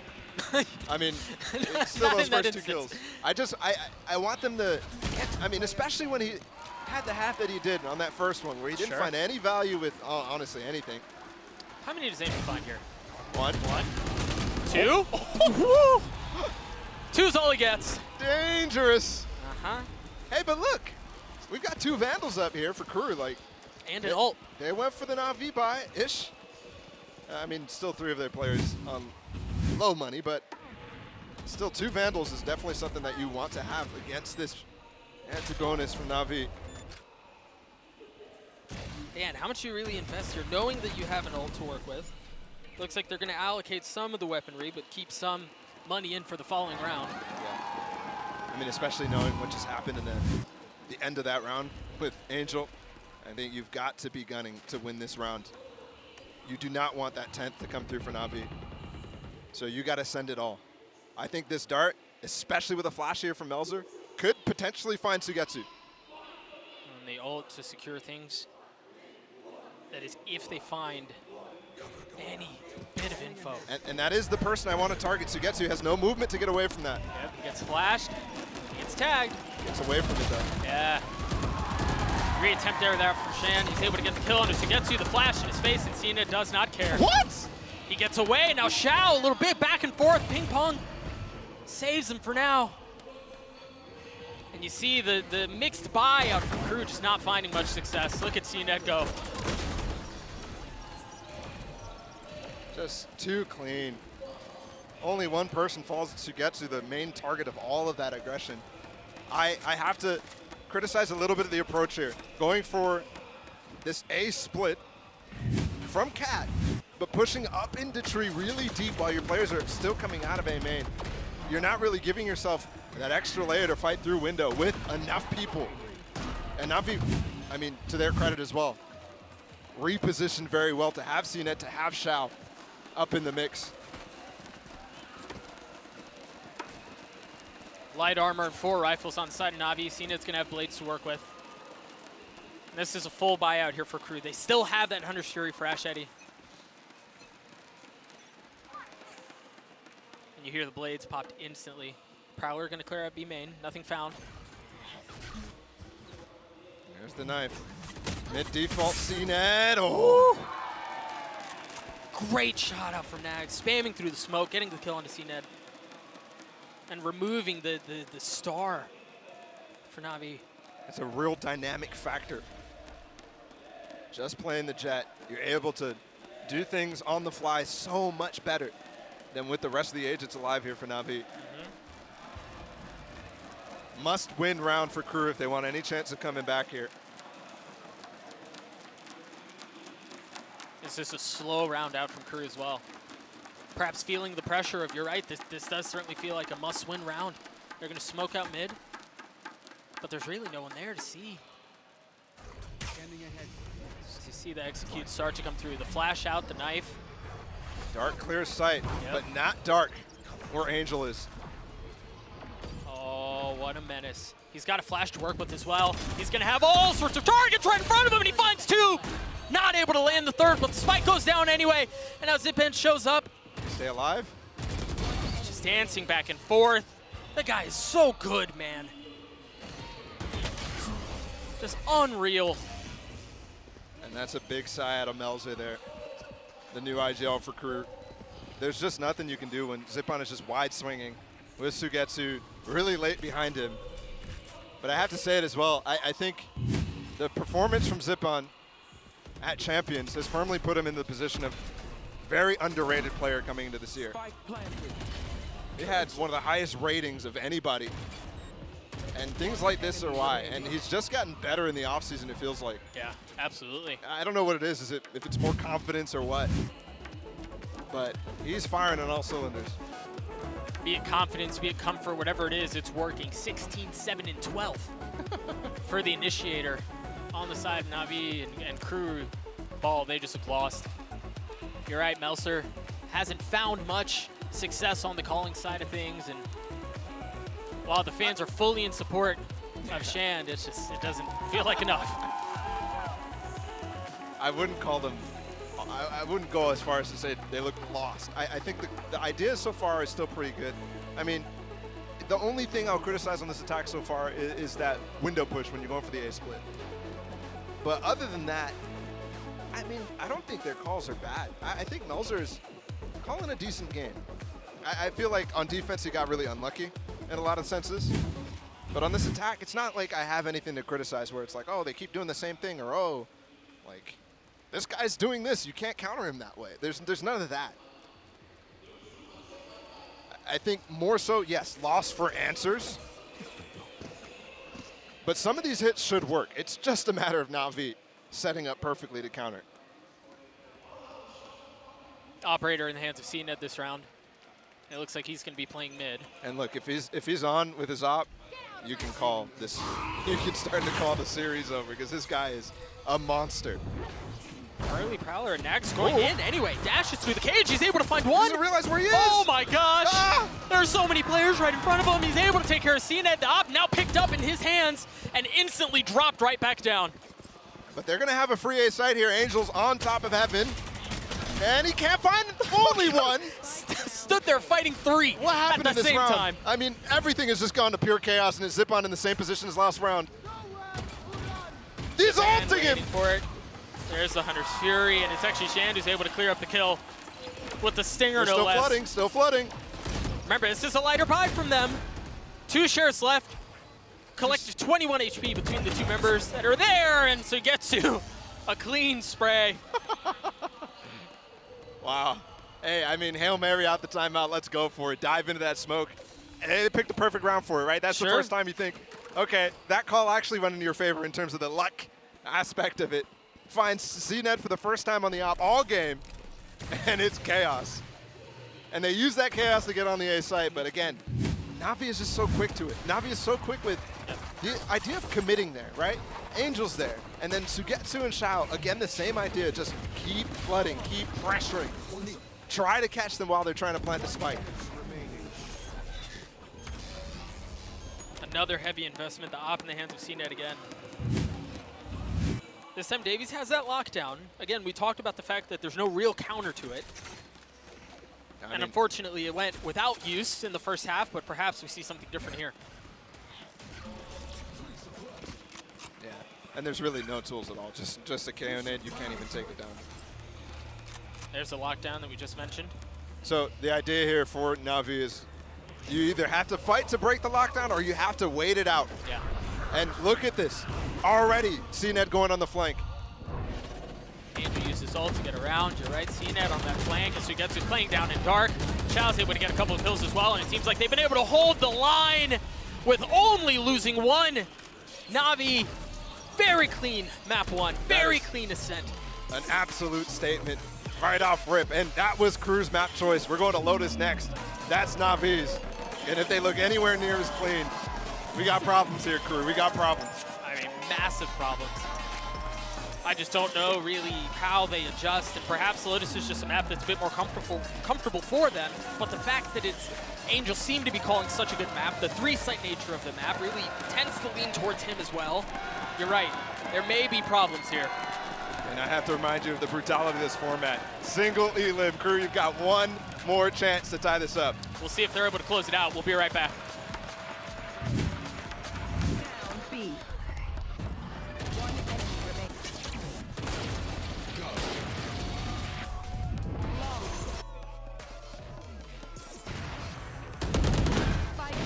Enemy remaining.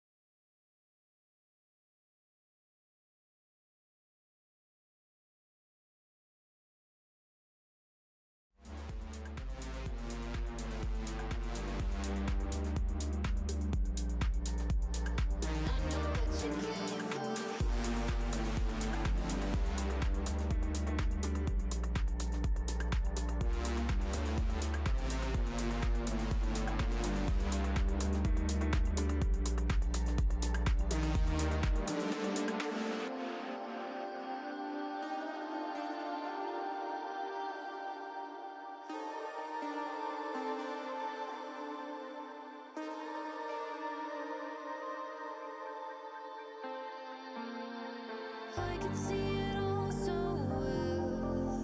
Lie so you can take the power. Living on your carousel was all it took to get me out.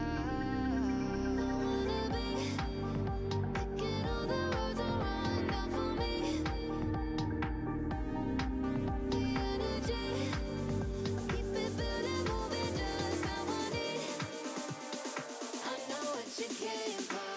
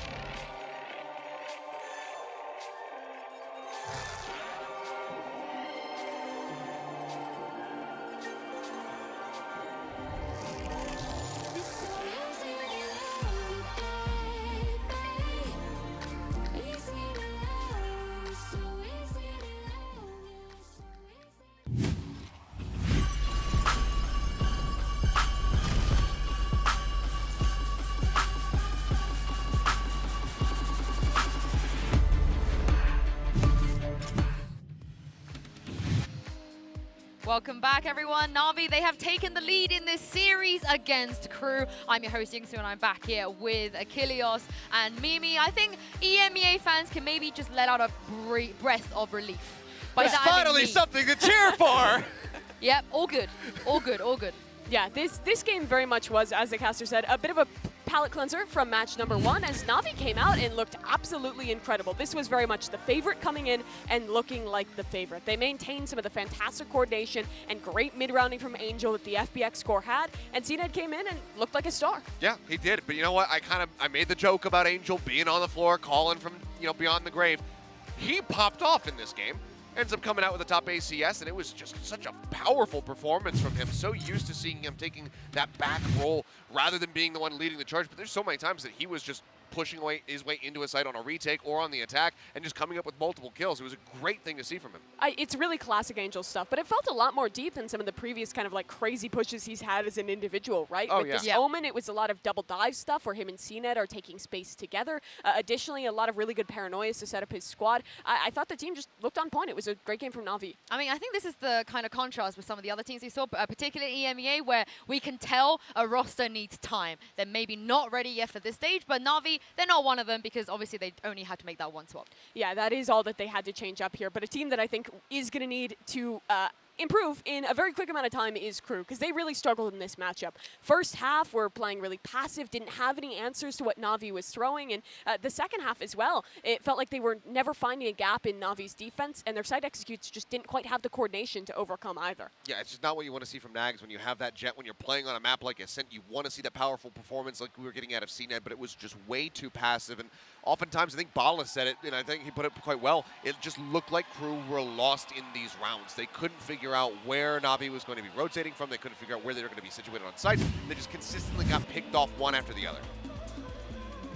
Yeah, I mean, it wasn't a great start for Krü there. I will say that for Navi, they managed to convert 50% of their 4v5. So even when they lost that first guy, they were still okay for the most of that time in that map, which I thought was very, very impressive. Yeah, it was a really great recovery from them, even when they did have those initial rough moments. But I don't think there were many of them because their spacing was just really excellent on the attacking side. And on the defense as well, they had quite a few rounds where I saw some good value out of Sugetsu on this Cypher. I think having that utility and being able to switch it around so often, it's way more flexible than Killjoy. And I think for a player like Angel, that definitely helps his calling when they get on that defensive side.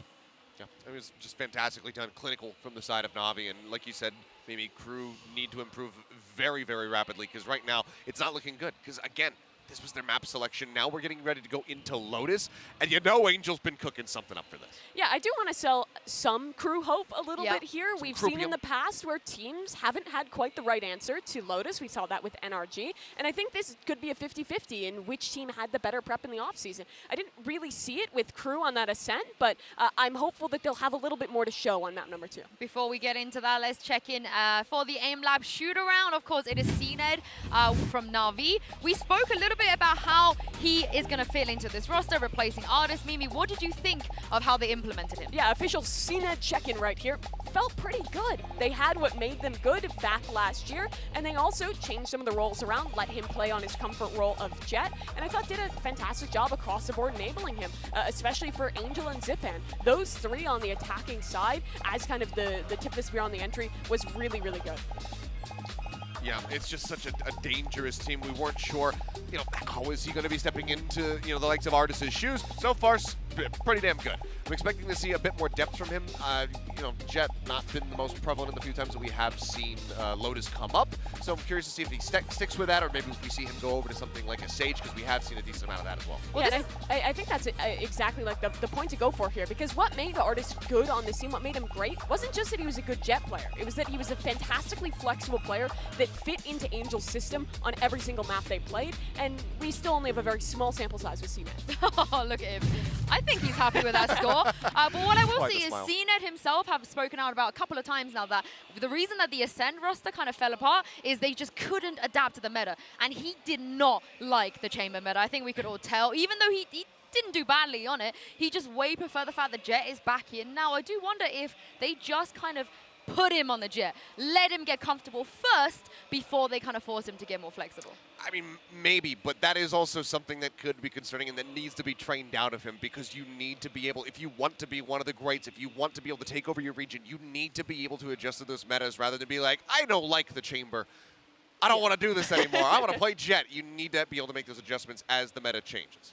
Yeah, absolutely. And I think for Angel as well, he's a guy, he's always been very vocal about the fact that he needs his players to be flexible, to be able to play a variety of different agents. And obviously it's going to be an adaptation, not just for CNED, but for him as well, to get used to someone who does have probably some different roles that they're comfortable with than artists. Well, let's talk about Lotus. You guys kind of briefly mentioned it already. We haven't seen either of these teams play yet. I'm very excited to see what Angel's going to do. Yeah, I mean, we've seen some nutty stuff on Lotus so far. PRX was trying a hell of a lot. That wall boost that they had to get that catch on the Neon right off the rip, just coming straight out of A, was fantastic. But unfortunately, that was kind of the highlight of the map for them. So I'm excited to see if there's going to be any more wacky stuff that has been prepared by either side. As you said, Mimi, Krü, they need to show that they have also equally prepped for this map. We've seen a couple answers to this map. I think 3 teams that we saw here, FPX, Carmen Core, and NRG, all went for that no duelist, double controller, double flash composition. With the, I wasn't a super big fan of that. We also saw the teams who went in on the chamber and decided to try that out. That one had its moments on the defense, but I think for some squads felt a little gimmicky on the attack. Other teams leaned really heavily into the duelist, fighting constantly for a long control. So this map's meta is still very much nebulous, and I think seeing a team that tends to be very innovative on it is going to be one way to get a little bit more info. We're heading into the Prime Gaming Agent Select here. Let's see what both sides are going to come out with. Of course, we've seen Lotus a couple times, but Seth's just not either of these teams, so I don't know what they're going to play. Yeah, I mean, it's completely up in the air as far as what they're going to be going for. Mimi's laying down a hell of a lot of different compositions that we've gotten so far, and it looks like it's not going to be the duelist side for either team, as we will have the Neon coming out, and then CNED's going to be going over to the Rays. I like this double dive composition for Krü. This is kind of a la HyperX when they ran this on Fracture. I think you can get a lot of value on defense with Gambits and also with the fast sight hits. We saw a comp like this work quite well for C9. Also, CNED on Rays. That's going to be cool. I mean, he hasn't played Rays since February 2021, so I don't know how he's going to do here, but let's jump into this second map with your casters, Doug and Baller. Thank you so much, Sue Ball. I'm so freaking excited to cast Lotus. I've been waiting for this day. The compositions are spicy, but you have to find success if you're Krü on this attacking map. You've got to get out of the gates the right way. Yeah, and hey, they come in with a comp that I think is going to be very powerful at doing just that, right? Finding some space in the attack. I'm looking at that C site. You could already see some teams like HyperX, like Cloud9 even, really focusing on trying to dive into that site. But there's plenty of options as well. You can get past the early utility on A as well that's thrown by the defense. And honestly, you have a little bit less from Navi in that regard. You don't have a breach. You have the Fade Raise combo, but how often are you going to be sending that in? Let's see. A little bit of an aggressive peek from C as they're fully sending on to B. No hesitation, no doubts about it. What they didn't account for was the Killjoy utility, though. And that's going to cause problems for now as Angel just continues right where he left off. Oh, no. The pivot is fast, yes, but you've already got them chasing through the C's. Almost keeps him from going through the door. And it has to be pushed through spawn. Yeah. Can Ashetti find it? CNED wise to it, waiting. Cleans up the kill. 1v3 left for Nags, and yeah, he's going to get the spike down, get a little bit of extra cash. But how do you deal with the 2 members pushing you, Waterfall? You don't. That's a great nade. I mean, I'm going to see tons of value out of that as CNED continues to hold on to that. Just clearing the site, and especially when you're trying to go for these safe plants, you have no safe space to stay. You have to do what he just did, jump out of Waterfall. That's a great way to end the rounds there. This round was chaotic, right? You try to go for that plant, and I think it's a good idea just to get it up with that wall. Nobody's playing on that left side where that box is. So Krü with a good idea on this pistol, but the reaction and the fight up C, top C where the mound is, definitely hurts. And I also think that possibly the idea was to pivot towards C the entire time, given the fact that they were even coming around from mound. This time, no antics across the middle of the map, even though utility will be there, as it was in the previous round. They want to go towards C, and remember, there was space taken here at the beginning of the round. Look at how far up Shand is already. I mean, look at the control just with the breach stun. Angel and Zipon can't find any quarter close. Smoked right off. The initial attempt doesn't find success. Perhaps the second time's a charm. I mean, this time there's 2 mollies too, so who knows? Maybe Sugetsu too slow to pop. Just farming these orbs. That Shady now 4 away from having the Rolling Thunder online. And note how far up CNET is here. He has a Guardian. And it is a Navi buy here. The 2 rifles being, or the 3 rifles, Bulldog and Guardians here. So not as impactful as that one on Ascent, but still going for a little bit of a risk. Right, similar idea nonetheless, right? Oh, surely. Oh, he gets through. Right. But it's just him. Yeah, this time they don't bring the spike because he can full commit. Oh, and the spike goes down anyway. The that pistol's nade out. Again. It's so good. And CNET finally shows up. Shen absolutely decapitates Angel then. Oh. But clean out from Navi. Just trying to push through Waterfall at that point. They're in their own smoke. They're out of range of spike plant. And they're potentially getting pinched from behind, given that the other player who's in the smoke is, I think, Nags, just stuck inside of B main. They're sending it on that site. And yeah, they are. That idea, sure, I kind of like it, but B is probably the most avoided site for attack sides in general so far at this event. It's just so difficult to get through and difficult to hold, even if you do take it. Have to give credit as well so far to CNET. His nades have been really good. Yep. I know Yinsu pointed out on the desk he hasn't played since 2021. Interesting fact about that, it was against FPX. Oddly enough, yeah. The team now he has joined under the banner of Navi, so. See how they do this here, how they decide to clear out C. They don't have that nade they mentioned before, as Davies is still towards mid, but it seems like that's where they're going to end up. They're so aggressive here. This is way too far. You're absolutely right. It's so aggressive. That flash barely gets anybody except for the player's back, so they're able to isolate that close player, but Shan not able to find anything. And they lose 2 for it, so hey, I'll take that trade any day of the week if I'm Navi. Yeah, absolutely. Back towards the B side, and this time no fast lane either. And at this point, surely you know there's Killjoy utility, and there it is. The Raze nade is going to clear that out. You're not going to get fooled on that 3 times in a row. Sugetsu flashed up. The turret should confirm. Sugetsu's still going for this, though. Oh, no. How cheeky does Davies get? It's actually Sugetsu who pushes it as well. That's good there. That smoke to bait him into it. Davies ducks in immediately. Sugetsu has no time to get in. Oh, it's not a crossfire. It's just Nags. And Nags was good for 1. CNET still has some weaponry, switches over to the Vandal, a 2v2 here, and the utility still to work with. The CNET tries to dance around, but Krü secures the site and secures the round. Good anti-bonus there so far.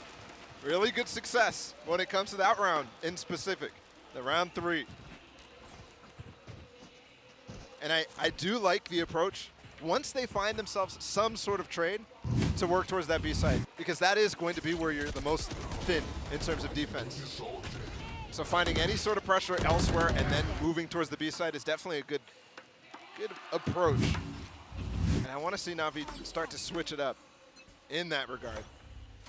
This one may be fast C, though. You see the early paranoia out from Navi to take a main control, but everyone is over towards C. They've got the Rolling Thunder to work with as well. And there it is, right on cue. That Molly did so much. They're not in sight yet. The TP just came through from Melzer, so they're going to be able to get the spike plant. The breach utility is just so suffocating. And they've got a turret to control the flank. And KJ ult, most importantly here, nothing to deny this. And there it is. So it's all on the CNET on the flank, and there's 4 players potentially here at Mount. I mean, truly, they know. The flash, the swing out, yeah, CNET's dead. That's a save. I'm calling a save here from Navi. Zipan is literally stuck. Can he get out?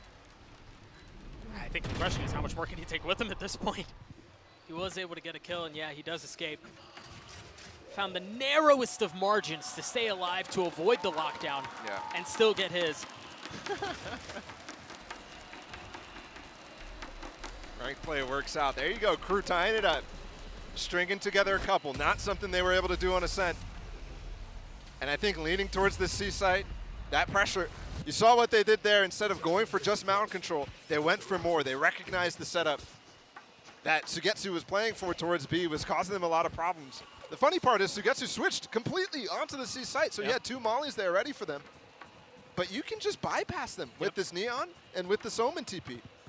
And honestly, once Davey starts to satchel in too, you're having a mighty hard time actually holding without pushing into mount. Yeah, you have problems when they're both flying at you like that. Look at the buy here, Doug. Only the saved weapons invested into this. Everybody else just light armor and a pistol. It's interesting how we see this round play out too. This is the first time we see Krü test the waters towards A. And they get through and they pick the perfect time. Remember I was talking about gambles on Ascent. Yeah. This time it looks like it's working out. You can't spam that with a Spectre.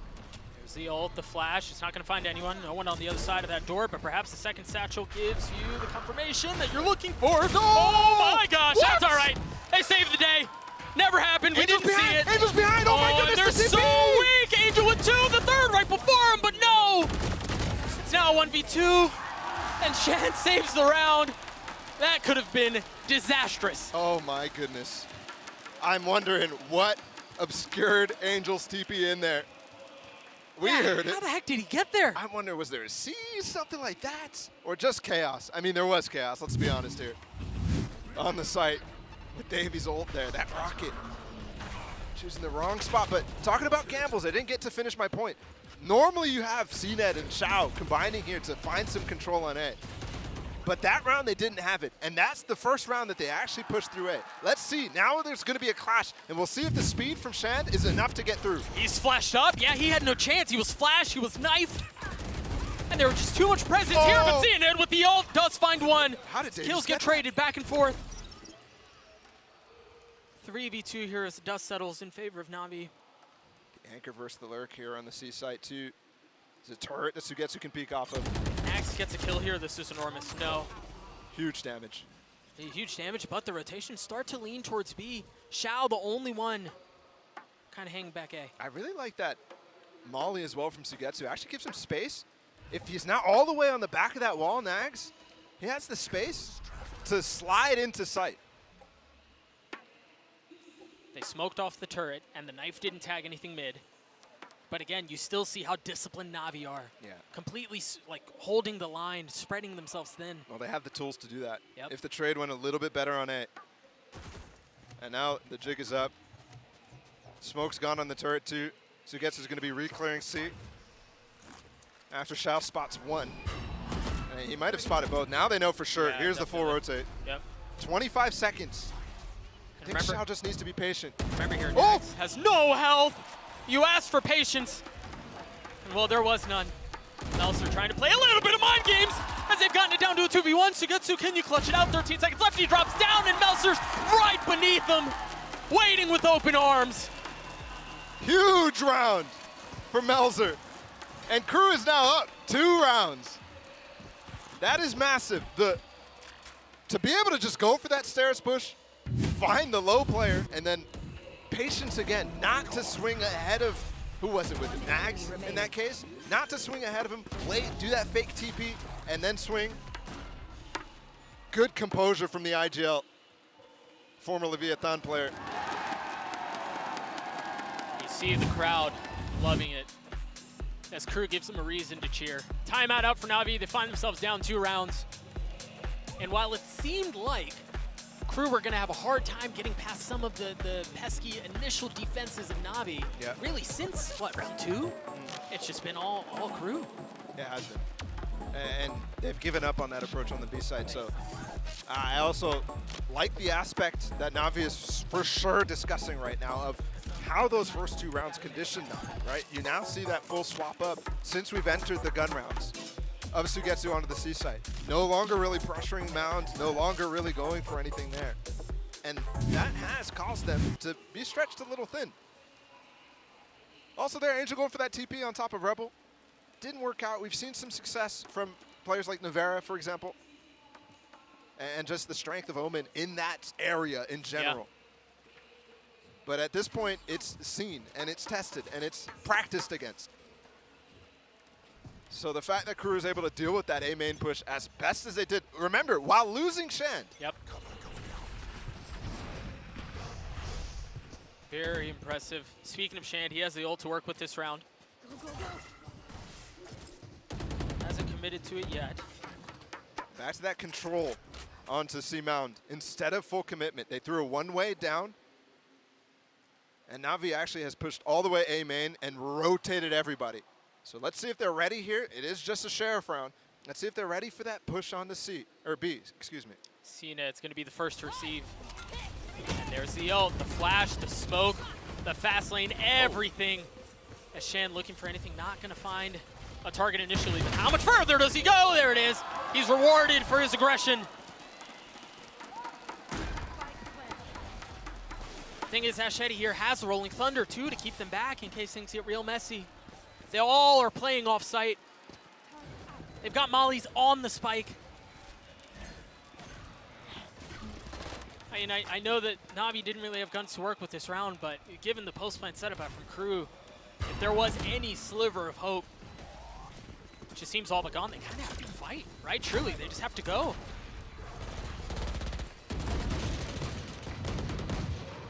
Oh my gosh. No. This could be bad. They've gotten 2. Kills get traded right back, and Davies cleans it up. I was certain that that round was going to get wrapped up, but that's the danger here of Navi. This is a great, great start here from Krü. After that bonus, they've been riding the wave. Yeah, and I think even important too to note, Ashedi keeping his Rolling Thunder, not having to invest it in a lighter round, so he can use it in a gun round such as this, post plants, whatever it may be. Very interesting. Remember when last time we saw him have that, it was combined with the lockdown to take C, and now there's no lockdown this time around, but they are leaning that way. Yeah. Zip on with the K ult. Could counter. Angel's going to actually TP all the way in the corner. They're fighting. Oh my Zip gosh, are they ever? But the kills get traded right back. CNN with the up, doesn't even get a chance to fire it. Clean shots up from Jen. And there's nobody here from Navi, not even close. TP's going to come in here shortly from Melzer. They'll plant the spike. He can even get off if he wants. Note here how close Xiao and Sugetsu both are to having their ultimates online. One kill could be all the difference. But with that in mind, the spike down, Melzer with a narrow exit. Now the Prowler through, seeing if it's going to tag anyone. No, nothing is free. Nothing will be given. Sugetsu's fallen. And Xiao now left in a surely almost impossible situation. Gave us a glimpse into the future too with that seize that he missed, but yeah, no way really back in, even if this is Xiao, even if this is the clutch master himself. And we're going up to 6 here for Krü. I mean, this is a reversal completely of what we saw in Ascent. Yep. 1000%. I mean, Krü just looks so much more comfortable, right? Like Melzer is calling an exceptional game, and we talked about it a little bit now that we have some time, but I really feel like this format puts all light on IGLs, right? Because you can come in with a game plan, but it's not like you have a lower bracket to where you can commit to it and then adjust. No, you have to do it on the fly. And for Melzer to get punched in the mouth the way he did in map 1 and then adjust to call the game he's called so far is really impressive. Yeah, and I think the way that Ascent went kind of helps him with that. Like I keep saying, I think if I'm in his shoes, I'm for sure telling myself, okay, yeah, they had gambles that worked, we had gambles that didn't work in a lot of calls, but yeah. Back to just Guardians and Vandal here. We're in round 9 right now. 4-round lead here for Krü. Angel left by himself. We've swapped Sugetsu all the way over towards the A side. We'll see if that continues into the next, and Davies leading the charge this time. Oh, but I mean, his duo's right behind him, Shan dashing in as well. They have full control of the site. The thing is, they have Sugetsu's lockdown for a retake, but do you really want to invest that? I mean, I guess you have 3 rifles to work with. Ulted to spawn, we have... Oh my gosh, he stuck it! No! He stuck it! What a mad lad! Sugetsu tried to play him, but no chance. They got a molly on the spike too. And there goes the lockdown. It's kind of off-plant here. It's kind of off-centered. Not all this post-plant's going to be perfect. They're going to have to try to take the fight to him. That's exactly what they're doing, but will they find success? The flash out, no challenge. Bait not taken, and another round for Krü. After Ascent, there was no way anybody was expecting this type of turnaround. No, not at all. Just ridiculous. And I have to say, the difference here from Angel in comparison to some of the other Omens that I've been watching so far on Lotus, he's trying some of the same things, but then as well trying some other things, where a lot of times he's continuing that Angel-type play style. Yeah. He's been engaged in so many of the first duels in this map. Yeah. It's just not been working out. Have to try to lead and keep it with Zip on. I mean, they're trying to dictate the pace, right? You see it even in the opening to that round. 4 members get the orb A, establish a main control. So they're doing what they can to swing momentum back their way, but Angel's got trouble here. yes, he does. You were just mentioning how he's often in these first duels, and I mean, if things continue the way they seem, he's delaying this one way for so long. I was really scared they pushed him through. Double flash. Angel has to wait. Yeah, he's just gonna ult out. Some rarely seen discipline on the first engagement there from Angel, but he still might be the first duel. Yeah, it's just delayed a bit. If nothing else, you see them, perhaps they're going to pivot towards B. I think they are, Paula. They hit the revolving door towards A to draw rotations back there as well, and they fully commit into B. This is so well rehearsed from Krü. They look so good. KJ ult from Sugetsu is so deep into Waterfall too that they have so much space. Heaven here still. They're just waiting for them to push. Look at how far off Shao is. Shan's not cleared here. Shan's not cleared for sure.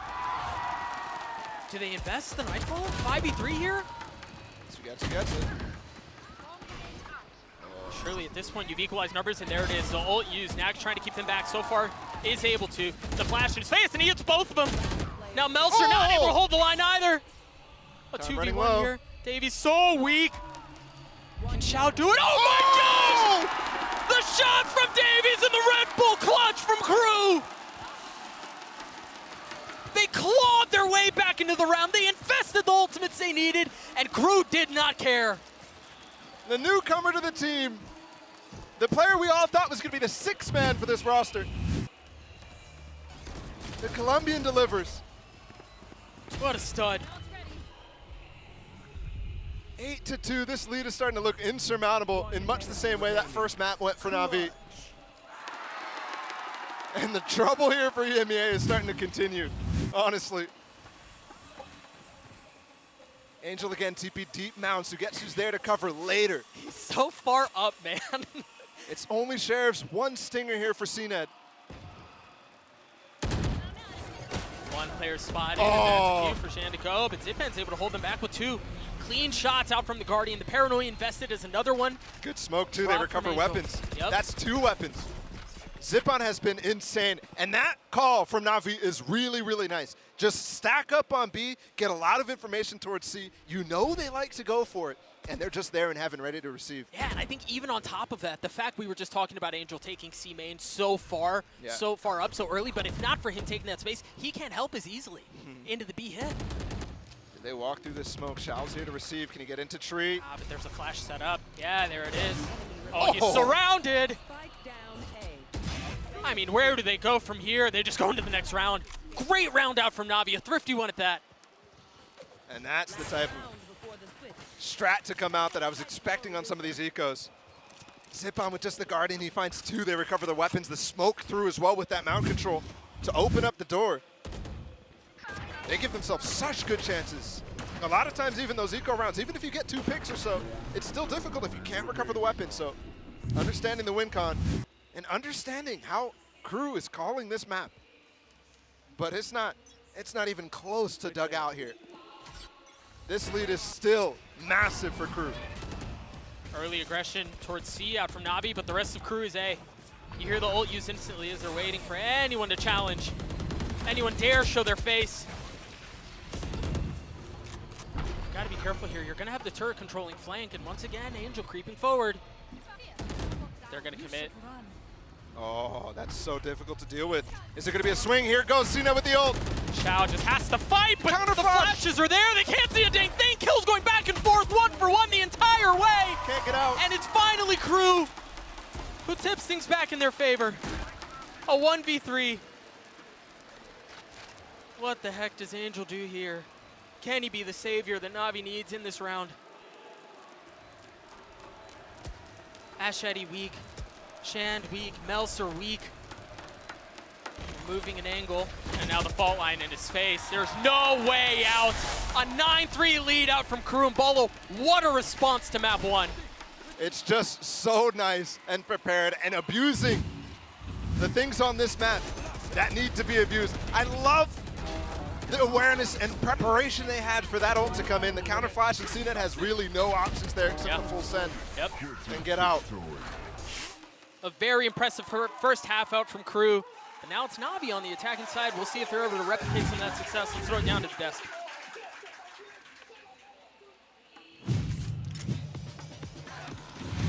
Thank you very much, Doug and Vala. Seth, you mentioned the Krüpium after the first map, and I think you were right. Krü, they're showing up here. You know what? I won't even accept the credit. It was Mimi. Mimi was the one who was saying there's some reasons to have that Krüpium. And yeah, they're showing why right now. Answering back in this first half with a 9-3, just like they suffered on Ascent at the hands of Navi. And I'm starting to wonder, is this Lotus pick just another misfire in the brains here from the side of Navi? Because right now, it's not looking great. We'll take a look back at round number 6. And this was one of the moments where it felt like the mentality really got shattered. An initial fight coming through, an opening pick from Xiao. Kind of taken down. Davies able to answer back one, but things just continue to fall apart time and time again here for Krü. Nice little rocket coming through from CNED to find themselves a third pick, but Melzer then pushes into this smoke, gets that snapshot onto Xiao, and then he just gets tucked against the rope wheel and Getsu. It was a major turn there for the IGL. Yeah, the IGL had a very strong start to that half, but so did Davies here. He had a fantastic first start of Lotus. After looking solid on map number 1, he came out here on Raze, which is probably his strongest role, and looked absolutely fantastic. A couple massive clutches, massive moments for this Krü team. But now as we look ahead towards the second half, my question still stands with, what are Navi's answers to this map? Because I feel like in that first half, they really struggled with dealing with these very fast C-long hits that Krü were going for, oftentimes abusing into that site, into B. Navi was unable to shut that down. Now they're on the side where I think they can show us a little bit more of what they have prepped. Is it enough, though? That's the question. That is the question indeed. Mimi, Krü, they need to hang on here, or they're going to be eliminated out of this tournament. Doug and Bala, I can't wait even to see what's going to happen. Honestly, Sue, I can't either. It's only been one half for Krü, but it seems like they have found a breath of fresh air. They seem like an entirely different team. Yeah, this comp has looked really good for them. They just look incredibly comfortable. Now, they even have the breach as well to kind of solidify some of the double duelist gaps that you would have normally. So this A main push is still going to work out. And then on the other side too, Mimi was talking about how the C push, the C long push was so difficult for Navi to deal with. And now you don't even really have the same tools that Krü had to execute that themselves. It has to be CNED. And Zipan has been the guy on that defensive side who you really are like, okay, I think I can rely on him to continue to carry, but on this attack side, it's going to be hard for him to just full control the game. See Shan just jump spotting, starting to feel some of the pressure. Looks like a door split here. Similar to what Krü did in rounds very close to the end. Here's the door getting broken. Melzer's going to be almost by himself. You got Axetti here as well. Yeah, and note it's not even just the door split. They hit the rotating door as well, but no rotations for now. That stun is really early, but the nade combo might find some damage. No. How bold does Xiao stay here? Just playing on the other side of the smoke. Just playing on the other side of the wall. Funny part is this flash from Melzer might actually let them clear. Oh my gosh. What discipline to clear that. But either way, Navi's able to maintain control of the side, or at least they were for a moment. A 2v2 here, you see the tap on the spike, instantly rethought. And now Melzer with 47 HP, tries to make a run at it and fails. Pistol goes in favor of Navi. That's 1 HP for Angel there. That is absolutely crazy. Look at the score lines for this team right now. 20 and 10 for Zipan, nobody else in the double digits for Navi. Reflective of the overall game and how it's gone so far. Oh, his back's hurt. And a chance to see that again is nice. I like the reflank as well from Angel, just holding on to aim control, making sure nobody's flanking you through the breakable door. A lot of times the problem when you go for any mid presence on any map, honestly, in this game. And look at this trap setup here. On C long. It's going to be a flash and a push, maybe a fault line too. And a bunch of stuns. Dude, Krü just want to fight. Yeah, but the door's opening now. And the flash too. They got paranoia. They can't see a dang thing. They try to find cover in the revolving door. And guess what? Angel's waiting on the other side. I mean, I love this on both sides. I like the idea from Krü. And that was kind of something that Navi did feint a little bit, that C-mount control early in the pistol round. So, hey, it's a good call. Potentially they'll go for the same thing But then Angel as well, taking the risk to open the door. A lot of times that can backfire. Yeah. But he only has a ghost, so he's not really worried. He's not concerned. He can take all the fights he wants. If he dies, that's okay. Yeah, nothing really lost there. Krü still hanging on to a lead. They now have rifles to work with. Xiao still using that Guardian. I mean, we've already kind of erased a big portion of that lead. 4 rounds still here. This is a pivotal round. Similar to what I said for Krü on Ascent. I mean, it's the same scoreline, just reversed.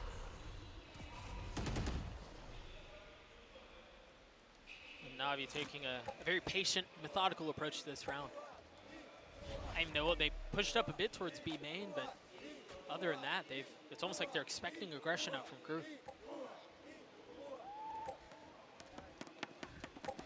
Bringing it back towards Ascent as well. This is where Navi on their attack side. Remember, they picked attack when they had the chance.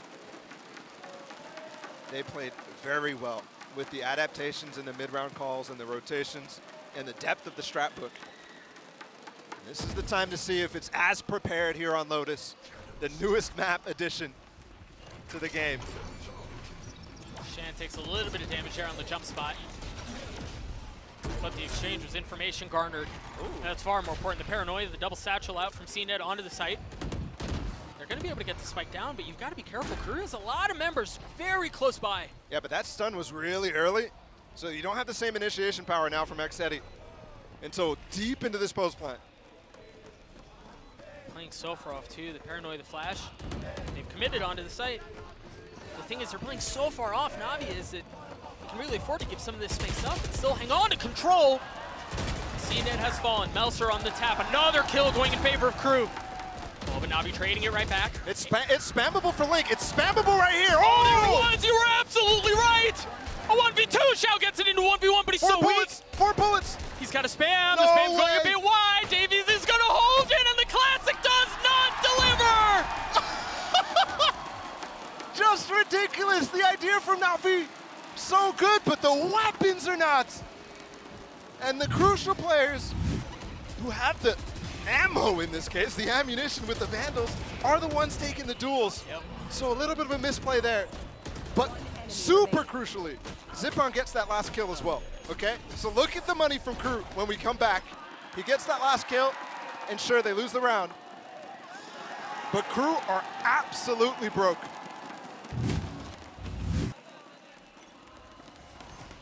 Oh my goodness.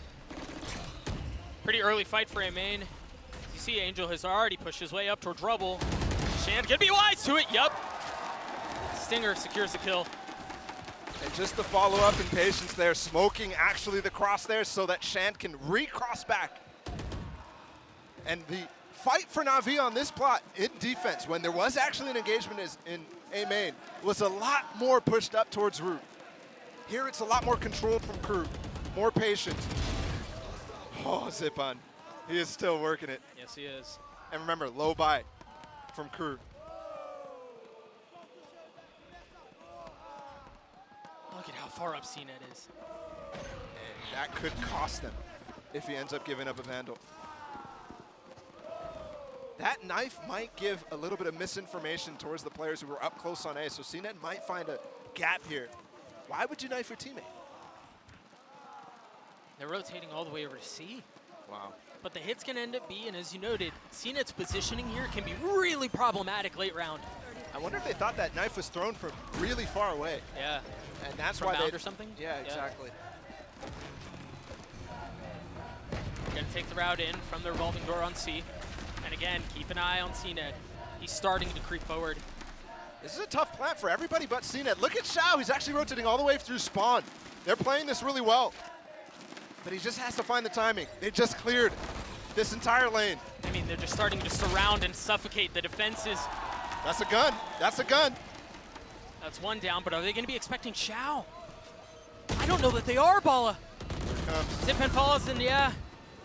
Xiao probably should have gotten 2 there, but... No time. No, there's no time at all. Oh, no. Shand was on for the ace there, too, but it wouldn't have mattered.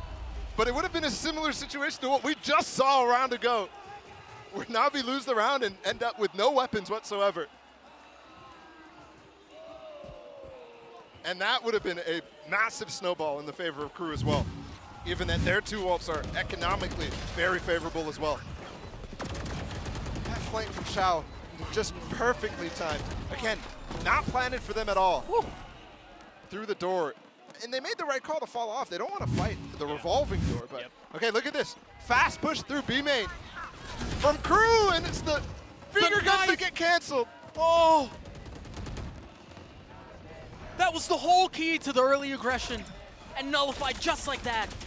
Doors open as well. They clear out everything in B main. Looks like Krü might want to re-aggress. But so far, Zipan is playing out of his mind. Another first kill for him. I mean, the guy's got to be flirting with 30 at this point, surely. He's not that old, Doug. Shan throwing a little shoulder across mid, and again, you see Navi, how patient and disciplined they are. They're going to end up C, and there's nobody there. Note they have seen its ult, Angel's ult as well.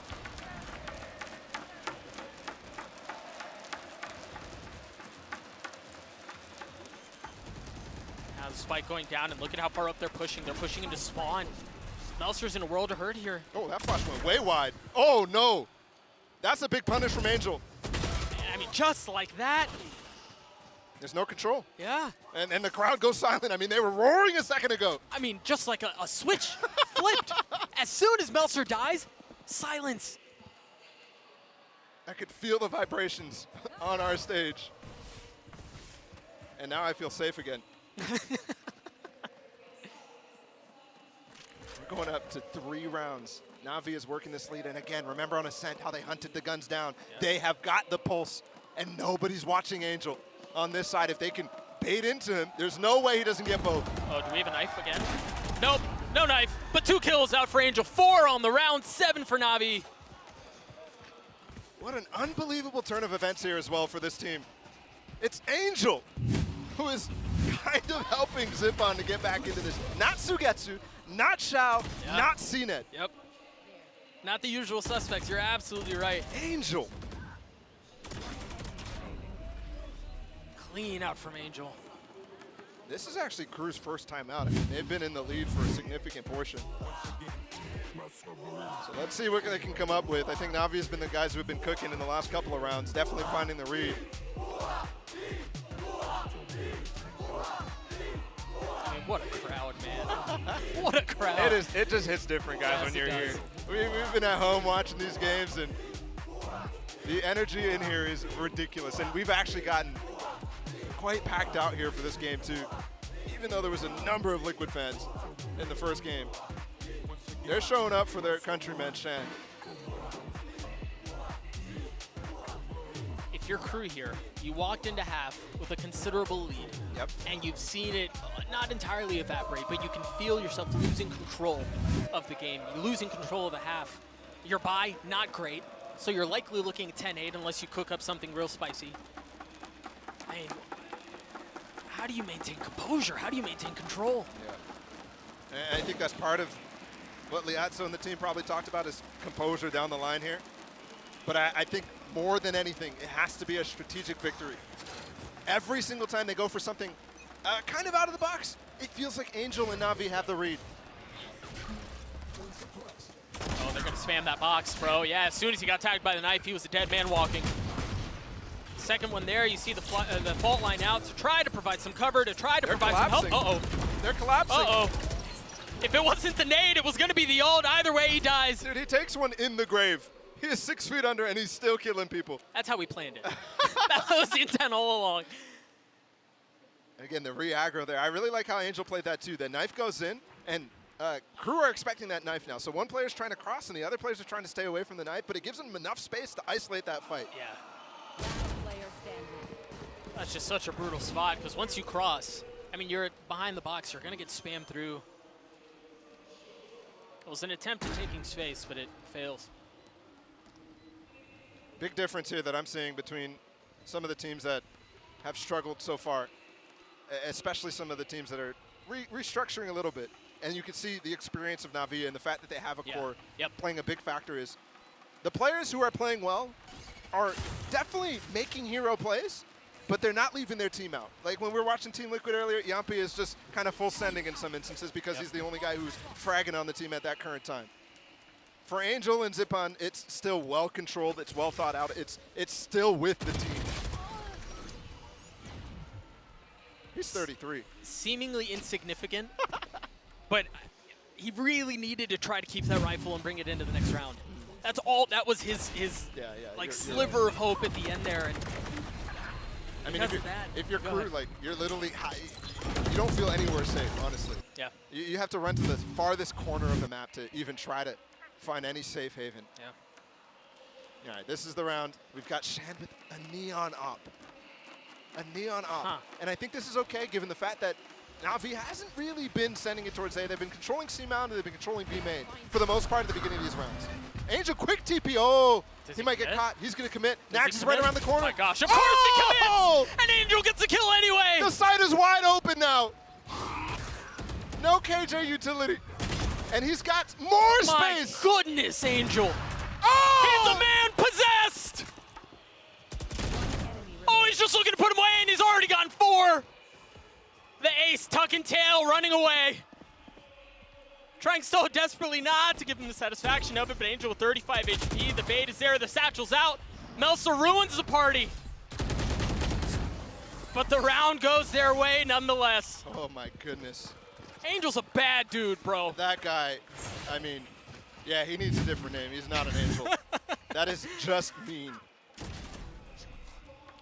It's not just that he sticks it. Doing horrible things. Look, the TP there, I mean, it's so well planned too. Like just around the corner. So if you're the player on site, you have to run all the way back. And now Krü, which probably have never thought of playing anti-Omen setup, Omen TP setups, is now thinking, okay, next time Angel has TP, we need to stay in spawn. Like that's just wild to think about. And Navi are now on tiebreaker point. Fast B push, and Angel's already TPing across A, so Getsu just sitting in the fast lane. Gets the trade, but gives up a rifle for it. And I don't know if there's enough space here for Navi to continue to commit towards this A side. And as I say that, marking out spawn and re-clearing to continue to hold that gun. Note here, Xiao has his ult, Cena does too.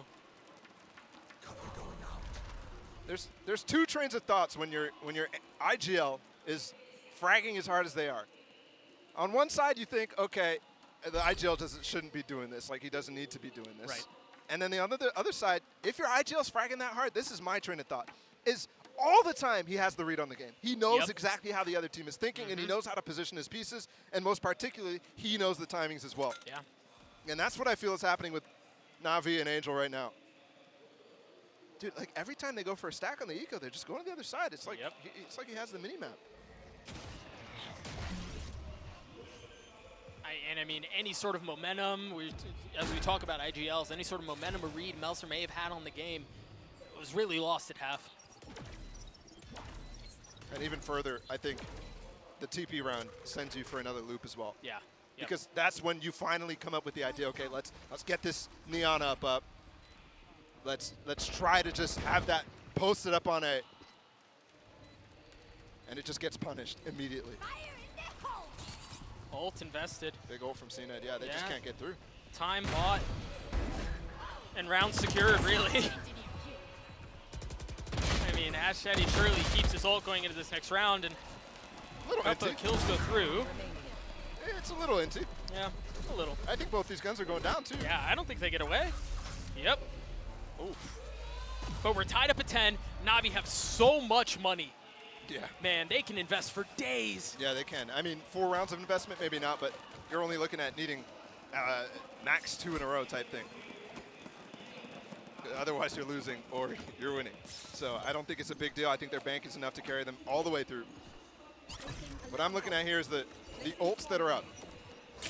I mean, we've got bases loaded in a sense in terms of the prime ults.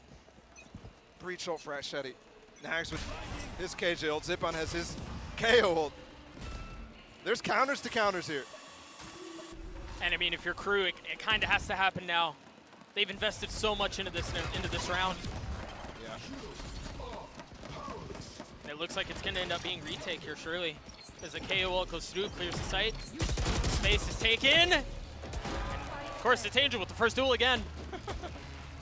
Not going in his favor this time. This KJ ult is keeping them well zoned, and that's really good because it allows Navi to stay spread against this breach ult that is for sure imminent. Yeah. And Nags is while watching the flank, he's good at KJ ults himself. That covers the spike. Oh, but the counter Shan! Nightfall hits too. Shan falls. Ashetti trying to dash around the utility and he can't find much. Shigetsu's shots are clean. And the ult, the utility's there as well. But he detained. Doesn't matter. Does not matter at all. Oh, it was CNET who was detained as well. Up in heaven. I was wondering who the second player was because it might have been both those players heaven and there might have been a way in. But talk about no bank on the other side right now. Krü is struggling. Bomb grenade out. I'll find you. Oh my goodness, what a collapse. I mean, the Nightfall paired with the Nightfall. The Nightfall paired with the Molly from KJ. Yeah. Is what got that. Oh my goodness. That's adorable. I mean, that's just. That is adorable. May not be Krü fans feeling that way. But again, you see this investment of utility towards A. How do they choose to go about this one? The revolving door, the only thing keeping the two omens away.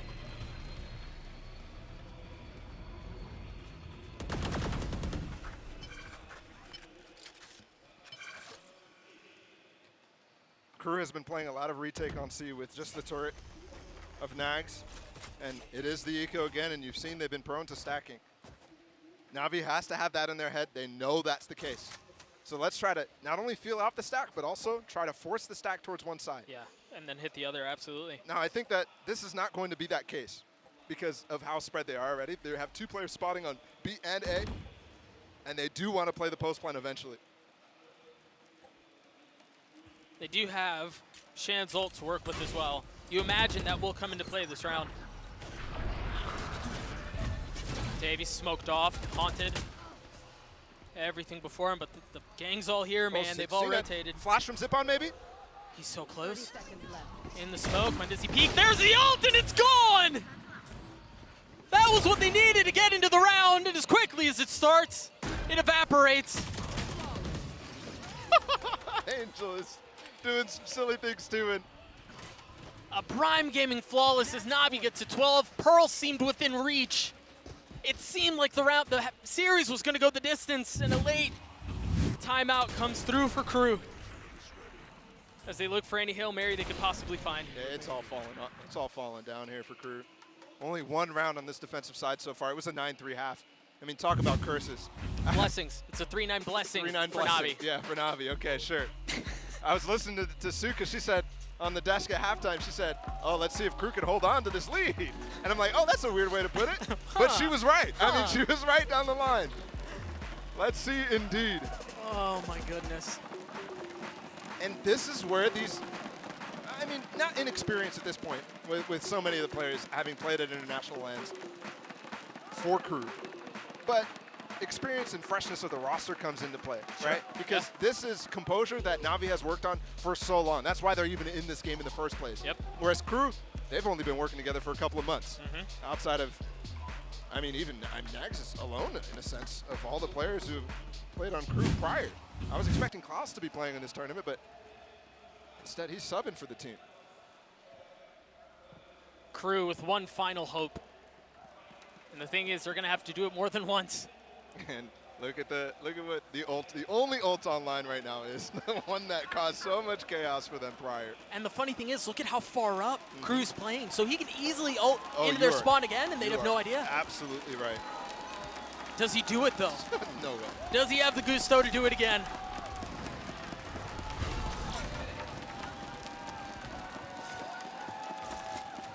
Again, the crowd fully behind Krü as they feel the intensity of the moment. All before him here. It's a flash through mound. They're not going to find anything, but they're going to follow up on this. And Cena's alone, in a sense. Oh! Oh, there's got to be help there, surely. They're really close to flanking here, though. Melser has no paranoia. Oh, Shand is close. Oh, but he's going to get spotted. Yeah, the Prowler clears him out. He's got to give the space back up. Oh, I was holding my breath there. Could have gotten spammed. They're going back towards C, re-clearing all that space. Remember, Angel still has his ult, and he's the only one out towards A. He's pulling so much, still has a flash too. Starting to call the final plays. The final touches, looking at the mini-map right now. They're hitting that C site. It's all up to Melzer for the final round to stay alive here for Krü at lock-in. By himself, he's got to reposition. He's got to get away, and he manages to do so. Stays alive at least for a moment longer. How far up does CNED push? Look at Angel on the flank. It's not going to be an ult. He may just do it the long way. But it looks like he's going to commit to it. They're huddled onto the site. Massive kill out from Melzer so far. CNED dancing around the utility. The flash in his face has to give the space up. And it's all just delaying. It's all just buying time for the main character to do it again. It's Angel. Now the paranoia to buy some space. Krü have to give the space right back up. 4v4 here, and again, look at Angel. He's wrapped all the way around into spawn. They've got them stuck. There's no way out. The kills come through for Navi and Melzer. Can you do it your own? No, you cannot. The lead gone. The series in favor of Navi. The European hope that we were all waiting for finally shows up here at lock-in and take down Krü very quickly. Unfortunately, that's goodbye to Krü, but hello to the actual contenders for EMEA here. So far, Navi look excellent. Man. And again, you see it. Shand as he walks towards the stage. A goodbye for Krü. And I think there were a lot of questions for Krü coming into this tournament, right? How are they going to fare against international competition, given the roster changes? How are they going to fare in the Americas when they get back home? And while it certainly wasn't the performance that they wanted, it certainly wasn't the outcome they wanted, I think there are plenty of bright spots. Yeah. I think for sure. Hey, this is a new team. This is a new team. They're fighting to be the best in LATAM and the best in Americas. We're going to see them very soon. Yeah, we are. Not fighting against Navi, but some of their compatriots out in South America and the rest of America as well.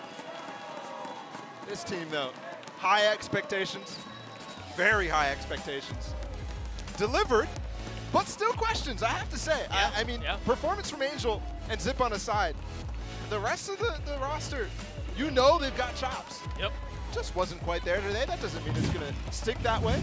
Well, you know, the nice thing is it didn't need to be there, right? Like, if you have all the other pieces working as well as they were.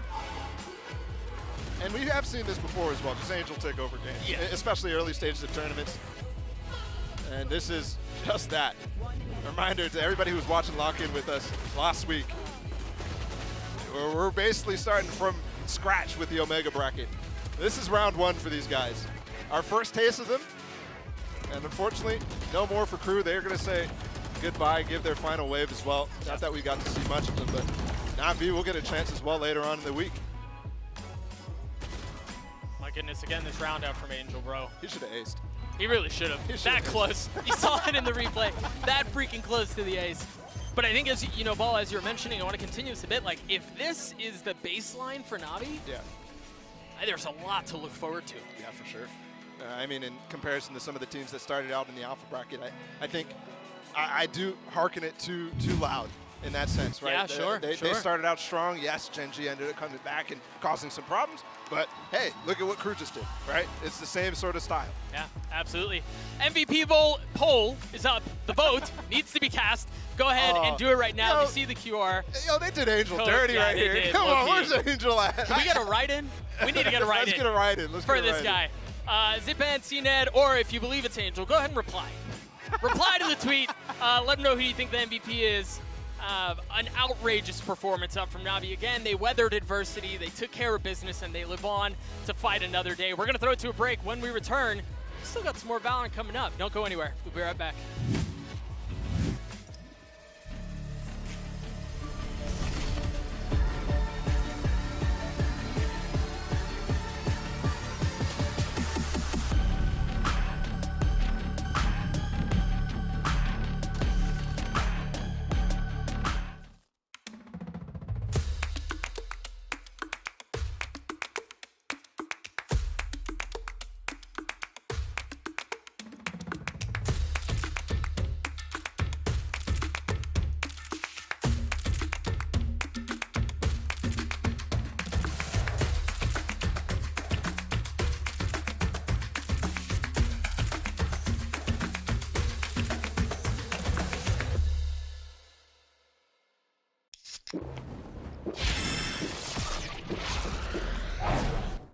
Red Bull gives you wings.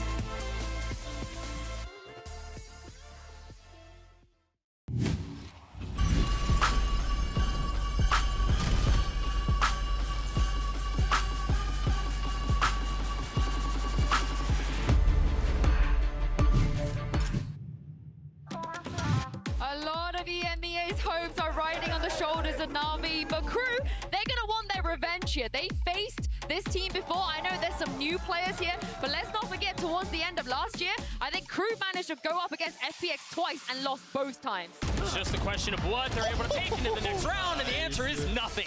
Can you keep them back? Can you keep them at bay? The spike goes down. Xiao in a 1v3. Clean shots out from Davies.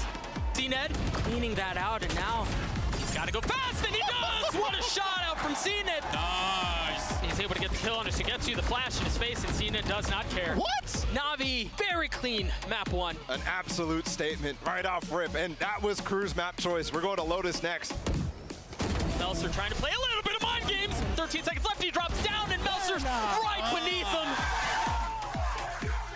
A 2v1 here. Davies so weak. Can Xiao do it? Oh my gosh! The shot from Davies and the Red Bull clutch from Krü! Oh no! That's a big punish from Angel. Oh, do we have a knife again? Nope, no knife. Nice. But 2 kills out for Angel. 4 on the round, 7 for Navi. Chetty trying to dash around the utility, and he can't find much. Sugetsu's shots are clean. I don't know, guys. It was too easy. The lead gone. The series in favor of Navi. The European hope that we were all waiting for finally shows up here at Lock-In and take down Krü very quickly.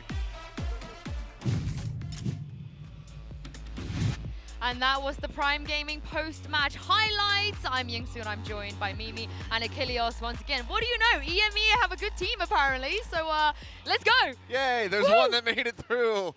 They look very, very good. And this was kind of the expected result. I mean, Krü putting up a hell of a performance, though, at the beginning of that map, but an equally terrifying, if not slightly more so, performance there from the side of Navi in the end. Yeah, the second half from Navi was really good. I felt like they had some really great answers to Lotus. On the attacking side, always kind of taking early B pressure, getting Angel teleporting across to be able to open that door and split space into C. They were never fighting for A long. It just felt like they had a great understanding of how they wanted to form their identity on the attack side of that map. And on top of that, we gotta talk about Angel. Yeah. Because this guy, he looked like a 16-year-old's aim in like a 30-year-old man's body. It was wild. Yeah. Nuts performance. I mean, Angel showing that you could be an IGL not playing a duelist and still put up solid figures. Who would have guessed it? Great performance from him. Absolutely crushing. Those TPs constantly just making Krü look absolutely frazzled. He didn't know which direction he was going to be coming from, and he was just shutting them down time and time again. Yeah, and like the double entries as well. You have CNED satcheling in, you have Angel TPing in on top of it. It was kind of a through line that we saw in Ascent that continued to be even stronger on that attack side of Lotus. I was very impressed. Well, before the break, we asked you guys to vote for the player of the match. Let's see the results now. You're going to be a little bit mad about this, but we did put Angel in here, but he TP'd out of there. He had something else to do on the Lotus. He had some more entries to get. Yeah, Lotus spawn, he had a date there. So Zipan has won this poll, who has also had a great performance as well. I mean, it was half the duo of that entry, right? It was Zipan and it was Angel always being able to get those early kills for their team, setting things up beautifully on that attacking side. Yeah, it was just a monstrous performance. I mean, Angel really coming into his own. Like, in the back half of that first half, that's when we really started seeing him starting to put up some solid figures, and especially going into the attack side. But Zipan before that was the one who was really leading the charge from the side of Navi, so an excellent effort by those guys. Well, Navi, they live to see another day, but sadly, we have to say goodbye to Krü, this team that's made so many international tournaments, that's made some changes as well. Mimi, again, one of those teams that just needs a little bit more time. Yeah, we can put it back in the oven for a little bit ahead of Americas, but things I liked, I think Davies had a fantastic debut as an individual. I like some of the calls from Melzer as well. I think a little bit more time in that IGL seat, and this team has potential. Yeah, I think, maybe go back to Ascent, revisit some of those fundamentals there because it didn't really come together, and it was a damn good effort. So clearly, their prep on Lotus looking overall decent until they get over to the defending side. So there's definitely some things, some bright spots here for them. Just need a little bit more polish. Absolutely, and I still want to see more from Navi as well. They come out and win this series, but I was a little worried about the first half of Lotus, and also still about CNED. He didn't have the greatest of performances on that Raze. Obviously was fantastic on the Jet, but I'm still interested to see how flexible he'll be on this roster. I think the people that believe that Navi were going to make a deep run in this bracket might believe that a little bit more now. Golden Boy is actually standing by with the in-game leader of Navi, the man of the hour in the Verizon post-match interview.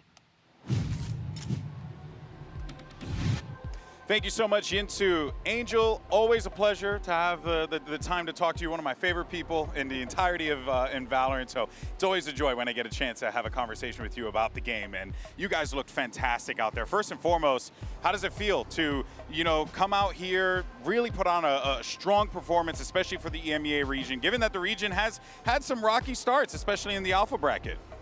Actually, I missed LAN so much. Yeah. Like, I missed competitive, I can't even describe. I really loved the place, I really loved the people who's cheering. I really like teams who we're competing against. I don't like format, but it's different topic, yeah. But I really like to be back, basically. Yeah, no, and it's good to have you back here. It's always a pleasure to have, you boys roll up on here and crush it every single time you step onto the stage. And now you have a new addition to the team. I know you've been asked this question a million times, but obviously for, CNED, he's a different type of player than Artis was. Were you guys looking to replace a player like Artis, or were you just trying to really, I guess, amplify and make the whole team better with the addition of him on the team? My philosophy, towards any player we get at any point of time, I prefer to give a guy freedom to do what he wants and then start fixing the things which he do wrong or which he can do better in terms of team play, or strategy-wise. Yeah. So I prefer the guy to show me how he likes to play, and then I'm trying to evolve it into the best gameplay for him possible. Interesting. So, well, I guess then that kind of leads into Lotus because, you guys went bold, you picked Lotus, we've been seeing it played a little bit here, but on the other side of the stage, they had a different philosophy than you guys. They busted out the neon. I want to get your thoughts on like your philosophy for Lotus in general, and also what you thought about Krü's approach in that game. Like, I'll be honest with you, it's very, very, very hard to understand which philosophy on Lotus is good now. That's fair. I have no idea. Maybe we're gonna play against Viper next time, they were gonna be stomped, you know? To be honest, we lost the side 9-3, right, on defense, so... That's true. It's very, very hard. I can't judge, but I don't like Neon in general, not only on Lotus, you know? Like, it's just an agent which I don't really like. Yeah. Actually, I'm not gonna explain why. You know what? I like that because we were talking about it off camera, and then now he's just changing his answer. Just son of a, okay. Well, look, brother, you guys are obviously a very heavy favorite for this tournament, especially with how you play. Heavy favorite? I mean, I would say as much. You guys look great. You played great. Just like me too much. It's but you're out here fragging like a pro, man. What were you doing during the off season? Like a pro? So like a pro. Okay. Like a pro. I got paid, bro, please. What were you doing in the off season though? Because it really does feel like though you yourself have stepped up your game. Like, I'll be honest, I just worked on my game much more. With addition like of Latex, who will become like assistant coach, and with me trusting Eric much more than at the start of last year, I'm doing much less work in terms of like strategies, preparation, anti-strats, and I have time finally to focus on my game. Let's be honest, this game doesn't mean that much, right? One good game is not like, oh, That's Angel, fair. now you're good. That's fair. Let's see how the tournament will end, and then we'll see. Is there a progress or not? I'm just saying, as your friend, can I just gas you up from time to time, make you feel good? Okay, yes. Yeah, there you go. All right, brother, it was a pleasure. Congratulations. Always a joy to Thank talk you. to you. But coming up next, guys, we got our last match of the day. It's going to be Zeta facing off against Leviatán. An awesome battle, and I can't wait to watch, and we'll see you guys on the other side.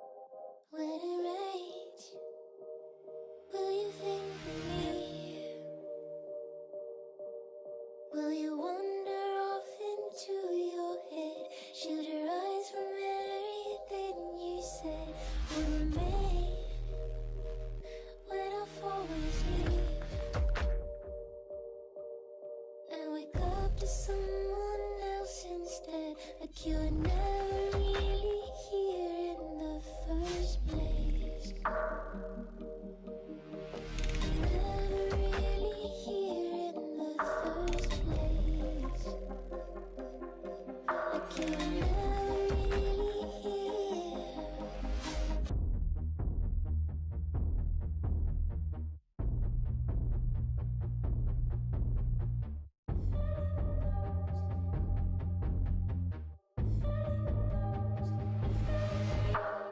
If anything goes, then why won't you come to me?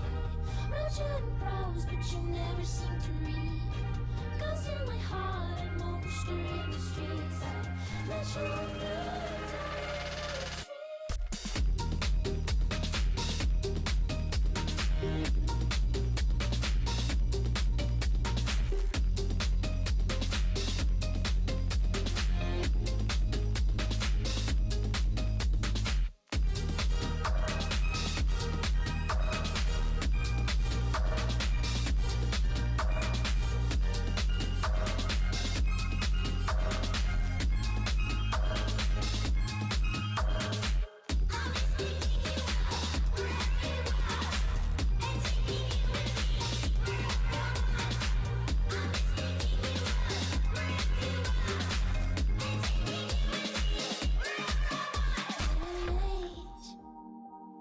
Will you think of me?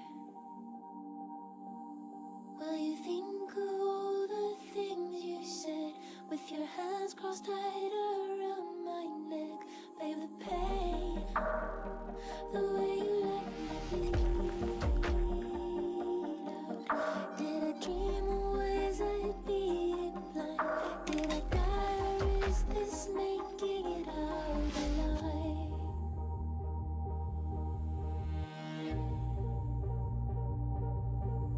Did I dream or was I being blind? Did I die or is this making it out alive? I'm just making you up wherever you are, and taking you with me wherever I want. I'm just making you up wherever you are, and taking you with me wherever I want. Hey, I'm way up, could never be under you. And I never move like a sucker do. Came out the mud and it wasn't because of you. Look at my stats, I got too many W.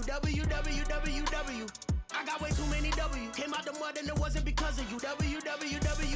Hey, I never care what the others do. I'm in the penthouse enjoying the upper view. Don't ever think that your lady is stuck with you. She pull up on me and tell me I'm lovable. Don't do the cap, never been gullible. I've been a plug and I'm unpluggable. Been undefeated, feel like a mother too. Call me.com, that's www. Really feeling myself. This ain't the place to approach me. I ain't never been on a shelf. I save that space for the trophies. I'm running to it, we get it and laugh. We catch a dub and we running it back. I'm like a boxer that's training to fight, cause I wake up and punching to get to the bag. I'm way up, could never be under you. And I never move like a sucker do. Came out the mud and it wasn't because of you. Look at my stats, I got too many W. I got way too many W. Came out the mud and it wasn't because of you. I'm world. Yeah, prices keep on going world. Y'all still need to get your world. Nothing left to say, I'm world. Hey, look at the drip, I'm looking colorful. I took a chick, kiss her in front of you. We got to win.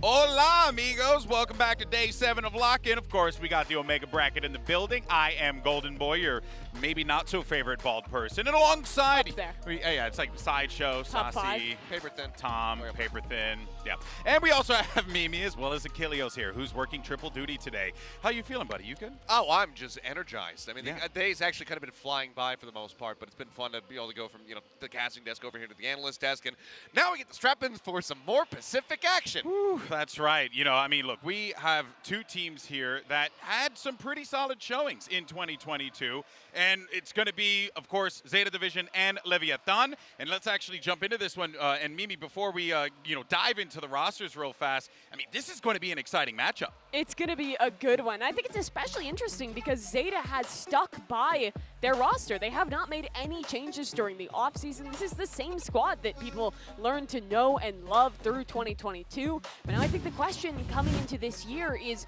are we going to see them improve? Because they had a fantastic high and then kind of fell off towards the latter part of 2022. And I'm not so sure. Yeah, I mean, the big question is just how are they going to perform? Because like you said, that high was phenomenal. When they were able to achieve that run, it was looking masterful from them. But it has been inconsistent. They're sticking with the same five-man core, though. They had a lot more time to really go through their parameters, go over their protocols, and hopefully that's going to translate into a stronger performance because it needs to be one if they want to take down Leviatán. And I mean, I guess to kind of chew through your question, GP, we can take a look at some of their placements from last year because they had that moment where we saw the potential of this roster fully realized. That was, of course, Reykjavik. They make it top 3 at that event and then fall flat at Istanbul, didn't have the best performance at Berlin, they eliminated didn't even qualify to Copenhagen. Yeah, but that's the thing. That's what I was actually going to bring up, right? Like, they played some close matches in that one. They took some maps off of some solid teams, but unfortunately they kind of fell flat in the elimination games, and now it puts me in this spot where I don't know quite what to think about Zeta. Yeah, it really is tough because, as you pointed out, GP, the last time we saw them, they did have to play against Cloud, and that is a really tough draw for them because obviously they went on to just win the whole damn event, but they did make it fairly competitive throughout those matches that they did have to play. But it just wasn't what we wanted to see after that miracle, that Cinderella story, where they went over to Reykjavik and then completely missed out on the next event. We wanted them to come back into international competition and put up some really solid performances, but unfortunately, we kind of got it, but it wasn't the wins that we were looking for. Yeah, I think one of the big things for me is I want to see this team's emotion in check, because I felt like at Champions, when they showed us good things and the game started kind of slipping away from them, they almost spiraled in a way. You have that famous moment where Lads was like just sitting on stage staring at his monitor after they choked a match to Boom. Like, this team is very emotional, but they need to harness that to improve and to be the best that they can possibly be in these matches. Well, it seems as if, though, that they're going to make some adjustments, some changes.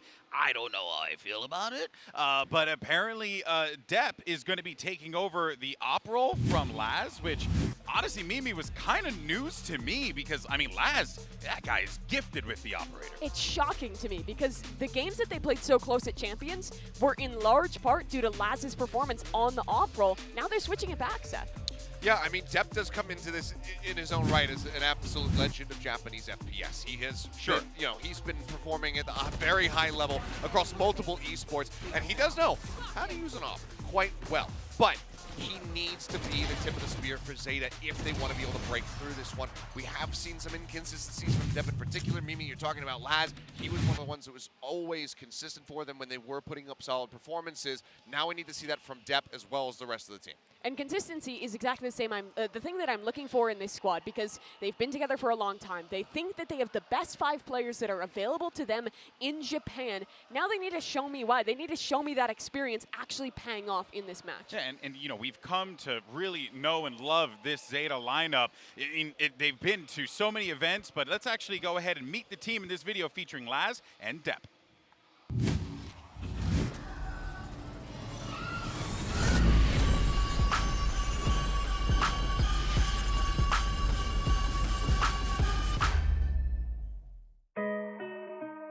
ラズです。日本のゼタディビジョンに所属しております。チームではリーダーをやっていて、主にセンチネルを担当しています。チームでフレックスでいろんなエージェントを使いながら、非常にアグレッシブなプレーを得意としています。で、めちゃくちゃパワフルで打ち合いも強くて頼りになる選手です。シュガーゼロは非常に頭の切れるプレイヤーで、チームではコントローラーを担当しています。クローはうちで一番のサポート選手で、僕と同じ年長組でチームを支える、チームの柱になっている選手です。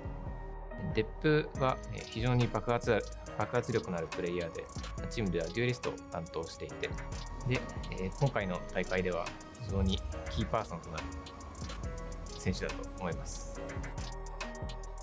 名前はデプです。チーム名はゼータディビジョンです。まあ、うまくいけばできると思います。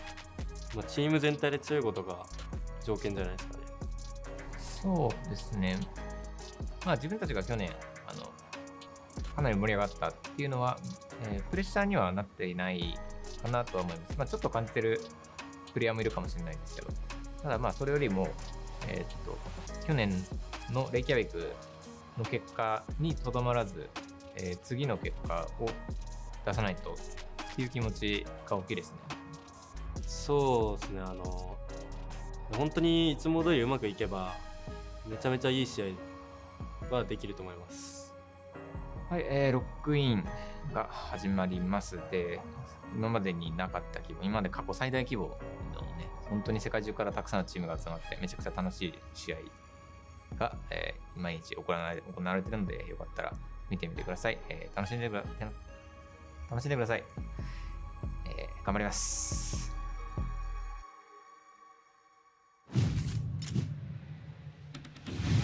Well, I think it's safe to say that whenever Zeta's playing, we do enjoy watching Zeta play because they are such a talented team. And something I thought was really fascinating in that one, Mimi, was, you know, them looking for that next achievement, that next goal that they're trying to find.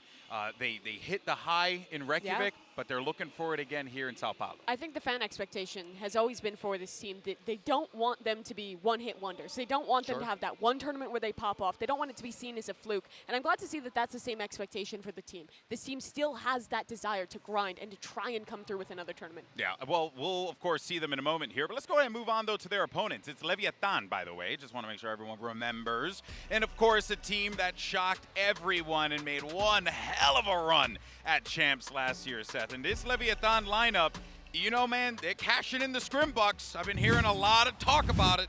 I mean, it's just terrifying kind of top to bottom here with this squad. Many known quantities. A couple new flips through, you know, as far as the roster is concerned. But one of the best performing IGLs that we've seen at international events in King. Guy has just been absolutely incredible throughout his run. Some of the plays that he's gotten away with in his career, just absolutely bonkers.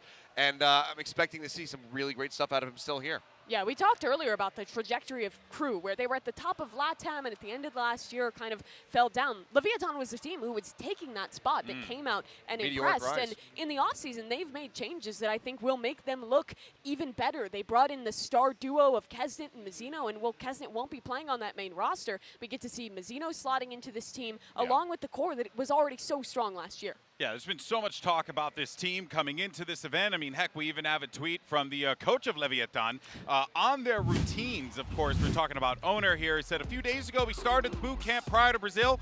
We're testing a comprehensive routine where we are accompanied by professionals in psychology, nutrition, mindfulness, and physical training. So basically, the team is getting all the resources that they need, Mimi, in order to be a successful roster in this sport. I think your wife's going to be really happy that you're finally fluent in Spanish enough to translate that tweet. What can I say? Fantastically done. The Duolingo has been crushing it for me. I'm impressed by that one, but I'm also kind of impressed by like the Sigma grind set that this team has been on during the offseason. They put out a video about this routine.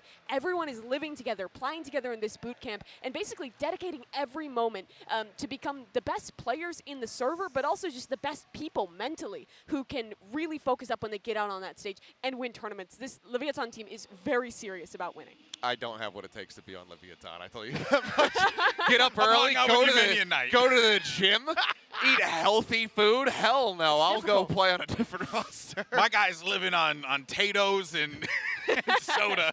Pizza, Red Bull. Gamer lifestyle. Yeah, go to bed at 4 in the morning. But you know what, though? Here's the thing. When you look at the best sports teams, you know, in the world, right? It is the staff, the people that support the systems that are in place that allow these teams, Mimi, to find that success. And I think that's partly the reason why, you know, this team is going to have a pretty decent run in this year. Yeah, I'm really excited to see them. And the guy who was making that tweet, owner, their coach, probably the most or one of the most storied coaches in VALORANT, was in charge of the rise of Krü, came on board with Leviatán. They had their meteoric rise. And now the question is, when does that upward trajectory stop? Where's the final destination for Leviatán? Oof. Yeah. Well, hopefully it's not like the movie. But that being said, though, for more on Leviatán's prep coming into lock-in, let's go ahead and meet the team.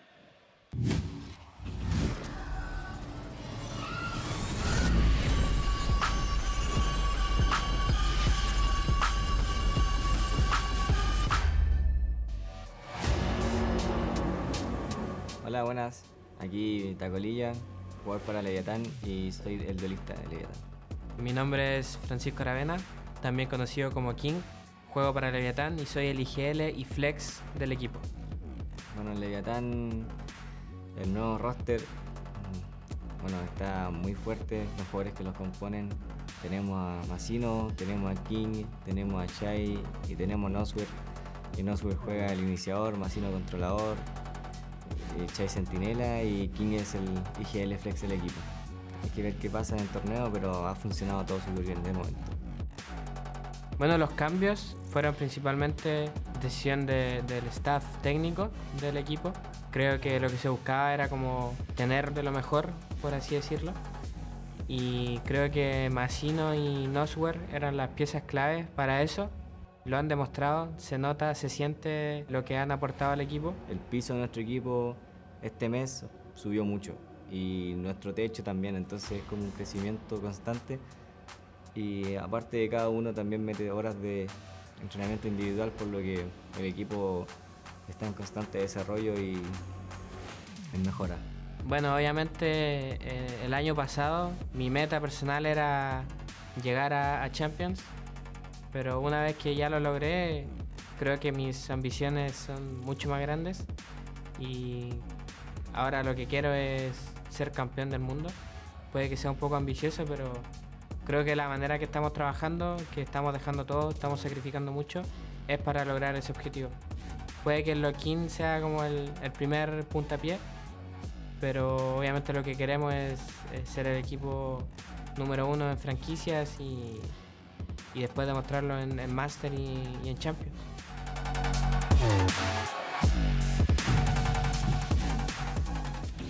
Always great to hear from Leviatán and the players as they get ready for their matchup, and there's just so much excitement, around this team, Seth. But I think, we were watching and brought up an interesting point. We have seen this implemented before. This is not new in esports, where teams come in and they throw in a bunch of resources to try and elevate the team to the next level outside of the server. So sometimes, that could backfire potentially. Yeah, it doesn't always necessarily work out, but it seems like just given the performances we've been seeing from Lev, given the way that Honor has been just a dominant coach in his career so far here in Valorant, it seems like the systems that are put in place are working. We'll have to obviously see. If they walk away with a win here, I think it's saying, you know what?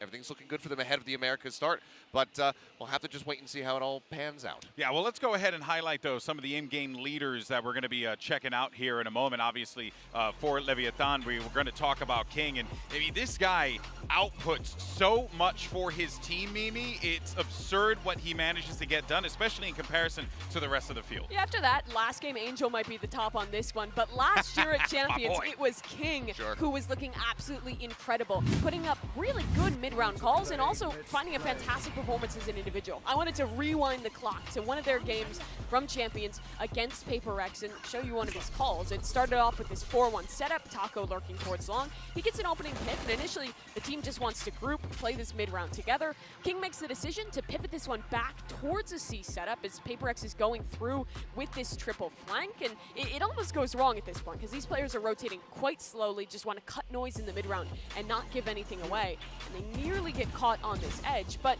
when they get to that C site finally, the reaction is incredibly quick and well done. This execute is well set up. You have the breach ult heading in. You have double satchels from King diving in as Mel's or TP's backside off a flash. It's all really well executed, and King is the forefront of that. He's kind of the rarity in IGLs, almost kind of similar to Angel, where he's always leading from the front, playing on this duelist role, and setting his team up for success with both the calls and the performance.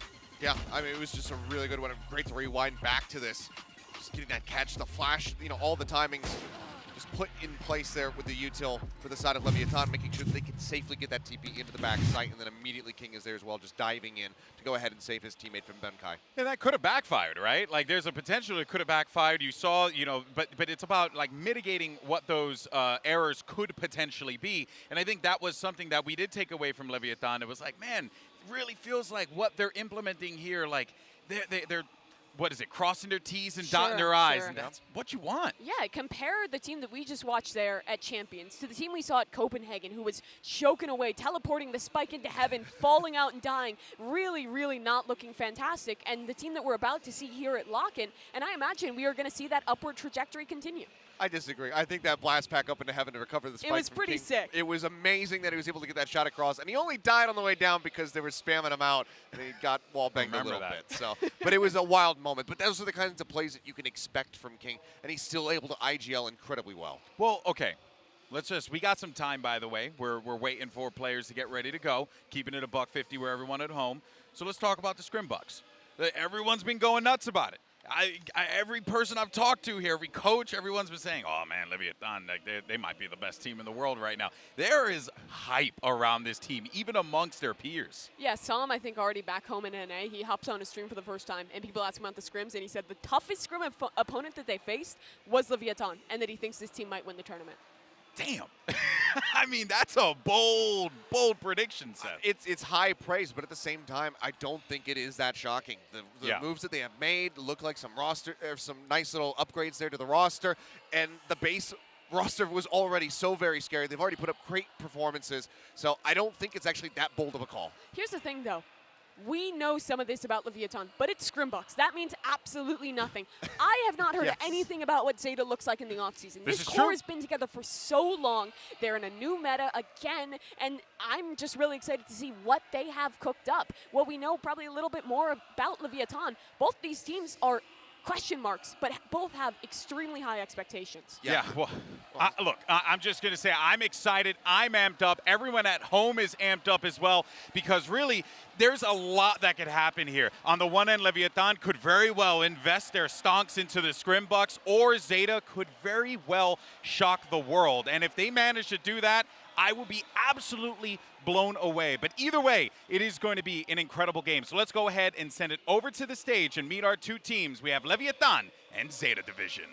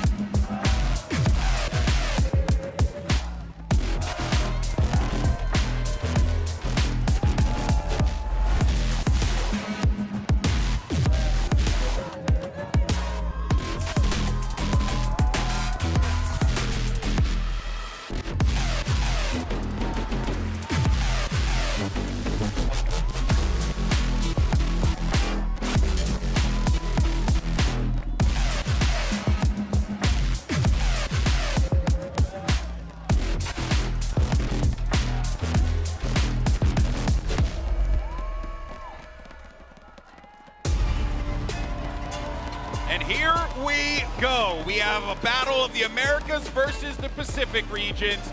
It's going to be Leviatán versus Zeta Division, two teams that we, honestly, Mimi, are unsure what to expect in this one, especially for the boys in Zeta, given that this is the same roster with some slight tweaks. Yeah, this matchup, it's the question of whether we can get another miracle run from Zeta Division. If they can start another Cinderella story here like Reykjavik, find that next achievement, or if they're going to be another victim to Leviatán's continual upswing that we've seen over the last year. Yeah, I mean, we saw a little bit of Zeta in the offseason at some events. Didn't look too great, but the same could be said for the likes of Talon. The same could be said for the likes of Team Secret. That's fair. Can they have that same Pacific magic that has been infecting this tournament for the most part? Hey, for the most part. It's a blessing. I love it. I'm all about it, man. If you lose the DRX in the offseason, you crush it, lock it. Everyone online was just down on the Pacific region in the alpha bracket. It's like, wake up, people.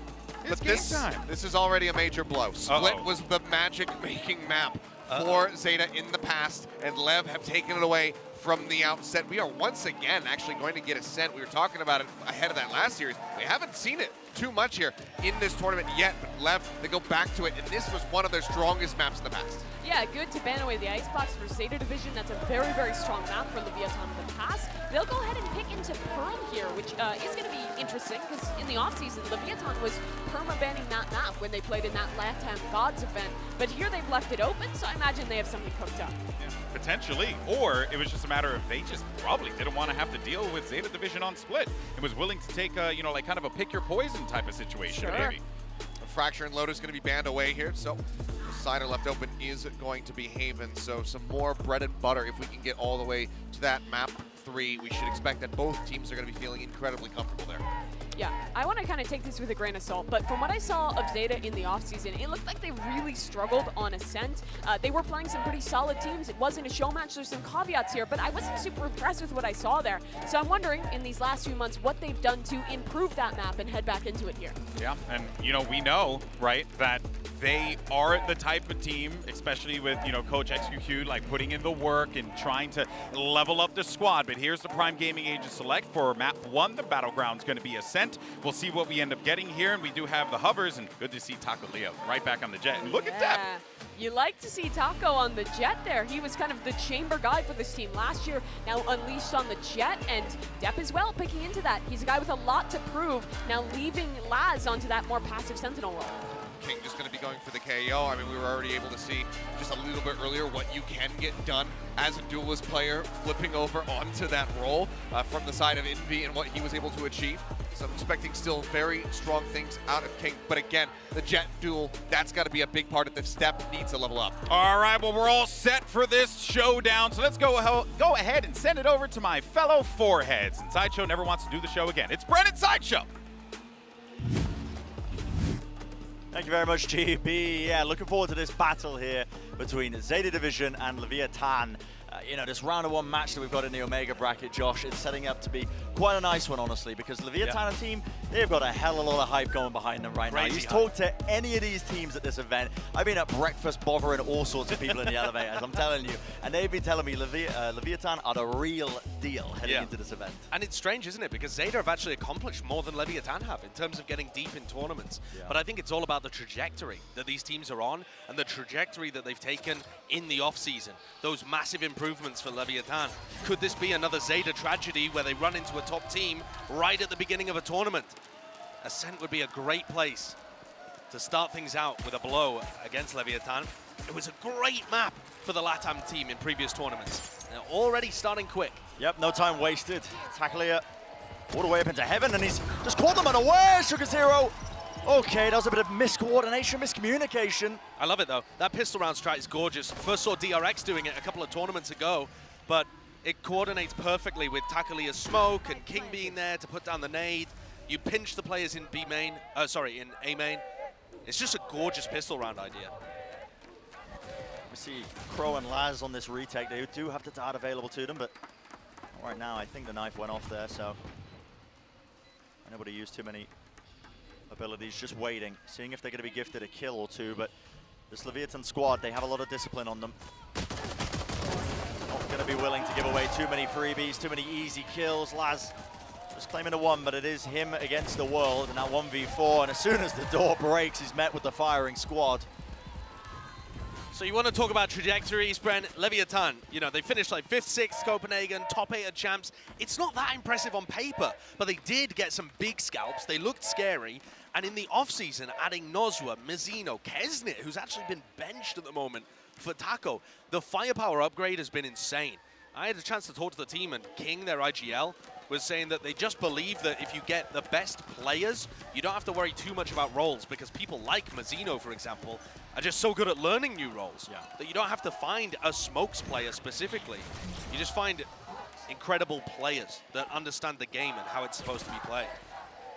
That's a battle I'm going to be taking a close look at as well. Mazzino versus Sugar Zero. Yeah. On the controllers, I think watching Mazzino in the off-season was a treat, honestly, the way that guy was able to just react and anchor effectively. And Mazzino's been amazing in the flex role in previous tournaments too for Krü. But we've also seen Sugar Zero turn up at a lot of the events and put in some heavy work. I think Sugar Zero is going to be asked to do a lot here because Laz is now on less of an impactful role, or at least that's what we would expect from Killjoy instead of Chamber. Yeah. Chamber hitting this team particularly hard, it feels like, in the roles, but... And that just means that Depp and Sugar Zero have to step up. There's no two ways around it. It's a heavy fight now. Well, go down without any issues, just wading into the smoke. Enough that they open themselves up to these angles, but currently, Leviatán just looking to farm up these eco kills, and that's Zeta hoping that they could get an easy def there to the spike, making sure that they deny any and all ult points, but now Leviatán not letting anything get away from them. Isn't it wild how aggressive Leviatán are playing in these post-ban situations? That has to be intentional. I think it's to try and scare Zeta for when the rifle rounds come up. I actually don't think, here's my pred. I don't think Taco and Nozwa and King, I don't think they're going to be doing that in the rifle v rifle rounds. I think they're trying to make Zeta scared of it so that they're slower on the retakes later on. But we'll have to see. Sure. I think it's just a prime piece of conditioning. But now rifles in the hands of Zeta Division. Krü with his Odin over in B main. And you can see how they're playing Depp in mid here. Depp should be pressured fairly heavily by the Sova utility, but if you're good enough on Jet, you can still find the openings. Pretty far back right now, using that Phantom. A huge amount of util, and he has to dash back, actually, just taking that early fight. And all that space afforded to Leviatán. Look at them already just making sure that they work their way forwards. There was a knife to clear through market a little bit prior. Now just backing away. That early pressure they've applied, making sure that they strike fear into Zeta Division with their defensive setup. They don't know where they could be currently. Zeta need to go and retake mid. Okay, the recon dart in B main gives Krü a little bit of safety, but they need to go and actually find out whether these players are still in mid. They don't have any good info. Lamba will slow down the pincer play, trying to come through into two different avenues. Nozwa sets up that dart over the top as well. Players just trying to anchor right into the back. Behind Dice, close. That turret causing all sorts of problems. And reinforcements have arrived. Dead. Right from the back, all the way on Heaven, swings wide, collecting 2 kills. All down to Shy. Puts his way forwards, but yeah, has to break the glass and immediately alerts Krü of where exactly that guy was playing. It looked like a great setup from Leviatán, but you're right, Brent. Depp is the playmaker there. He was really passive in mid, and I didn't think he was going to get to the fight in time. But those anchors held on for long enough that Depp could swing out into Heaven and help Laz reinforce his position before he got overwhelmed. Solid anchoring from Laz, from Sugar Zero, and then Depp swooping back in, playing that rotate role. Yeah. That's what you need to see. A weird dart from Nozwa in that round as well. It only landed and cleared the front section of the sights, and none of the players that are anchoring behind Jenny or the Dice were caught out by it, but a new round now. And so Zeta do get that one on the board. Leviatán starting to get up to some of the ultimates, but nothing that you can really craft a game plan around just yet. Krü hasn't been spotted in this position. They obviously know that there's a chance of a Sova with an Odin being right here, but it's not like Leviatán have been playing for B main control just yet. No, in fact, that's a play, I think, off the turret contact main. It looks like it, yeah. Yeah, so as soon as that turret ended up firing at somebody, they will be spammed down a common angle. That is big damage onto Sugar Zero over towards Catwalk too, and look at how fast Leviatán are moving around the map. They prod in one direction, pivot down another. They're very quick into mid, and it's only this alarm bot.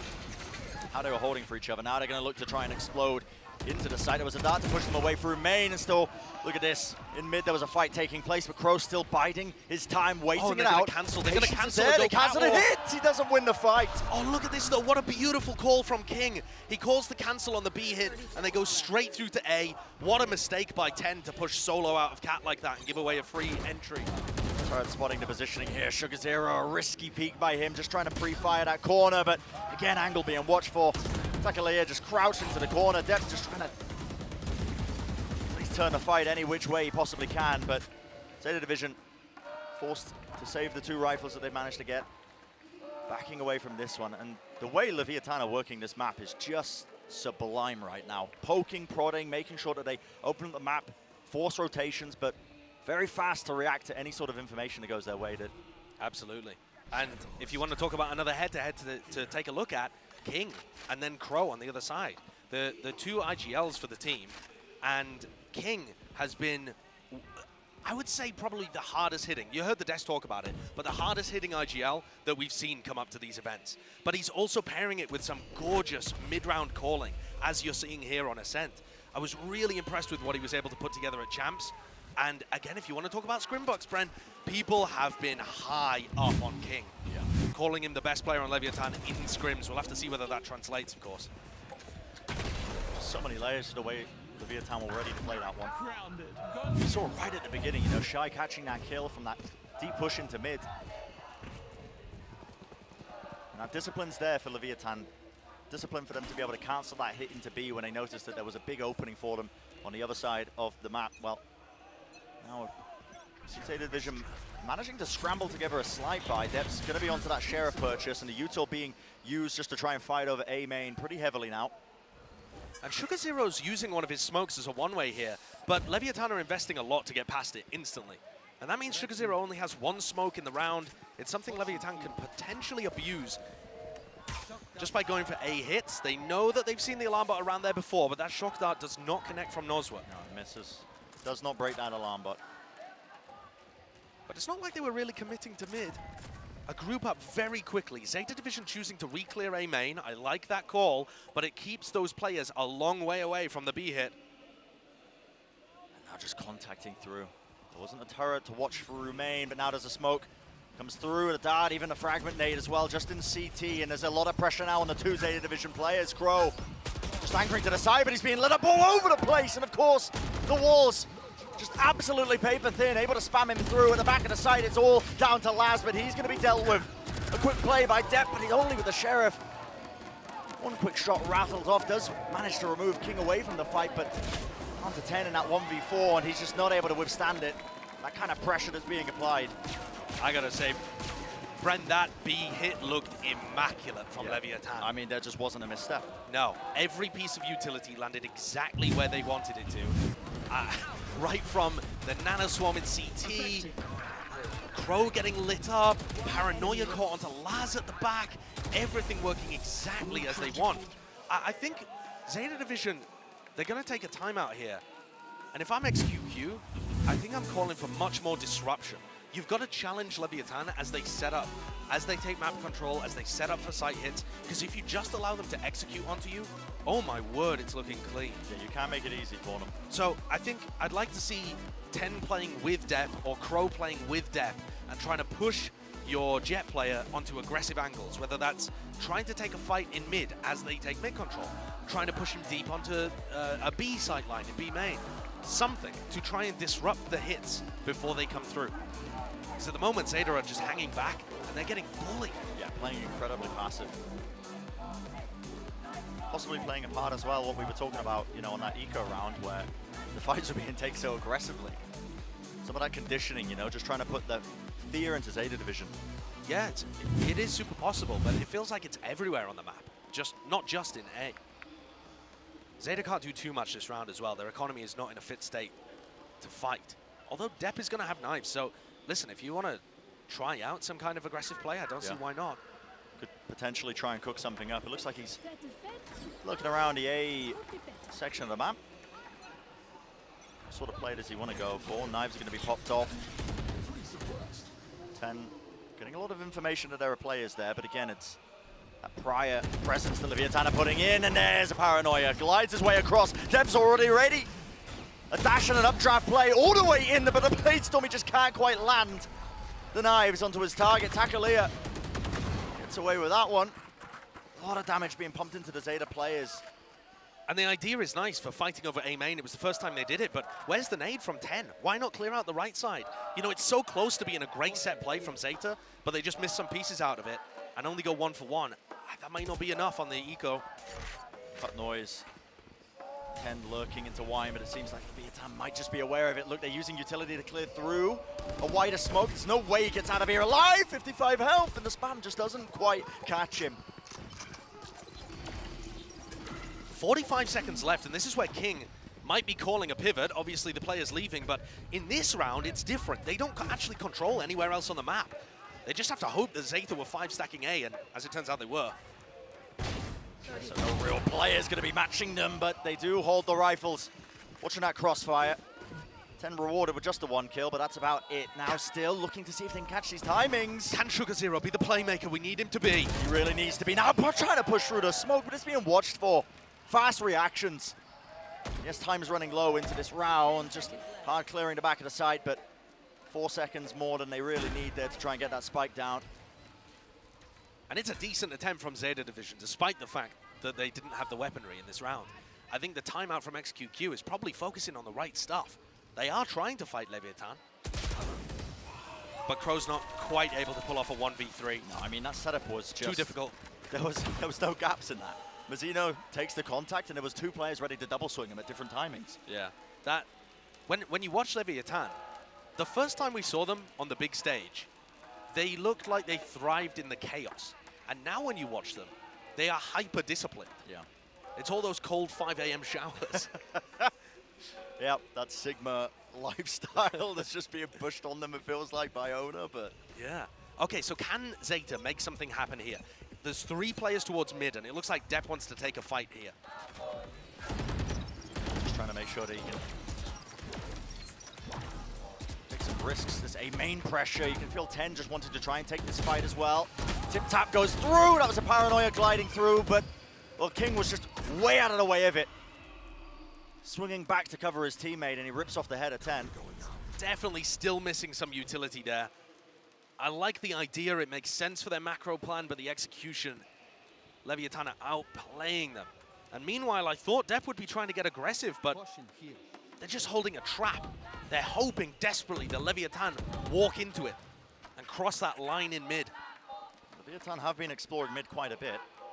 Yeah, it's not a bad idea, is it? Yeah, the early rounds had a ton of conditioning where they were just trying to get rid of the alarm bot, fake that kind of presence towards market, but look at how aware Leviatán are. I mean, they're using the drone now to re-clear, even the jump peak, just in case there was potentially an operator in the hands of one of the players. That's not getting spot. But will it pay off? That's the question. No one from Leviatán playing towards mid at all. All 5 players towards A main, and now to dash through into the smoke. That is beautiful by Depp. Manages to punish that one. That needs to be taken care of. Very, very punishable. Mazzino, he was isolated for about a moment, but he does manage to wade his way through all of this. And that is a good tag. Forces him off of it. No, just spamming into heaven. Still the plan. Needs to go down without too much trouble. Now there's going to be the Hunter's Fury. That's to take care of that lockdown. Nosro was holding on to this one, but still. Plant down. Zeta not wasting any time with this one, but the lockdown not dealt with. Detained onto the high ground. Krü will be removed, and it's all down to Laz in that 1v2. Difficult task ahead. Not many bullets left in the clip. Has to reload. Bit of a jump peek. Seems to know where one of the players is. Shy, just waiting it out. Doesn't take too much damage from that. And the close-up position by Nosra at the off angle. Crosshair placement just not there for Laz to take him out. Even when it looks good for Zeta, Leviatán is still 2 steps ahead. The flank from Laz, he gets behind them so quickly to put a lockdown, and it does apply a lot of pressure. I mean, take a look at that as well. Knowing that Depp was going to push him and just get a bit too aggressive on him, Mazzino, the player lit up, still finding the kill. Painful for Krü as well, caught in that lockdown as both teams used them. But this is brutal so far. It feels like Zeta cannot catch a break. No. Outplayed at every twist and turn. The kind of pace that is being played in this map. The level of diligence that Leviatán as well are making sure that they clear out A main, making sure to fight over it, breaking the utility that Zeta might have towards mid or whatever, but this is a risky play now. Opting into this one on the half buy, and guess what? More than aware, Leviatán. I mean, it's an absolute ADS moment. Still 10, holding down the tree area, making sure that he can have that crossfire into the site. There was a dash play that was trying to be cooked up there by Takalia, but there's a minute left in this round, still plenty of time, and Leviatán are no strangers to just making sure that they cut noise. Yeah. Wait it out. Look at the discipline to cancel Super this. patient. To cancel this as soon as Taco found some space. The idea of the call to push into A is really good because you know that there's 2 players on B fighting aggressive. You don't expect there to be that many players on A. So I like the call initially, but the idea to cancel is also such a great read, but I love this defensive stack. They're reading the re-hits now. Leviatán have gone for it a couple of times. Can Zeta hold on? It's going to be the question. There's no command to rip through there, but nothing to help them clear. Right as the smoke, just walking through. No way! You've got to be joking. No way! How does Mazzino even get into that position? I mean, how do they allow him to just ult on top of their heads? There's no way. How? There's no way. The sheer Look at cojones this. of it. Just look at this. TP up top. They're too preoccupied with the players that are pushing through the smoke, and they're just none the wiser. I mean, why would you ever expect Mazzino to stick his ultimate there? I mean, also, even if he doesn't stick, the play of pinging out those player locations so that the Leviatán guys can spam them through the smoke, even if he doesn't stick, yeah, I mean, that's is just still like 5-head gigabrain I stuff. didn't even catch that. Yeah. That is crazy. But then he just sticks it because he realizes they're not paying attention to him anyway. Yeah. In a moment, decision being making, and Zeta, you need more than risks. You need a miracle at this point. Got to get around on the board somehow. Still, this mid-aggression slightly being punished. Tagalia playing close to the wall. Needs somebody to bail him out. Needs a team to help him out, and that is Shy from Tiles. As far as teammates go, layering down that covering fire, even removing a player from the fight. Laz is very pushed up into mid, even getting a decent amount of spam damage once more onto Nosra, but has to back away. You can just feel it. Watching from Laz's point of view, how much he wants to get active in these rounds. He knows his team needs him, but this Killjoy shackle around his ankle is stopping him from getting involved. Can't risk it with his util getting deactivated. And again, Leviatán, similar play to what we've seen in many of these rounds now, just cutting the noise, cutting their time, and now start hitting through. It's a nice paranoia to punish. Sugar Zero finally getting a lot more active in this one, and the timing is just immaculate. Depp pushing right through the smoke. Spike going to be dropped down at his feet, and it's all down to Nosra with 23 health remaining. Not a lot of time, only 12 seconds of dash from Depp to survive, and he does nail the shot. Very solid round from Depp. At this point, by round 9, they're finally being able to break the Leviatán A execute. When Leviatán are going into A, Takulia smokes, and he either dashes into it or Mazzino teleports into it. And they're being able to understand now where on the map they can play in order to get around these timings and punish the players that are going in. But Bren, that might just be too late. 7 rounds on the attack side of Ascent is nasty good. So even if Zeta win everything from here on out, Leviatán would still be favored. And I don't think Leviatán are done quite yet. Trying to get a bit of a read on this play, though. It's a brawl that's taking place towards B main. Depp wanted to take the fight there. He was hoping, I suppose, that Crow could just spam down with that Odin fire, and the all has to get cancelled by Sugar Zero. They're wondering, okay, did he actually TP into our spawn? But it gets pinged out, and they know that it's been cancelled, or at least broken. Yeah, the Odin spam and your Jet pushing out B main is a pretty classic combo, actually, but the Odin spam just off a little, and Leviatán don't take a single point of damage, and they're able to isolate that kill and destroy Depp. And how many times have we seen this? A minute on the clock, 5v4, 5v3 situations, and Leviatán is still so cautious, so disciplined on their attack side. This is going to be a tough team to punish. Just waiting it out, making their opponents sweat a little. But I do think that Zeta are the kind of team that are unlikely to get scattered and overreact. They've still got 2 players here and a chance to anchor. Oh my goodness, that paranoia is excellent. It catches onto both the players. It somehow, 10 still claims a kill. Hold him down onto lane. It's going to be down to these 2 players to see if they can anchor because time is running low. Leviatán have to commit to this one with 28 seconds left. What is the call that's going to be made? Another paranoia swings through. They just can't quite find it. That's a spam angle where 10 was holding, but they do not account for Crow. Tries to swing around the Odin fire, but the swing timings, again, of Leviatán, just too damn clean. Yeah, that one might look weird from the angles we were watching, but it was actually, again, super disciplined. It looks like Taco just runs through his smoke on his own, right? But actually what's happening is Mazino's waiting for the CT player to react off it, and so he's holding this smoke, which is a great idea. And on the other side of things, you've got Shy swinging with Taco in lane. But Shy doesn't push far enough so that Krü can kill him. Shy only pushes far enough to punish the player that kills Taco. It is, like, inch perfect. Really good stuff. Never overextending. For a team like Zeta Division, this poor team just feels like the most recent global events they've been going to. They are always getting tested in these opening round games. Champs, the desk was talking about it. They unfortunately had to run into Loud, the eventual winners of the entirety of the tournament. Twice, man. Twice in their group. And so it really does feel impossible to tell how good this team is. You can obviously watch them and notice that there's holes in their game, but if they were in a different side of the bracket, you know, would they have a better chance? I think it's very possible. Player getting a red here, Zeta Division. Did push down into mid. Mazino, Paranoia, not going to be even taking the fight actually, just TP's the safety because he does have the spike in his hands. They did read that they had been able to get this site pretty much for free now. Yeah, and they're just holding all of the space. Only one player needs to get into sight. Everybody else making sure that they can't be pressured. Oof. A good shot from Krü. Yeah, I mean, just being able to find that one, but the double swing just not ready for that. Oh. Swinging all the way through and... Oh, my word. Yeah. Takalia making the Vandal look like a phantom. And Bren, we haven't even talked particularly about the role swaps that Leviatán have gone through. Shy was hyped up a lot in previous tournaments and ended up actually underperforming a little bit, I would say, on the initiator role.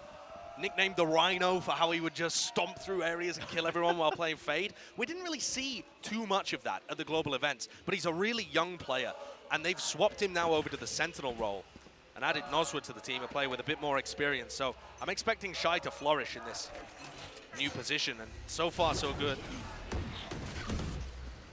One more round waiting for us in this first half. Depp finally opping. I think this is the first round he's got an op. Yeah, it seems like it. Golden Boy was talking about him picking up the operator now instead of Laz, but they haven't had a chance. No, have not had a chance at all, and I was thinking about it being a potential difference maker in these games, maybe try and push him into those deeper positions, but again, just look at that.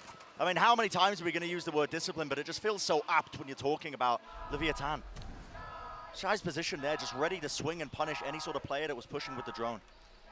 And it feels desperate from Zeta Division. Yeah. They're trying to create opportunities at the minute 10 mark, which is always where Leviatán are waiting for something to happen.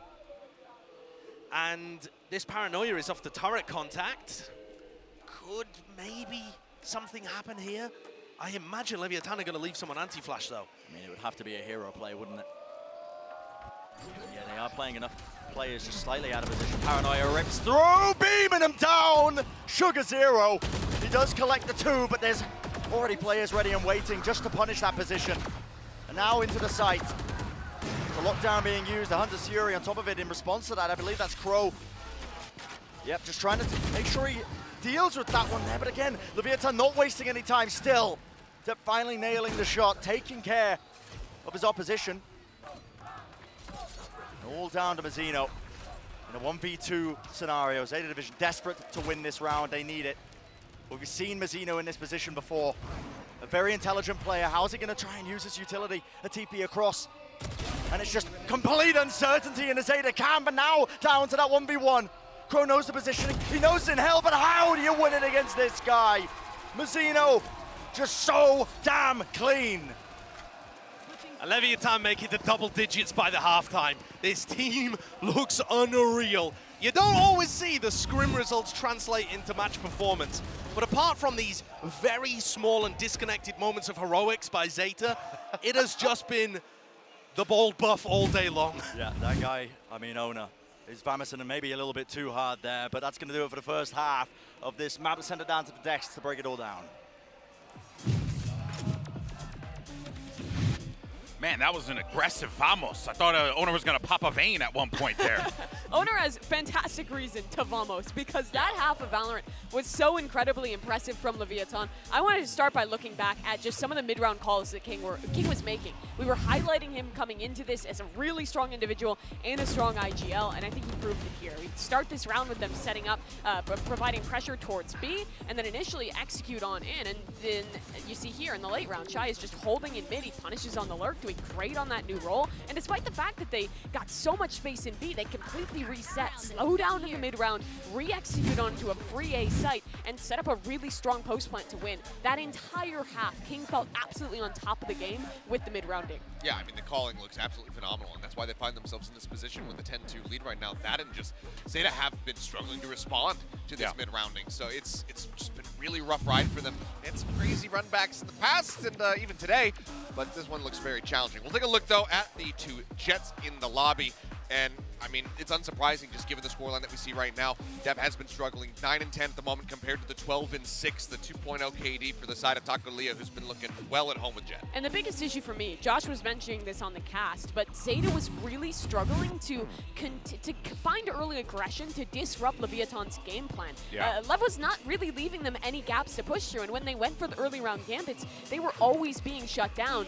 And 10-2, I mean, Ascent is an extremely defensive-sided map. This is brutal for Zeta. And also, it doesn't help too that when you're in these situations, you have these set pieces, you're gonna, play contact off of the turret and then toss a flash with your Omen. You get 2, but then you get turn around and then the Killjoy picks up 2 kills of his own. The trading has just been so good from Leviatán. It has, and that I think has been the difference maker here. Incredible sights that we've been seeing from Leviatán. Let's send it back over to the casters to see if they can close this out.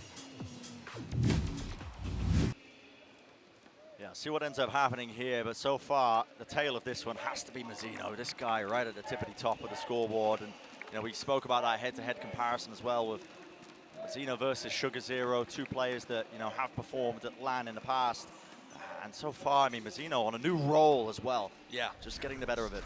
That is what's so impressive to me, is that Mazino's picked up smokes incredibly quickly and already looks amazing. He might end up getting challenged early here as the spike is over towards A, and A split looks like it's on the cards for Zeta. How's Mazino's anchoring? Oh, Shy's got a shorty. Yep, Shy does have a shorty right up close and dashes to the side right where he wants him. Perfect range for the shorty kill. Still need to deal with him, but Zeta, they do manage to hold their ground. And well enough indeed. A bit of a jump peak there by Nozra. He does survive into this one, but only down now to 52 health. Spike gonna get planted for Zeta Division, and a good start, a good beginning to this one. 10. Getting a little bit aggressive there up onto Heaven. Now backs away. Wants to try and play with the rest of his team. Jump peek again, a bit of information, but no. Good from Zeta Division again, not giving anything away there. Yeah, really nice A split actually from Zeta. That is a pistol round that they desperately, desperately need. I can't really recall the last time I've seen an Ascent game be so attack-sided. If Zeta managed to pull off a comeback, it would be miraculous, in my opinion. It would be insane. But the pistol round would be the first step, and I think that they did a great job there. Zeta Division were a team, there was some focus being placed on them, I think, in the offseason, heading into this 2023 season, because like some teams, chose to make no changes. The core of this roster has remained relatively intact. Yeah, completely intact. And I think that that's going to hurt them in the long term. We'll see, obviously, very early days in the 2023 season, but a lot of these other squads, even in the Pacific region, right, have made sizable upgrades. Yeah. Many changes happening across the board. I'm looking at Team Secret, as we saw earlier today. Really big upgrades have come through massively for them. Talon as well. Maybe we didn't think those would be upgrades, but they actually ended up performing very well, Gun and Jitboy. Yeah. So for Zeta, you really... These players have to prove that they deserve that spot for 2023, right? And that the Reykjavik run was not a flash in the pan, not a one-trick wonder. And that's going to be their goal for this year. Has to be their goal, doesn't it?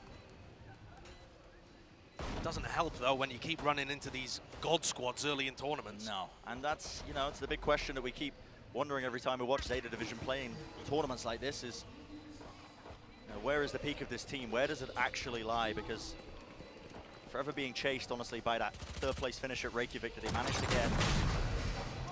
Okay, well. There's so many players on Leviatán with shorties in this round. There's no need. Ooh.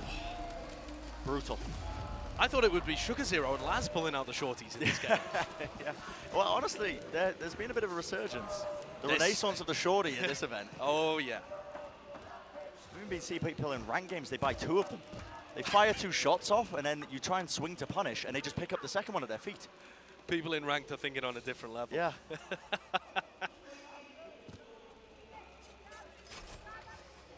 it's going to be 1 round at a time for Zeta Division. Yeah, and here's the bonus. Leviatán and owners teams in general are normally incredibly good at bonus rounds. So now the shoe's on the other foot. Can Zeta pull off something incredible of their own? Another A-split. It looks very similar to the pistol round. A slight angle being held by King. Almost pixel angle. Still, Fragment Nade's going to be dropped down at the feet, and he does evacuate. He gets out of there, skipping a hop. Bounds his way to the back of Jenny, just needs to anchor down his position, but still, the cloudburst in his face. Depp doesn't want to be pushing too deep now. There's a flash up play. Oh my words. One after the other. Zeta Division just cannot withstand it. Wow. Leviatán picking up. I mean, King's spray control there to get a second in that situation is unbelievable. But what you don't also see, watching from King's POV, is Tacolia picking up 2 in A main as well. Softened up, of course. But still, the combination of players ready and waiting for that sight hit. Read to perfection by Leviatán. Yeah. And unless you are pixel perfect in terms of the execution, the utility that's being used to clear out these players, attacking on Ascent can be so damn hard. Oh, it feels horrible. Leviatán have made it look so easy, so much easier than it should have been. But this map is normally defender-sided. Is Shy going to try and swing off an alarm bot here? This would be crazy aggressive. I doubt it. He's playing a slight anti-flash position maybe, but no swings to the side. Yeah, I think he's just playing anti-flash. Yeah, just in case they bounce the KO nade, or KO flash, I suppose. And so many protocols on Ascent defense are about buying time for rotators to come through. That's why you saw in the previous round, King put a heavy emphasis on using his nade. It allows Tacolia to get into that A heaven position and stack the A site for the defenders. And that's going to be Shy's job too. If there is somebody gallivanting down mid, he's designed to delay them and wait so that they can still have 2 players behind. The timing on that was almost perfect. The spike, though, is still over by A. Wondering what the goal is. Dart lighting up 10. Has to get his way out of main. But this B pressure is good, Brent. It's kept 3 players over at the B area, although Taco is now drifting back into a more central position. Even still, 30 seconds remaining. And this A main control has been held on to. The question is King going to be able to get that knife online? But no, pressure starting to be applied now. There's a Paranoida ripped across the site, knife into the back, and the dart as well. All that utility that's just being comboed up. Depp moving forwards now inside of his own cloud burst up top, holding that one angle onto heaven, yet still King at the back of Jenny. This guy is just an absolute menace. And sure, Laz claims a kill into mid, but too little too late. I'm watching from Laz's POV as this game slips away is the saddest thing. In a lurk position, unable to have any impact in the round. A top 5 player by stats, by the way, when it came to champs, I believe. Because his chamber was electric. And now he's just sat at the bottom of the scoreboard, slowly watching his team lose.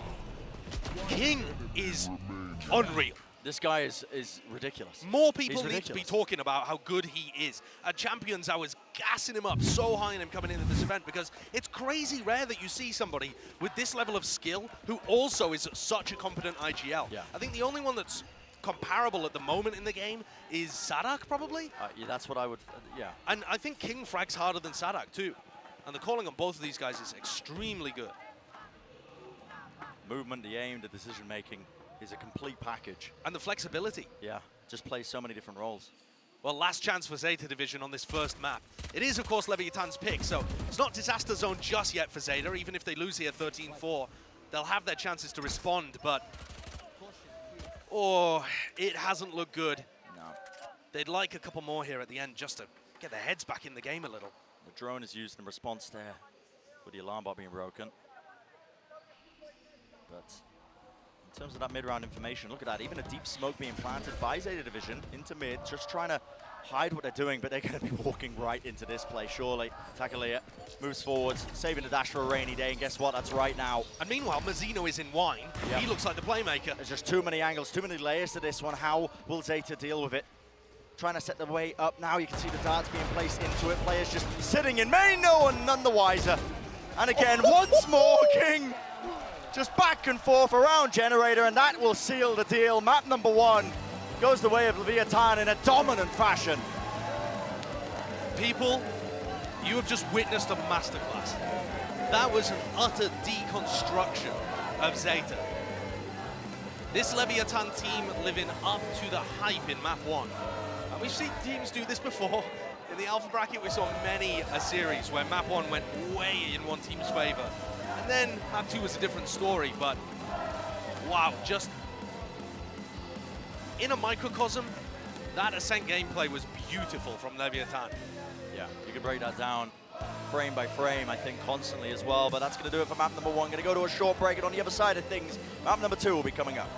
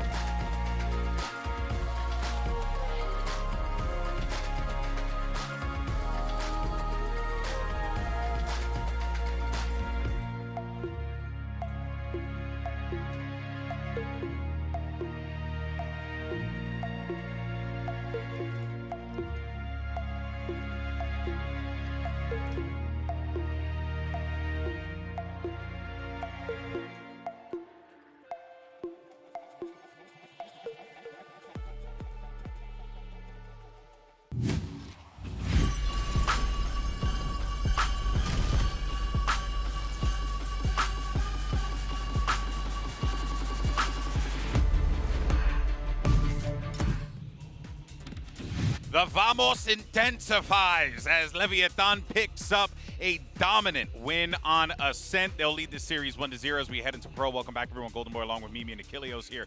And there really is just so much to be excited about for this Leviatán team because you can hear it when Brennan Sideshow were in the cast, just gushing over what we were watching because it was just such solid gameplay. It was just locking out their opponent completely. That's just Valorant that just makes you feel like happy on the inside. It's like every call they make felt like it was going perfectly. Every round it felt like they had the absolute perfect read on the game. And for Zeta Division, that was brutal. Josh said it was a dismantlement. I think that's a perfect way to put it. Yeah, they just really struggled. I mean, able to get 2 rounds on that attacking side, but then just falling flat from there. The damage was done in the first half, unfortunately, here. As you can see, I mean, Depp, just a bit brutal to look at with 0 first kills, playing that Jet. Wasn't really able to put up too many numbers here. And it's also weird to see Laz sitting at 6-12, man. Like, it's just not what you would expect from one of the best players coming out of the region. Yeah, I think this was one of the big issues that we saw. And I mean, as we look even further back into that game in the first half, I think the issues were cropping up there, where they were really struggling to find effect in some of these early fights for the side of Zeta. They were never able to get space in the early round, get depth those opening kills to shut down the plan for Leviatán. And Laz as well, it felt like he was almost kind of like chained to that Killjoy role. He was always stuck anchoring backside. On the attack, he was stuck on the lurks. He was not able to provide the same value that we've come to expect from this guy at international events. Yeah, I mean, it's just brutally done there by the side of Leviatán. Yeah. I mean, unsurprising that they continue to look excellent on Ascent. I believe they're 5-1 now at international events on that map. The only loss that they've suffered was to DRX. But they add another one. They add another one to the tally. But that is just clearly their stomping ground. They feel so comfortable there that I'm not that surprised that it was so one-sided. Now it's all about hoping that this Pearl coming up here for the side of Zeta has a completely different look. Well, let's go ahead, though, and fast forward to our Verizon high-speed moment of the match, and I think we all know what this is going to. It's going to go to Mazzino, who did the thing that I did all the time when the game first came out, but I keep trying to do it, and boy, oh boy, Guys, I for the keep record, failing. you are not Mazzino. Don't do this in my ranked games, please. I do not want to see this one happening. But this was really, really ridiculous, frankly, that this guy just had the gall to stick that teleport. But it also shows the lack of coordination, Seth, in this situation. It's like there's a high-pressure situation. Obviously, a lot is going on. Leviatán threw a lot at Zeta, and then for him to just be able to just plop right there, that's rough, man. Yeah, I think it's just really indicative of what the game state was in that moment. You're just kind of getting, beaten very badly so far up into that point. There's, 1-8 the round score, so only able to find a singular round win in the bonus. So it kind of makes sense that you're starting to get frazzled. You're not really paying attention to everything that's happening around you. And unfortunately, it's just things getting exacerbated. Nothing goes correctly here, and it just gets worse and worse and worse. And for Zeta, they're really going to have to keep that mental in check, because in the past, it's been an issue for them. They lose that map. It feels like they start to spiral and are never really able to get back into a game. Here, they're going to have to hit that reset switch. So in the next few minutes, I'm looking for this team to be talking with XQQ, finding that full reset, and going into Pearl, because I think this is a map that they have a better chance on. Yeah, well, let's go ahead and get that reset going ourselves here, because we do have our Aim Lab shoot around in just a moment. We'll check out on the player who's going to be. I believe is, I think it's Depp. So we, look, can we talk about this for a moment? Because I think that, Depp has, it was a tough game for Depp. Especially playing into that jet role. Taco Leo was just dominating. King was hitting every single shot. Even shots he wasn't shooting, he was still hitting them. I wonder, it's like, at what point are you leaving out one of your best players, and then when you slot him into the front line as well, right? Because I feel like you're wasting what Laz is capable of doing in the back lines, but then on top of that too, Depp, I feel like he just needs to have a little bit more support out there. It does, but I also think he just needs to play with a little bit more confidence. Obviously, you're going up against Leviatán, and that's a very challenging opponent. We saw what Taco Leo was able to do, but we're seeing a lot less impact kills coming out there from Depp in that first map, and he needs to have the confidence to be able to go out there, push himself to the limit, get a pick off of somebody, make that exit if he's going to be playing this jet. Yeah, but I think this one is going to be difficult, because for Pearl, this is a map where we have not seen Leviatán's composition into this new meta. True. Last time we were able to get a look, it was with Taco playing on Chamber still, and in the offseason, they were permabanning this map. So there's a lot of questions around what answer they have. For Zeta, I think a lot of this is just coming in with their own game plan, with confidence, with a reset mental, and really playing to that. You need to focus on yourself here between these two maps. Yeah, I mean, same could be said for both of these teams. We saw in the offseason a little bit from the side of Zeta Division. They were able to take down Gen Chi in the Guangzhou tournament. They were able to beat Boom as well over at Champions, but it was that chamber meta. So what do things look like now going into this? Do we have the Harbor coming through? Are they going to be playing a different smoke? Is it going to be that Viper? It's going to be double controller. Does Depp try to play something else? I personally feel it's probably just going to be the Jet, because that's where he feels most comfortable. But what do they build around him? Yeah, that's a great question. And how is the coordination? Because if Depp is diving in, as they will be starting on that attacking side, and does not have the supportive utility to thrive, this game could just be over and done with right here. They need to take inspiration from their Pacific brethren in DRX, who played a fantastic game, setting up Buzz excellently on the Jet when they played this map. Oh, it is, and I'm like a Zeta super fan. I've been following this team, you know, when they were absolute Jupiter, and I just have always enjoyed this squad.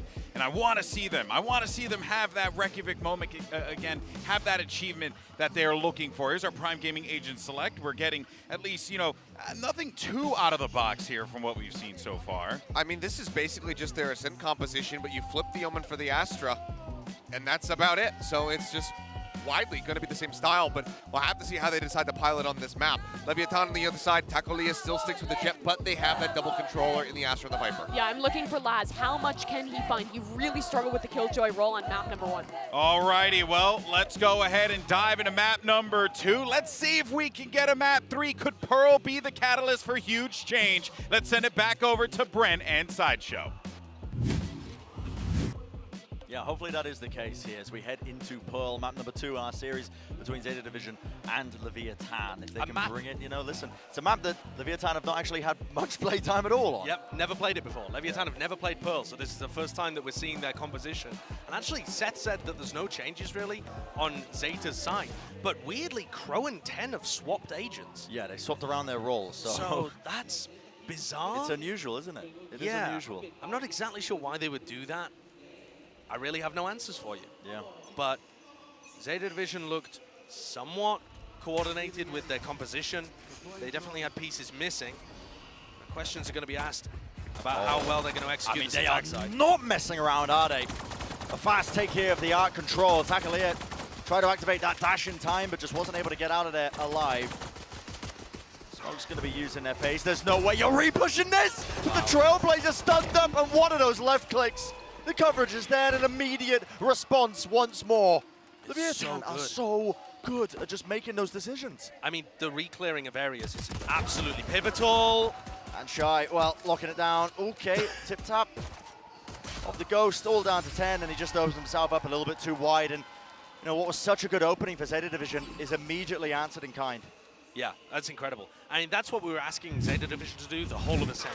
If you lose map control, retaking it with utility is like core. It's fundamental how Valorant works, right? It's the push and pull of map control. You lure them in and then you retake it with your utility so that you have an advantage in the fight. And Leviatán playing it masterfully there. Both pistol rounds to start these maps have been pretty gorgeously executed. And it puts Zeta immediately onto a back foot. And I do think it's fair, Bren, to start comparing Depp and Takolia in this game. They've both got interesting stories heading into lock-in. We won't talk about that one. It's just an eco round, don't worry about it. But Depp is now the focal point of this team. Yeah. We've talked to the team and they've said, listen, we've restructured the roles and now we're playing around Depp instead of playing around Laz and Sugar Zero. And that puts a lot of pressure on a player that hasn't actually been that great when he's turned up to LAN events before. Yeah, he's been much better online. Well, a lot of the focus of Zeta Division, their success, you know, we've talked about players like Sugar Zero and Laz in particular, honestly, when we were playing in that chamber meta. Yeah. And so, you know, Zeta Division, we look at this team, they haven't made too many changes coming into this 2023 season, but they've changed up the roles to put their focus on different players. Yeah. A lot of pressure on Depp to just get stuff done. And on the other side of things, for Takolia, they clearly have a lot of faith in him to be benching Kesnet. Yeah, because Kesnet, I mean, is just an absolutely crazy player, but an approach into the site, but just wading right into the gunfire of Leviatán. No angles, left unwatched. And it's It's more than clean. Mazzino now 2 away from his own ultimate, from just collecting a couple of those kills. And the Cosmic Divide can be really useful. Oh, there's no need to show replay of it. I mean, they're already down. You don't have to kick them while they're on the floor. All right, bonus round for Leviatán here. And this is normally where they're on the attack side. I would expect Oner to have cooked up some crazy strat. But on the defense side of Pearl, I'm not sure there's as much you can do. Maybe they're going to surprise me with something interesting. Killjoy utility gives a lot of information at the middle of the map. That's going to allow Leviatán, once things get down to like minute 10, to start spreading out and covering A main, B main. Yeah. But at the moment, still playing 3 in mid. Holding it down, just with their players. Push. Oh my goodness, tackle here.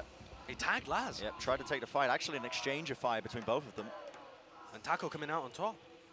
He does, yeah. He gets out with his life, which is the important element here. Still locking down this B-long angle. Zeta. Patient play by them. You can see them just using that util, the Nano Swarm to clear just in case there is a player pushed up behind that box. It's a common enough play. But it does orchestrate where a lot of these players are now playing towards, because Taco's going to have seen a lot of that util coming through. He can hear that fire, and he knows now that the time to strike is nigh for Zeta Division. What can they do in answer to it? Trailblazer spotting out a few of them. The Viper Ward to go up. This is going to be a really difficult obstacle for Zeta Division to try and get through. And Zeta are so slow with this. There's only 30 seconds left. There's going to be 4 players defending. What are they waiting for? Yeah. I'm not too sure, to be honest. Maybe the Viper will go down now, but this is the time to strike. And okay, 22 seconds remaining. Depp claims the 1 kill. Doesn't have a dash available to him. A flash. Oh my word, that's labored. Dropping down off to the high ground. King claiming the 1 kill. A bit of running gun in action, but time is running low still. 10 seconds. More than enough for them to get that plant down. And the players did survive, but still Mazzino has managed to catch this timing. Oh, this is crazy. Doubled up. No way in hell is he able to win that one, and he does eventually get taken out, but not before doing a significant amount of damage to the Zeta economy. Oh, wow, I was worried about that round, but Zeta come out on top in the end. A lot of economic damage, though, done by the bonus of Leviatán. And for Zeta, I know that they're a very slow team and they like to be methodical about it, but I was so concerned they were going to lose the time. Yeah, running down the clock in that fashion. And Mazzino still had a star. If they had planted in a weird spot, maybe he gets pulled off the plant or something and everything goes awry. But all right, Zeta, they managed to stay in control of that round. 1 away from the null command or the lockdown too. So Zeta have a chance here at establishing some momentum for the first time in the series. Yeah, big ultimates for them. Who do they want to prioritize it on? It looks like Crow, so they want to get that null command online. There's nothing too new that they've been throwing into this one. The same utility just to take control of A main. And now looking back into mid. This is where Leviatán have been playing pretty heavily. This King just jiggling the angle. Knife out, making sure that he spots them, and there you go. Respect being shown, backs away. It's a split approach. You can see util being used now to null command as well. Depp up top on top of the box, hiding inside of his own Cloudburst. And that's 10 taking that first fight. Eventually is traded. High ground angle spots where Mazzino might be playing just inside of Secret, and out of plant going down. It's slightly ajar that he can't be spammed out of that position, and a lovely fight to be taken once more, but an instant response. It's a Cosmic Divide. Quick thinking by Depp. He's going to be moving into his own Cloudburst with that dash across, and a fight to be taken. Mazzino didn't have anybody backing him up, and he will fall once more. Depp on an absolute tear. It's another fantastic round from Depp. And he was one of the rare bright spots on Ascent. He was able to find his moments, not a ton of them, but moments where he was able to get these big rounds off, and he's just picked another one out for Zeta Division. Thanks to Crow getting his ult online too, because that opened up a ton of space, but Depp with a nice entry through art, being able to take a bunch of fights on the site too. Isolating his ones and winning them. Impressive. Yeah, nice play. And a good game plan from Zeta Division overall as well, making sure that they were conscious of what ultimates they were getting online. That actually does damage. Nulls were going down there means that it's another rifle that could have been dangerous, taken out of the hands of Leviatán. Now Taco's in a spot where he's just got an operator and everyone around him is on an eco. He might lose the off here, and that would be really bad. How is this going to be taken? And that frustration on the face of Oner. The slow play that Zeta Division are opting into. The thing that found them so much success when they went on that third place run at Reykjavik. Absolutely. Slowing down their own gameplay. Now a play towards the top of B main. Just a recalled star. Being used to clear it, and on the high ground position, that was Taco. Could have been so dangerous there for Zeta Division. That's a lot of respect, using the lockdown in a straight-up anti-eco. The only dangerous player is Taco. And at some point in this round, he's probably just going to have to play his life to keep the off. Don't count Leviatán out, though. The skill on this roster is unreal. And wait, they've passed. They've passed each other. There's no way. They've just passed each other. But also, Spike Planter going down out in the open. Depp. Oh, my goodness, the discipline. Don't fail me now, Depp. Come on. We've been singing your praises, but he does claim the kill, but he instantly gets just answered. That's a charitable donation. You can write that one off your taxes because a Vandal's gone straight into the hands of King. Not ideal at all. Zeta left scrambling. They slow it down. Do still have the spike just waiting here at B main, but Leviatán happy to just, okay, sit. Now giving up a bit more space though. Players should be able to hear them running back and forth. There's an opening here now for Zeta Division to actually capitalize off of, but the wall's going to be going up straight away. It's going to be putting a stop to this. There's 20 seconds in the round left. They're really just waiting for Laz, and that flank did not pay off. Just trying to play off the back of this one. 12 seconds remaining. Sugar Zero pushing forward. Doesn't even know where the spike is, man. And inside the smoke shy, ready and waiting. What a tragedy. What a tragedy that round is. Depp looked like he could have been set up in a position to get 2 or 3 had his team created some level of distraction. Even if he doesn't miss the player in the smoke up top, he's probably just getting one and getting away. Yeah. But it just all fell to pieces. Boy. And I think partly too, when Zeta Division are cutting noise and slowing the game down, they're not creating any pressure on the opposite side of the map. So the defenders are just staying where they are, waiting for the re-hit, and Zeta end up pushing in with 20 seconds into 4 players on the site. Yeah, very readable. If you're gonna play that slowly, you still need to create threats elsewhere. I gotta say as well, I think 10 ended up planting just out in the open. He was able to be spammed from CT, from lower CT, I think, when he was trying to get that plant down. He just went down to Sheriff spam in the middle of that round. There's an operator standoff on B, but neither look too aggressive. Instead, the fight happening where King is surely gets spotted by the drone. Did he timing that, really? Yep, complete timing. Just working his way around the box. Zeta Division none the wiser. You can see Sugar Zero just running with his knife out. Thought it was completely clear. That must have been like a magic trick for Sugar Zero. He just summoned a Viper out of thin air. I mean, the crazy thing is as well, King manages to get out with his life. Doesn't overplay it, gets the kill, gets back. I mean, not even a single point of damage. Yeah. Okay, so returning back to where Depp is. And Depp has not spotted a single person. Not a hair on anyone's head for the whole round. And Taco's just been holding the same spot the whole time. These operators have just been holding completely opposite angles. Does this get clear? The answer is no. Cloudburst to the side. A prediction was there from Depp with the shot rattled off, fired away, but didn't find his target. There's 20 seconds and they're trying to run to A. You just have no space in A main. This round is over already. Yeah, it's done. And Crow's going to have to save. They realize it. It looked like they were putting a bit of pace behind it to try and pivot in that way, but no. Just have to save this one. And it's really unfortunate. I think the composition that Zeta has doesn't really lend itself to explosive executes, which is part of what you need when you're playing this slowly.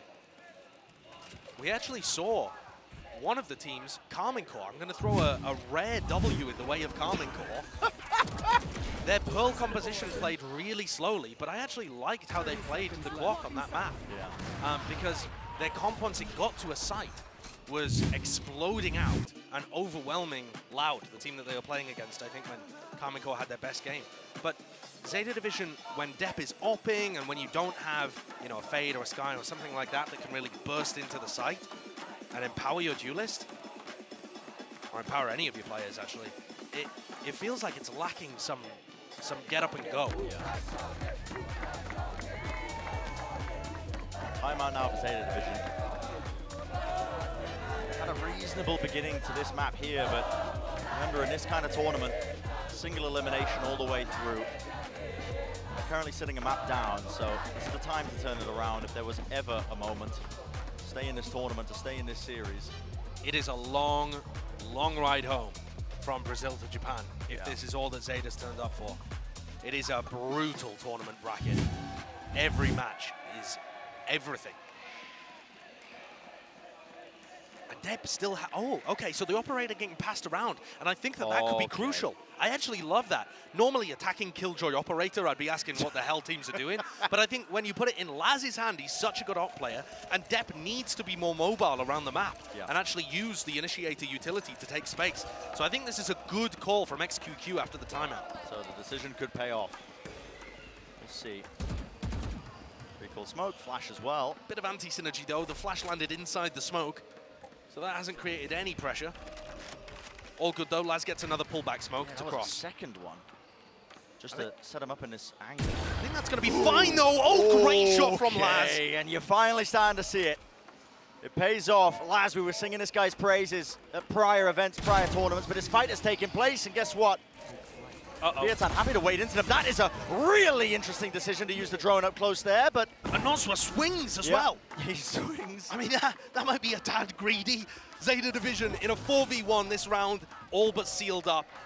Laz empowered, Depp able to get aggressive, and instant rewards. Starting to see it pay off. I'm liking these timeouts from XQQ. Not a coach that we talk about too much, but thinking all the way back to their run at Reykjavik, how quickly they improved. Because Zeta were not looking great online prior to that, and during the scrims and during the tournament, they leveled up massively. And I think even in this match, there's not been a huge amount of success from Zeta Division, but a lot of the success has come after the timeouts that they've called. XQQ clearly has a good idea about what they should be doing inside the game, but then maybe the player's just not quite able to adapt as the flow goes on as quickly as the Leviatán guys. Yeah. So the adaptations, the changes, they do work out. I like that, you know, a little bit of B main pressure to get a pick, just holding, waiting for the re-push, the exploration from Leviatán. See here, this moment. Good from Def, honestly, as well, just making sure to watch all those angles. Yep. Not only does he get the kill and the player pushing out, but he immediately trades out as well. Yeah, it's great stuff. Depp has got the op back in his hands, though. So, despite the fact that giving Laz the operator worked so well for that round, maybe that was only because Depp had knives. Yeah, it seems like that was the sole purpose of it. Again, anti-synergy as the dart lands in the smoke. Yeah, the dart's landing inside the smoke. The flash nearly is as well. But it's not, it doesn't make too much difference. They're still able to set up their operator on the line. The recon dart would still be, you know, if anything, more difficult to break when it lands inside the smoke. Yeah, and this setup is looking very familiar, honestly. Set your operator player up on towards that B-long angle. But Taco isn't playing there anymore. They've shifted Shy. So Shy was using his Killjoy utility in the middle of the map. And now he's put it firmly on B. What is going to be the goal for Zeta Division? Approaching that minute mark. The drone through into A, so they do have a bit of that control, and they force Leviatán to use that Trailblazer just to get that extra bit of information. An A split here would be really tough for Leviatán to hold on to. They grab some good information. But Laz denies it. Killing all three of the Seekers there could be important. Really the reason nice. I say an A split could be dangerous, Taco needs a smoke to get out from this position. Lovely. Reaction time's just ever so slightly off. Mazzino had to use both of them there. He was pushed up himself. Yeah, now we see that Cosmic Divide. It's going to split up this side, and it has to be the hit now coming through from Zeta Division. Could be a pull in backside. That would be difficult. My goodness! On top of the box, flick of the wrist. Mazzino dealt with. And it's just jumping through the wall to try and clear that angle. Eventually Spike goes down, but it's going to be a lockdown in response. Now to Hunter's Fury. This is what they were waiting for. Should be able to take care of this one easily enough, and there you go, destroyed still. Leviatán making sure that they capitalize off the space that they gained ever so temporarily now. Quick tap there onto the Spike just to try and bait a bit of that util out, try and force the positionings of these players. Dash to the side there, kill being found still. How do they win this one out? Leviatán just trying to bait out these swings, but the fight's still being won in the turret. Watching Laz almost breaks his wrist with that one, swinging it wide and around, and time running so low, but just unlosable for 10. Waits for the perfect moment with that one. The post plans are looking solid on the A side for Zeta. I was worried as soon as Depp went down, because if you remember, the other round that they won in an A post plant was Depp finding his isolated 1v1s and winning them. So when Depp got overwhelmed, then questions started to be asked of the rest of the squad. But their positioning was good, the way that they didn't overpeak into Leviatán. I think Leviatán could have done with being a bit more aggressive there, following the flash, fighting A main, getting up in the face, because they were stuck in a situation at the end where the time was against them.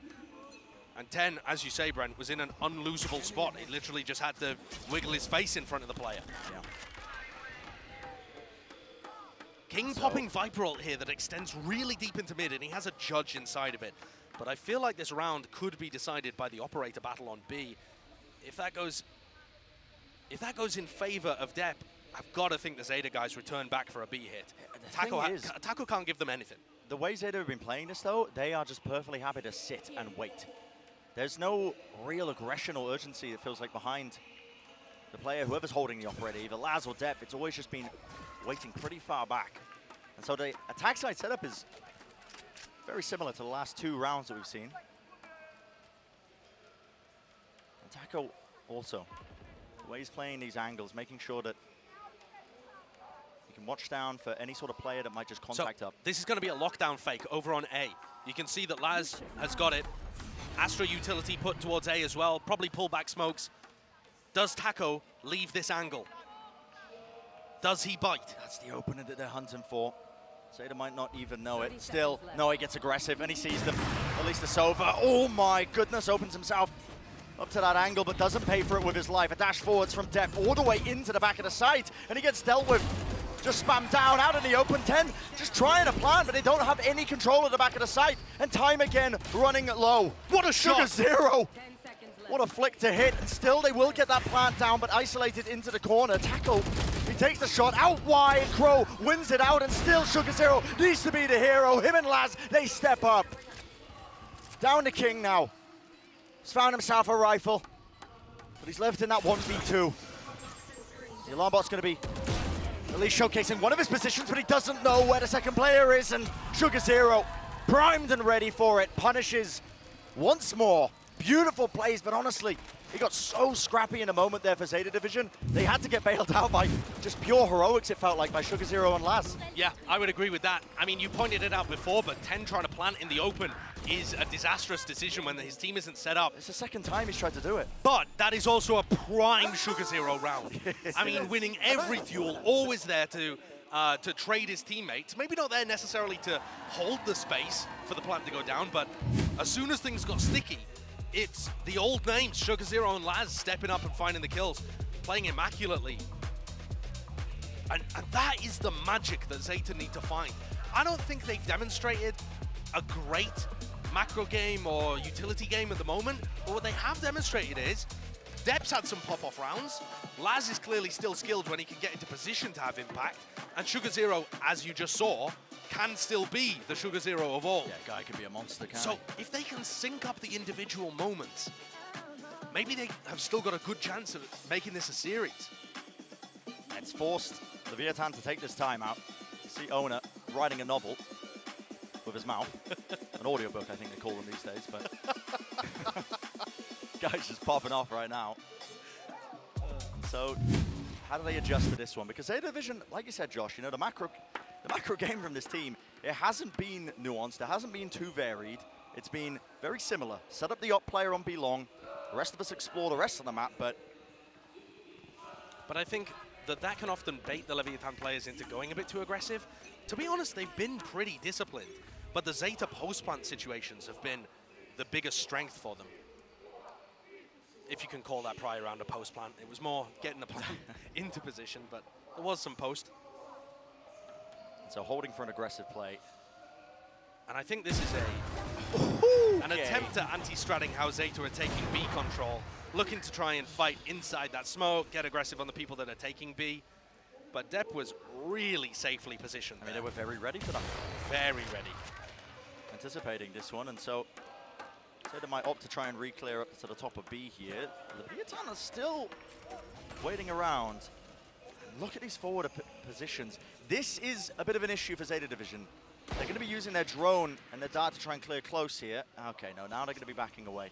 So when you use your util like that, your heavy recon util, that early on at the top of B, they could have really got punished by the players playing deep there on the pillar, but no, just going to be opting to run all the way now over towards A. And this retake, this rotate makes a lot of sense. Zeta have realized that Leviatán's game plan was to play up aggressive towards the B site. They know that there's 2 or 3 players still over there. And for Mazzino with a stinger, can he make some magic happen playing inside the smokes? The smokes are popped off though. He's got some room to work with, some room to play with, and feels like a bit of run and gun in action. Depp does clear his head right off. Still, there's another player lurking, and guess what? It's Shy. Oh my goodness, wading all the way around, and it gets so dangerous, man. It gets so tense in these rounds. It feels like Zeta Division, they're perfectly happy to make me sweat when they're playing down with just 10 seconds left to plant. Yeah, I think Zeta are actually really comfortable there. They've got great crossfires and a good setup, but when the time gets so close, they only need to make one mistake and things can go wrong. But overall, it is pretty solid from Zeta. What I'd like to see an adjustment from Leviatán, and maybe Owner's already called this in the timeout, is I would like to see Shy play in the middle of the map with his alarm bot in the B-link, his turret over towards Art, and I want to see them fight aggressive, the rest of the team, on the extremity, so a 2-1-2 defense. And actually instead, you can see there's still 3 players towards the middle for Leviatán. This feels unnecessary to me when Zeta haven't been exploring too much on split attacks. They've been mostly going heavy A or heavy B just through one of the choke points. And you already have Shy's utility giving you info in mid anyway, so it feels to me like Leviatán are playing too centrally on the map and opening avenues on the outside for Zeta to punish. Yeah. We'll see whether that hurts them though. Owner's clearly called something. It has been a core game plan of Zeta Division to be farming up these ultimates. That's just put Sugar Zero's ult online from that A main control. Swap it to guns, swap it to weapons. He's had a rifle in the hand of Depp so that he can actually play off of this drone and try and take some space, but he doesn't push forward enough. He doesn't break the alarm bot. And this is why I'm saying Leviatán don't have to be worried about mid, because Zeta are like, they're not actually creating any pressure. They drone, but Leviatán immediately realize it's a fake because the alarm bot doesn't die. So peace of mind there. Now the Cosmic Divide though. Another Astral that's going to be used to try and split up this A side, and guess what? It's the exact same play that was being used prior. Depp on the high ground position, but another Cosmic Divide just intersects with it almost perfectly. And that's going to be putting a dampener on this push attempt. Still Zeta Division trying to stay one step ahead with the fast pivot right through mid now. Already taking that space into the B link, and guess what? It's going to be onto Mazzino to be a bit of a difference maker once more. They've already got the 1 kill, but the plan going down, and this is the danger. When you just bide your time and wait it out, still Krü rips forward with the ultimate, and there's only 8 seconds left. That is going to be the round. No time to work with, no space gained. And wow, 1 shot, 1 kill, it seems like for Shy there. Beautiful stuff towards the end, but Zeta finally getting punished there for burning down the clock a little bit too much. And that's the double-edged sword that you play with when you do these attacks where you're really using every piece of the clock. And also, Zeta getting punished for not breaking the alarm bot early, because the call that Zeta made was to cancel the A hit and pivot through B link. But Leviatán were able to get players in position early because they realized the alarm bot was broken. Yep. Why would the alarm bot be getting broken so late in the round if they're committing to A? It doesn't make sense. It gave Leviatán the read.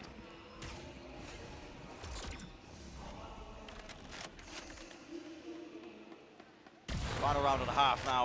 An attempt by Depp. Tries to hit that jump peak.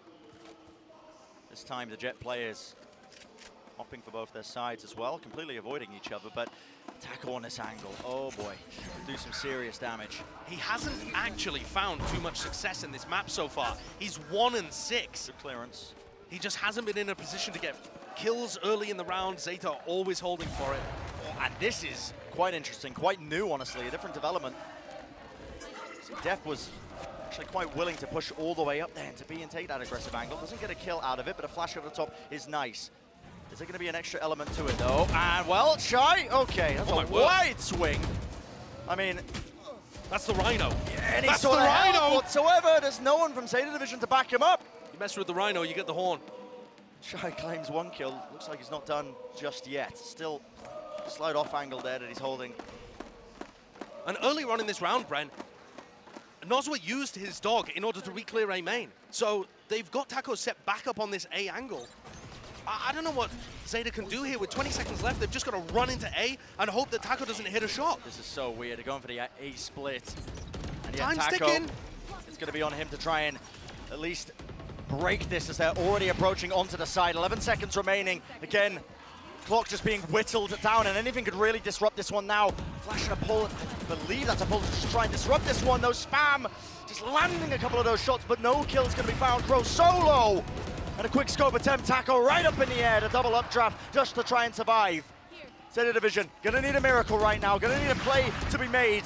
And it just feels so awkward, so all over the place. Swarming, converging on the positions. But Laz, the last man standing just at that hard approach. But Leviatán, they were not dealt with. They weren't cleared out. However, overall, that was a good half from Zeta. Yeah. That was definitely more towards their style of getting those late round hits off, getting into good post-plant positions, and we saw big things from the important three on this team, Death, Laz, Sugar Zero, all up at the top of the scoreboard. Yes, Leviatán obviously have punished them at various points in those 12 rounds, but to get 50% is way better than what they were pulling through on Ascent. Yeah, great first half of Zeta Division in comparison to that first map, but that's going to do it for this first half. Let's send it down to the desk to break it down just far. Thank you so much, gentlemen. And yes, I will agree with Sideshow. The players that need to perform on this Zeta Division roster have most definitely showed up here. But every single time they wait till 20 seconds left in the round to go and execute, my pacemaker can't handle it. Yeah, it feels like Zeta Division were flipping so many of these rounds into the late round, and the mid-rounding was kind of the crux of this half. And as we take a look back here, this is one I wanted to take a look at, because this was a fake attempt from Zeta that I felt like was not particularly fantastic, right? They dog season, it's just the Killjoy there, they pop down an alarm bot, try and execute into this B site, and it's a stacked site. There's great utility to shut down the initial player who dives in. Shy gets a second, but the thing is, Zeta Division turned around and won this one anyway. The reason that Zeta Division was coming back more and more in this map versus map number one was even when the call wasn't perfect, these individuals were really, really stepping up in the late round, and Laz was one of those examples. Yeah, he absolutely is. Might not be at the top of the scoreboard here for the side of Zeta, but the impact from this guy has been felt. We're talking about, the opping, moving back over to Deb. We got to see it in the hands of Laz a couple of times, and some of the flicks that he was able to pull off to get that punish on Taco Leah were looking fantastic. That being said, though, 6-6, still pretty tight-knit. It's significantly better than what we saw on that first map. The copium here for Zeta is that this was side selection for the side of Leviatán. So we'll have to just wait and see how this looks now that we shift over, and whether or not Laz can have an excellent performance, level up even more as the defending Killjoy. Thus far in this tournament, though, this has been a very attack-sided map, particularly with those B-long executes. Right. Most teams have struggled to shut them down, and with how coordinated Leviatán looked on Ascent, this could get rough for Zeta. Yeah, the coordination has been absolutely absurd from Lev, but let's not forget that Zeta still very much in the fight. Let's send it back to Brennan Sideshow. Still in the fight, and this next pistol round is going to be such an important one. I mean, we say this every single time, don't we? The pistol rounds typically tend to hold that kind of importance, but for Leviatán, they're a team that they do like to cook up some bespoke strategies, some custom stuff, and we'll see what they do now on this attack side round. Heavy play into mid. Yeah, this is really deep, very unusual pathing. It reminds me of what we saw from Ascent when they were attacking, and they went all the way through Heaven. Yeah. I mean, they've just instantly taken Zeta Division's portion of the map in mid. And Zeta, normally you would want them to respond by taking something different. Going and pushing A main as well as B main and flipping the map, maybe. But instead now from Zeta's position, I mean, these guys that are pushed up on B are worried about them coming through the B link and wrapping them. Yeah, it's quite unusual, isn't it?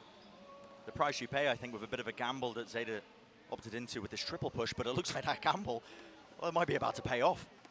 Deb's just waiting, holding behind the blocks. He still takes the peek, though, and now he's been spotted. Did they clear this corner? The bait and switch, yes, they do. The discipline is still there. Mazzino, how do you claim two there? That's ridiculous. And it's up to Sugar Zero. Takes the swing timing right into them still.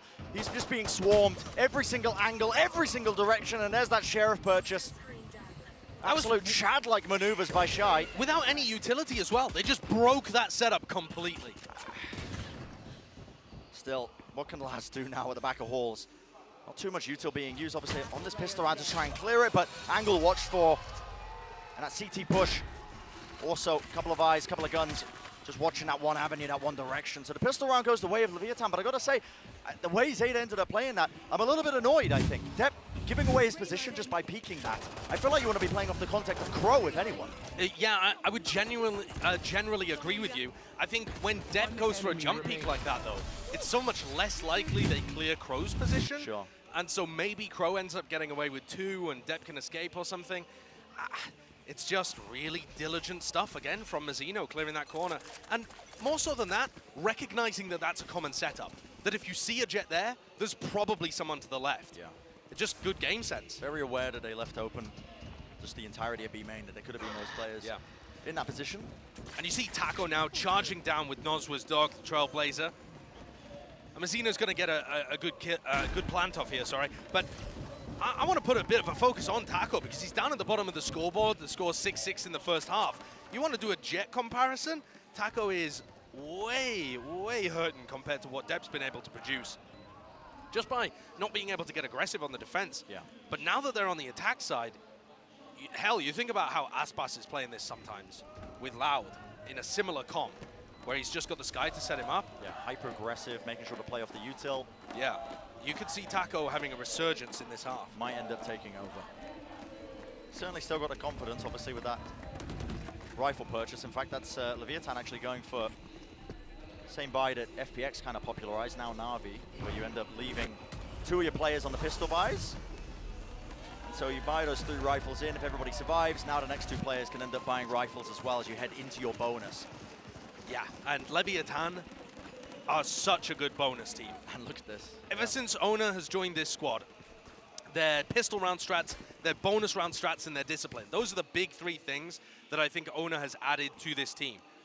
Along with just the mental game being a lot better, a lot more resilient, because this team, you know, a long time ago before Ona joined, used to be known as the Chokers. I mean, you couldn't possibly call them that now, not even slightly.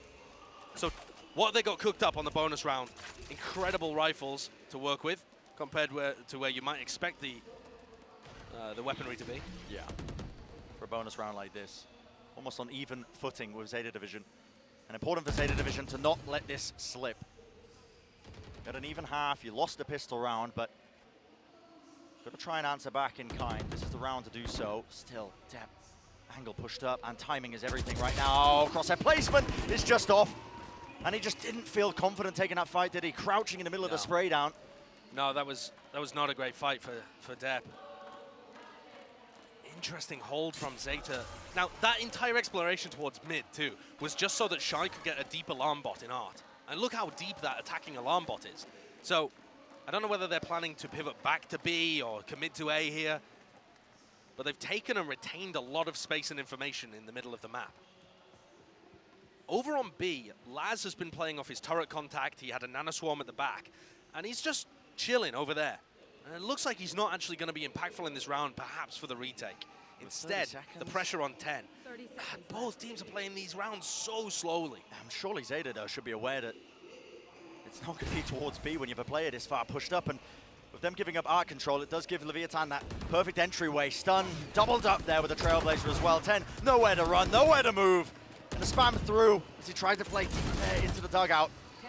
An attempt by Sugar Zero as well to try and punish this plan when time was running that low. Doesn't really pay off in the slightest.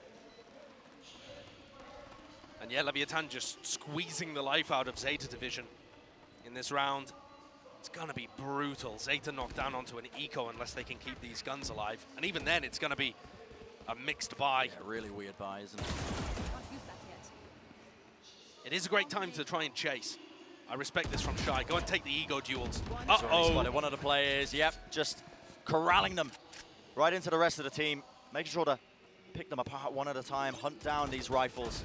Don't let them save them into the next round. It's all, well, Laz, he's got a lot to play for here. Flick of the wrist, knows he's being pushed and almost gets the 3rd, but ultimately will lose that rifle in the end. And the damage he was done isn't even that much. If you think about it, what we were talking about prior with the economy, the way that Leviatán ended up playing that one, they have enough money to buy rifles back onto the 2 players that ended up falling. You just saw the opening fight again there with Depp wide swinging off a timing that he had, and that one really hurt Zeta. Playing the rest of the round 4v5, so difficult. The only thing that Laz's kills have done there is push him a bit closer to a lockdown. He's 2 away from that, but It's not going to help him now. Yeah, I mean, how do you even get usage out of that one? Yeah. Zeta being dropped down to the half bite. And attempts now, you can see. Okay, risks being taken. There was a star to punish that one as the orb was being picked up without a care in the world. And just from that presence, now the Trailblazer. Taco's also going to be pushed up onto this deep angle. The rest of Zeta opting to just stack onto the one section of the map, but it looks like now that they're going to be flooding back to try and contest towards B. The spike's a long way away. So by the time the plant gets down, Zeta are going to be in a position to contest it. Ooh, the double peek, but okay, backed up. Yeah, they don't hide and wait for the tap. Yeah. And coordinate that. They just kind of run in, two of them. Sugar0 just playing off a pure instinct with the swing timing like that, but it's more like an Aim Labs tutorial than anything, isn't it? Just offering themselves up to Leviatán there, just making sure that they can. Yeah, not even going to be trying to play to die to the spike, just looking to see if they can get a couple of kills, I suppose. But I mean, that was actually just a King Aim Labs shoot around. He's just practicing on the B site of Pearl. Yeah. Okay, though, it's an eco. It's not that worrying for Zeta, but now they need rounds on the board. 10-6 down after a really good first half. Sad to slip, isn't it? It definitely is. Remaining. That one is absolutely a prime game of flawless. Yeah. So what is the game plan for Zeta to get them back into this map? Got to see something different. Deck with an operator. This could be it. He's playing a deeper angle. Leviatán. I saw a flash there to try and cross them. Through Trailblazer up close as well. That's going to be clearing a close pillar. Still on that high ground position. And look at it. I mean, they're just so diligent. Instant Cosmic Divide going to be used to split up this site. So will there be a repeat? Looks like Depp might be opting into this one at the back of Halls as a smoke just to try and push them away. This wall execute is so good. And the Nano Swarms at their feet as well. There's just so many layers to it. And now the lockdown. I mean, the lockdown might be a bit much, but it does push people away and buy a lot of time. I mean, I think it just puts that time pressure down again onto Zeta Division. One Nano Swarm going to be popped off. Shock dart. That's got. It's close. Yeah. I believe must have got rid of the other one. Yeah, must have removed the other one. But now the smoke's going to be dropped down here, so he's going to be trying to take that fight straight up. And again, it's 10 who just opts to try and play around that spike to try and defuse this one.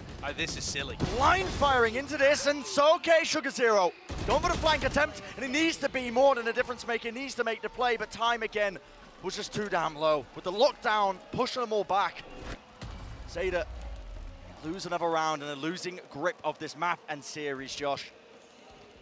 That was the round that Zeta needed to win, and the retake just wasn't there. The cacophony of smokes just all over the place, like a sheer chaos, like a mushroom growth Yeah. that had descended upon Pearl.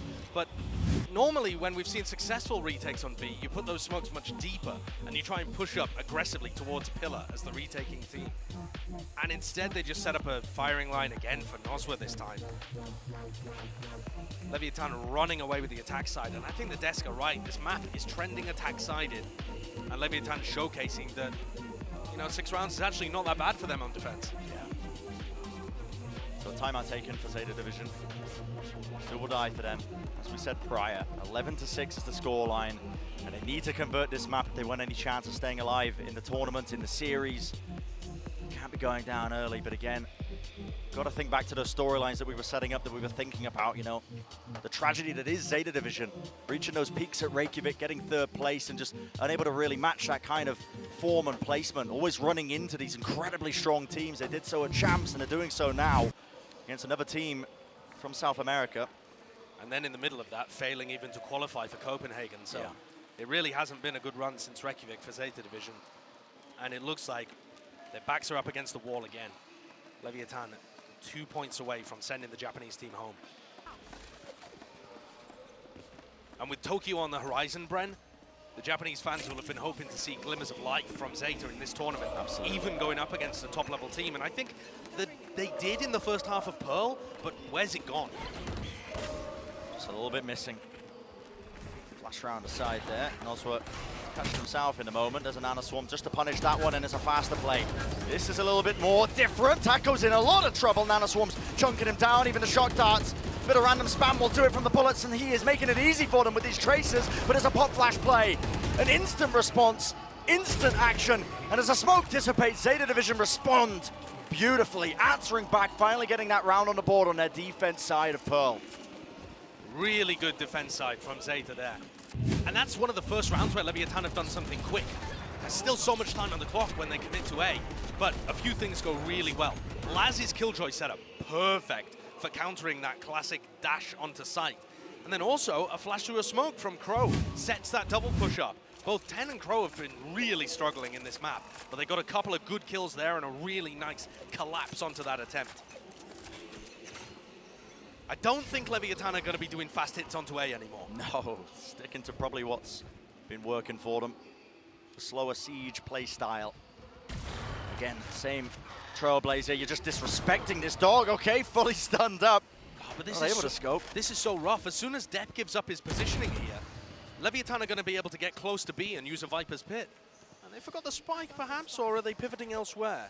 Looks like they're leaving B completely. Yeah, wanting to go in a different direction. I am surprised with this, though. I feel like a Viper's Pit exec onto B would have been a great idea, especially with how consistent and successful those B hits have been. Yeah. Not just for Leviatán, but across the tournament. Maybe instead, they're going for an A split. Maybe they ult from Art? No, yeah, could have been worried as well, I think, about a lockdown potentially. From Laz. Very good tool to try and clear through any sort of Viper's Pit, but... Is it not just as good where he's stood right now in Secret? It is, yeah, it is. Let's see what kind of value he gets there. The Seekers clear all the way through, catching onto the one target, Laz. Seems like they were relatively unaware, and there's that lockdown. Looks like he was thinking about it, but second-guessing himself now. 30 seconds. Spike getting planted, has to be opting into this one, but there's a Hunter's Fury layered on top of this one now. On top of it, 10. Any sort of damage to be found? He's just firing at the floor. King skipping and hopping all the way around them right now, but his lockdown will push them back and out of position. They can't. I mean, there's no spike being planted. One player detained out in the open. Double up draft play, the Blade Storm tackle here is going to go absolutely huge, but 11 seconds left and they do disrupt this plan once more. Shorty up close, right in the cloud burst, swinging it around. There is not enough time. The spike once more denied. What a round from Krü and Sugar Zero. Still trying to stay alive as he is being pressured there, but they've ultimately won the round and a bit more breathing room gained for them. That was just so messy, so scrappy. I feel like we've seen the exact same thing on the other half. Both of these teams running the clock down super late. And I think that that's a big fumble from Leviatán. They've got to know that the lockdown's coming through there. And when they... It's not just the lockdown, though. Mazzino took so much damage from the same nanoswarms that burned Takolia in the round before. And they just ran straight into the same setup from Laz without trying to clear it. And then got caught in the lockdown and can't do anything. Got to put some respect as well on Ten's name because he offloaded that Hunter's Fury and I thought, well, okay, well, what kind of value is that getting? But he did disrupt the plant. Yeah, and he in a delayed. common spot. He delayed with enough time there using that ultimate. But the question is, can Zeta do it again now that they don't have those big tools to work with? It'll be much harder for them, obviously. But I think Leviatán also might have overcomplicated things just a tad there. And that could be a win condition for Zeta. Oh, no way, not again. Not again. Not again. You have to be aware, surely. Oh, wow. Mazzino's going to be calling that to the rest of his team. Like, I've got a timing, guys. I've got a timing. And what do they want to set up off? Util broken. To EMEA now, a flash play. That was anti-flash position by Krü. You've got to get a little bit more than that. Bounces it off the wall. Trying to get that full duration. And Takolia just playing inside of his smoke. Anti-flash position, beautiful stuff. And the question is, what sort of timing can be taken? Flicking around, you gotta be joking. A certified Sugar Zero moment. What more can the guy really do? 30 health, skipping, hopping away to safety. And time once more running so low. Can Shy discover Depp's position before Depp destroys his teammates? A stun to stop them scaling through the ult. No way. No way. Just a spam and a common angle with the Guardian. Connecting onto that one kill. Spike's got to go down at some point. Shy 10 seconds. Pushed up. 10 seconds again. Time just running so low. Shy moves into it. Wades right in and now swapping around the weaponry. It's pure chaos. But the Spike has got to be stuck. And the positioning is known. 10 just playing off of his teammates. Pulling rounds out of seemingly thin air, man. But the time, the biggest enemy so far, it feels like, for both of these teams. Yeah, I mean, the time is definitely an enemy. Leviatán overcooking it, but also, look at how badly Taco beefs this trade. Oh, I mean, Taco's having a rough map here. And I think he's also, you know, That cost his team that moment, because when Sugar Zero stays alive, he still has a stun to stop King getting into his ultimate, slows everybody down, then the time becomes an issue. That's a big whiff. Beautiful play by Sugar Zero.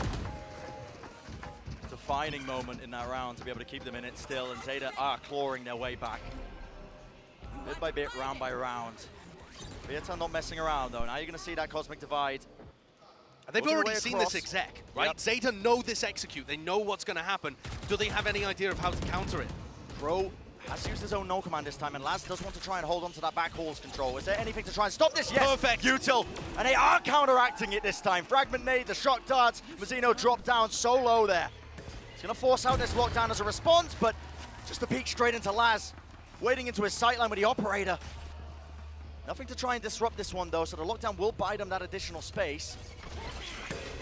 The pump flash play working through, no one quite holding it. Krü needs to go down. Another flash play, but the angle was correct. Also we're going to be guessing. And still a faster play, even still by Zeta Division. They want to try and fight this one. Laz, what a shot to hit, but they have not dealt with Nozra. They know where he is though. Players low.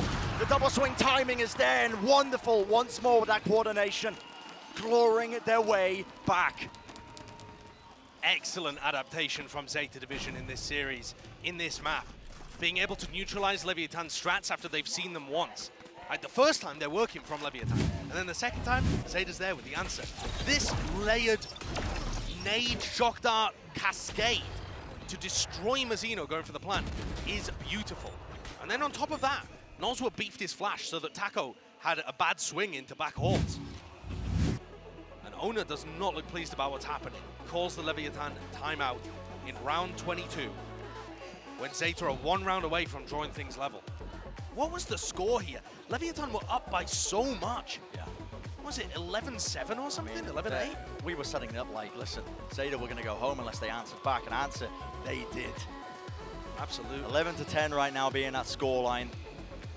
Forcing out this timeout from Leviatán. Yeah, look at that, 4 rounds in a row. It was 11-6. Leviatán absolutely running away with this game, and now 4 rounds in a row. One of which was lost to time. The other lost to time pressure. And then you get a great retake there, or, you know, a lot of pressure on the plant itself in round 21. So Leviatán just not able to get free plants down. I think Leviatán could try to run a cool fake in one of these rounds, but they really need a big ult to work with, I think. But like a good lockdown fake or a good Cosmic Divide fake would have been fantastic, but now they've used those tools. Yeah. Now what is going to be this game plan? In terms of the ults, Nozra is one away from his Seekers. Not too much off the back of that. I mean, I suppose they could take the back side control of one of the areas of the map, but... If I was Laz, I'd almost be saving these nanoswarms to try and deny the plant when they go through. Like, just allow yourself to get smoked off and then throw them in. But he's trying to hold on to back halls, and that also is going to apply a lot of pressure to anybody trying to get the plant down. So I think the win condition here for Zeta is pretty clear. Allow Leviatán to burn the clock down and then try to deny the plant. So they will get those Seekers online that we were talking about earlier. It's a slow spread attack side default from Leviatán. 3-1-1 setup. The other thing too, from King's point of view as the IGL for Leviatán, if you find out that Laz is playing B, you can just hit A. Because Laz's utility has been the big thing stopping your A exec. Yeah. But they can't hit the turret, I don't think, in B link. But if they do get that read, an A split would make sense. And they're just contacting.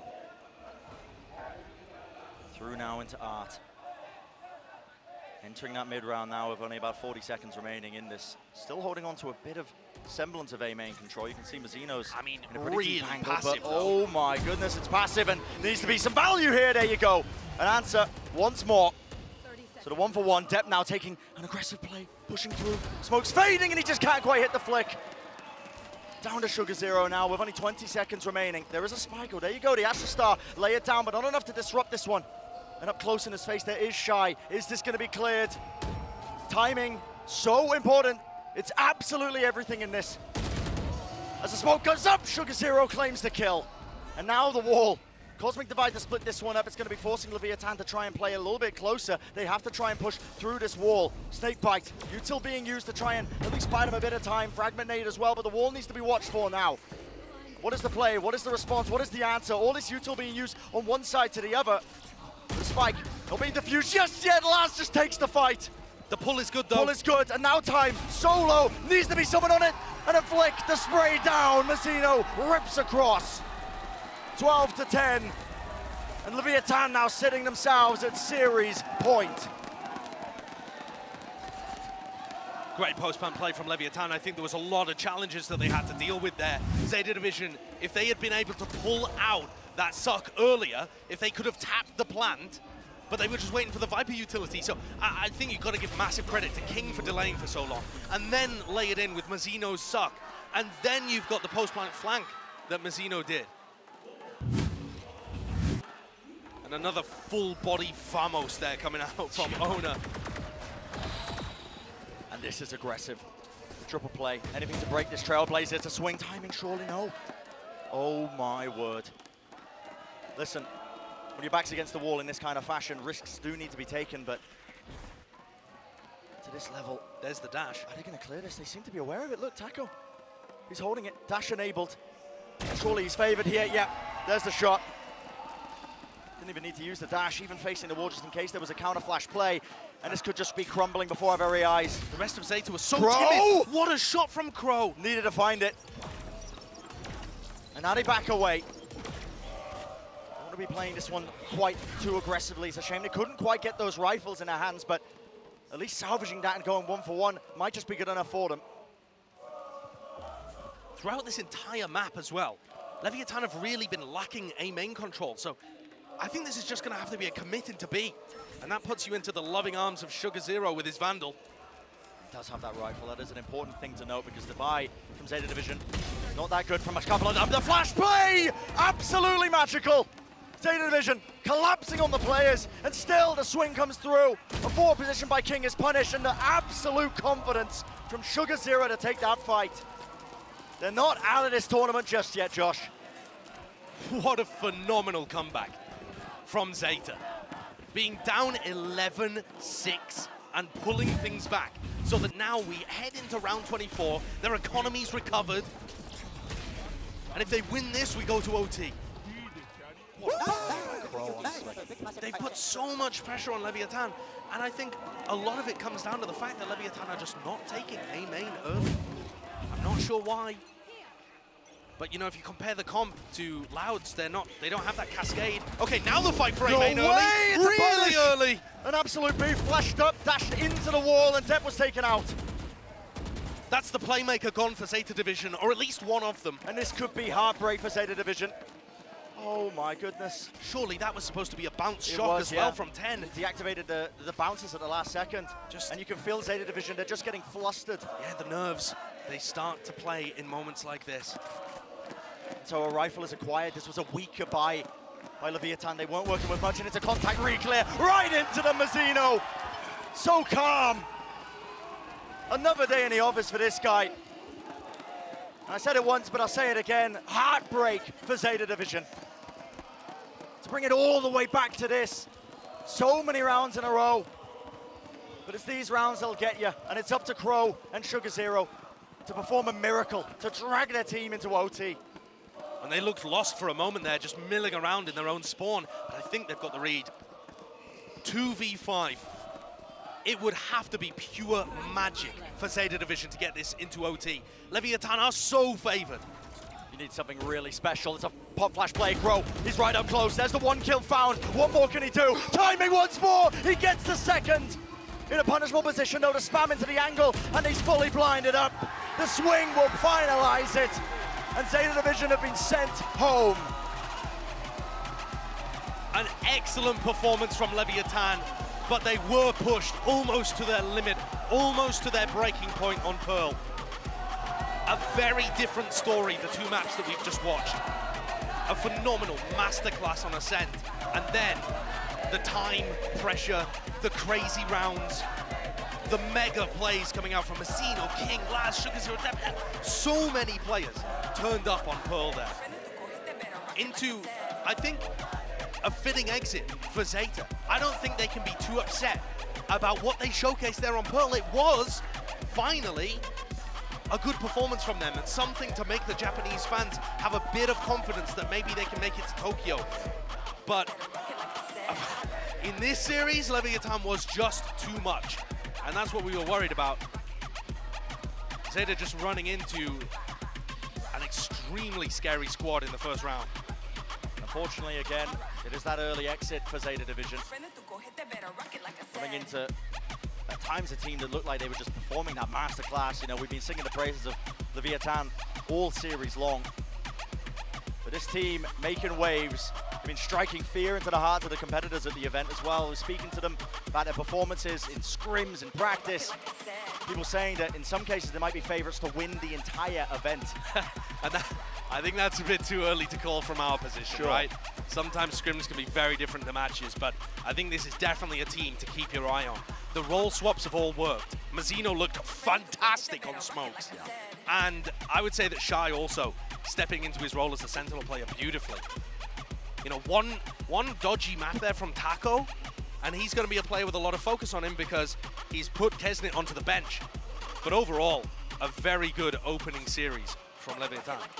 Winning it out in 2 maps. I won't say the most clean of fashion, obviously, that final map. Plenty of moments where it could have gone awry, could have gone one way or the other, but it gave us some highlight moments, yeah, I mean, it delivered. It delivered. And I do want to give a shout out to Depp too, because he was a player that they were building around, and I know I wasn't confident about it. When I heard that Zeta Division were building around Depp, I thought, that's a mistake, because Depp has not performed very well at previous LAN events, and you have Sugar Zero and Laz on the team. But at this tournament, in the few glimmers that we saw, honestly, as they very quickly exited, Depp looked good. Yeah. Depp was being empowered, Depp was finding his moments, he was getting good value. Yeah. Good ideas being placed behind him on the jet, but... And so maybe Zeta getting some justification despite the early exit for sticking with the same core of 5, but they're certainly not going to go on a Cinderella run this time. Owner just delivering the Vamos that traveled around the world, I think, as well, at multiple points of this series. Man, that guy, he needs to listen. Heart's probably racing. Yeah. Careful about the blood pressure, man. Yeah, definitely. Definitely. Well, the blood pressure is only going to go up as the tournament goes on. Leviatán's bracket is stacked. We saw Navi absolutely crush their opponents earlier on today, and Navi looked crazy good. So, I mean, even assuming that match would happen, which is a long way off at this point. Well, we have our match MVP as well that you guys can vote for here. Mazzino, King, Shy. 3 very good options as well. Crazy good options. I think, yeah, I mean, I'd be struggling, I think. Actually, I was about to lie to you. I was saying I would struggle to pick an MVP. Who's your MVP? I would say Mazzino, I think, quite confidently. Yep. I think this guy's changed his role. He's playing a new role as well, quite intelligently. I mean, the guy was just a difference maker in so many rounds that, for me personally, listen, I'm going to be biased. I'm going to be swinging the votes because people are going to be listening and be like, oh, yeah, no, I agree with Brent. He's a smart guy. We'll go with Mazzino. But, yeah. I think you could go for the other options as well. King and Shy definitely put up some unreal performances as well. Yeah, I agree, though. I think Mazzino was the shining light here. And also, one question that's been answered. Is he going to be good at a completely different role? We haven't seen Mazzino play smokes before, but I think he just picked it up and looked immediately great. Yeah, performed so damn well. That's going to do it for the series of the day, but we're not done just yet. Going to go to a short break, and on the other side of things, the desk going to be breaking down the action for the day. So we'll see you in a bit.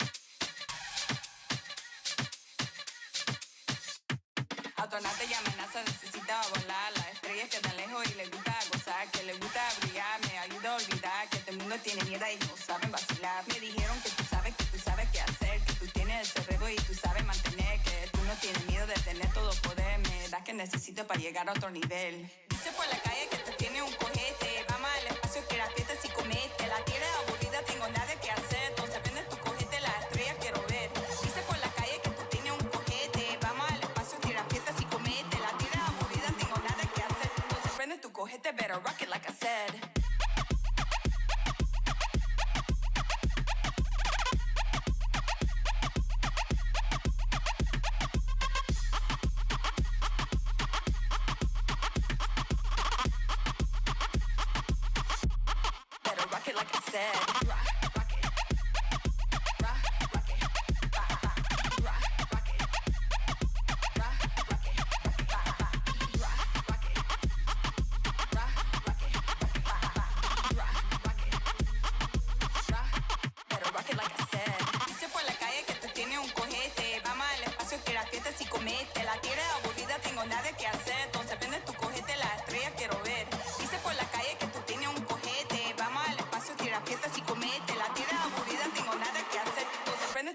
Better rock it like I said.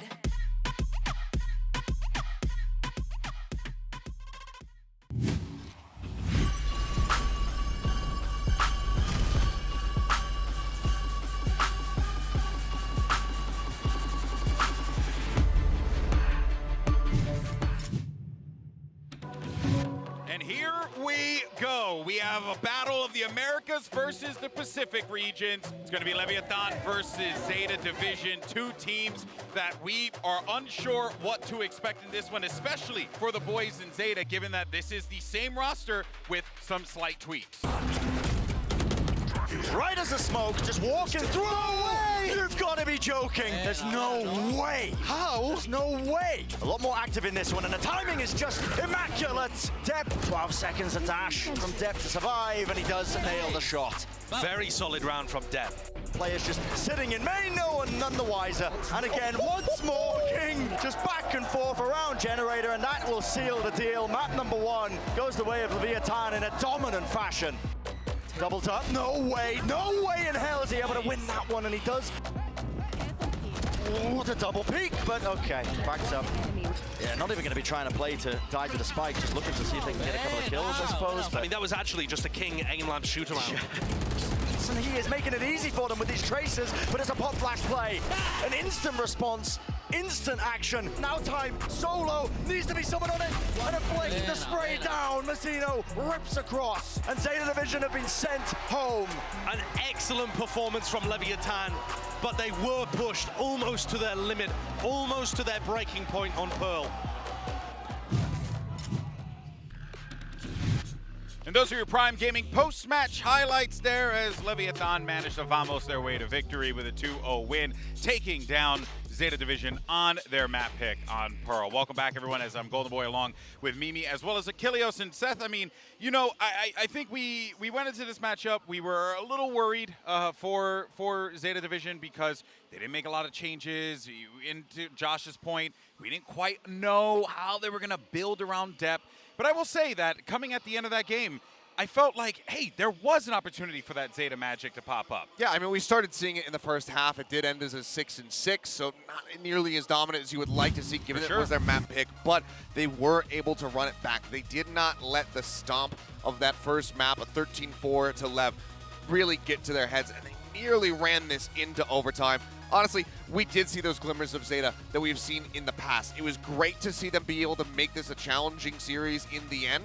Unfortunately, it does mean that they are going to be going home. Yeah, I think what was interesting about this this match was the second half was one about both teams kind of struggling on their attacking side. But as we pull back to the series more holistically, I think what Leviatán proved fantastic at was these post-plant situations. Well, they didn't always get into them on Pearl. Once they got into these spots, this team's coordination was impeccable. I thought they did a really good job of setting up in crossfires, really kind of timing out their utility so they know exactly this is happening first, this is happening second. It is clear that they are very well drilled, and I think they lived up to a lot of my expectations that we've heard from some of these Wild Scrimbucks. Yeah, and also just great reads. Every time Zeta was trying to go for a lurk play, particularly around that B long area just up against the wall, they just knew that there was going to be somebody there. They were constantly checking that angle and being able to get that punish time and time again. So whether it was a full buy or it was one of those, you know, thrifty attempts coming through from the side of Zeta, they weren't able to find value because they were just getting read and shut down. Yeah, and I think as well for Leviatán, well, overall, this is a very exciting debut for the new changes to this roster. I do still have some questions surrounding them, particularly with that Pearl attack side. I felt like they were very slow to adapt to once Zeta Division started coming out with those fast pre-takes and stuff. They were still playing very slow rounds, sometimes letting that clock click down a little bit too far. Yeah. But these are all things that they can work on. They have a very solid base, and I think they're going to be a very strong team into the rest of this tournament. Yeah, if that's the foundation that they have, I'm excited to see the house they build. But before the break, though, we asked you guys to vote for the player of the match, and the results are in. So let's go ahead and see what y'all decided was the MVP. Oh, And you know what? Wow, by a landslide, Mazzino. You know what, Seth? Not mad about that. No, I don't think you really can be, just given how he's able to play up across both of those maps. I mean, still the boldness of that TP play up into heaven to just go I ahead think it was and all shut the them Broman down. mains that they were the ones that voted for him. Yeah, there. 88.4% of his Omen mains just yeah. I was gonna say something that I'm not allowed to say, but they were going crazy over it, and I don't blame them. Man. Anyways, doing me dirty, production. Doing me dirty. Mazzino came into this one, and this was a fairly new role for him, being the dedicated controller for this team. And like you said, he looked fantastic on it. Really great game out of him. I think a big upgrade for Leviatán. Yeah, I mean, congratulations to him, but unfortunately that means we have to say goodbye to Zeta Division, the hopefuls from Japan who came into this one knowing that it was going to be an uphill battle, but we have seen this team persevere through very difficult circumstances in the past. This is a team that fell to the Champions winners in Istanbul. They always seem to run into these brick walls, Mimi, and I'm excited, though, nonetheless, to see what this team can do as we head into the Pacific Division. Yeah, I'm excited to see more out of Zeta Division. I think that second map showed some big positive moments for this team. I think they did a good job of adapting to how Leviatán was playing that attacking side, had some good coordination and ideas with those pre-takes. Overall, I think they showed some potential, but again, want to see more from them in the future. This was a tough match. Yeah. Exactly. Well, folks, for more on that match, let's go ahead and send it over to Sideshow because he's standing by with Your Highness. It's King for the Verizon post-match interview. Wow, that's a fantastic way to intro it. Yeah, I'm down here on the stage with King, the IGL from Leviatán. Those were two very different maps, King. I feel like the first one was over immediately. What was the feeling in the camp for Leviatán after you come off the back of that win on Ascent? Yeah, I mean, it was normal for us, meaning like, okay, we win the first map really easy, and we're not overexcited like saying, okay, let's win again like 13-1 or 13-2. We were, okay, focused on the next map. We don't know anything about them. Right. And yeah, we're just focusing on our stuff. Actually, we were talking about, we had a scrim today on Pearl, and we went to our room and we started saying, okay, what we did wrong. And we started immediately speaking about the map we played today, so yeah.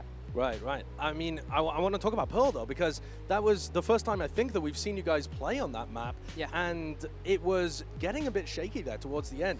Did you feel like you were getting pushed and pressured? It felt like the time in particular was a problem for both teams. Yeah, I think Zeta started to play really... They stopped to have contact on us. Like, they started to fall back, and every thing we did, there was no one. Like, when we started to play on Art, we just had a Killjoy turret. On B, we always had a Jet doing his operator pick, and I think we never died against him on B. So yeah, I think our problem was that we still played like they were going to be like on the first chokes, you know? Right. So then Honor paused and he said, okay, they're not playing on the first chokes, so let's be more aggressive and then make the contact like way back, you know? So that's why then we start to do our stuff, and it went okay, I think. Yes, yeah. I mean, you come out with the win in the end. Yeah. But you mentioned earlier that you just had a scrim on Pearl, and you were talking about that coming into this game. Now, I've heard more than I probably should have about your scrims, and it seems like the word has been getting around that you've been destroying people, and that, you know, a lot of people are hyped up. Like Som from NRG was bigging you guys up, for example, too.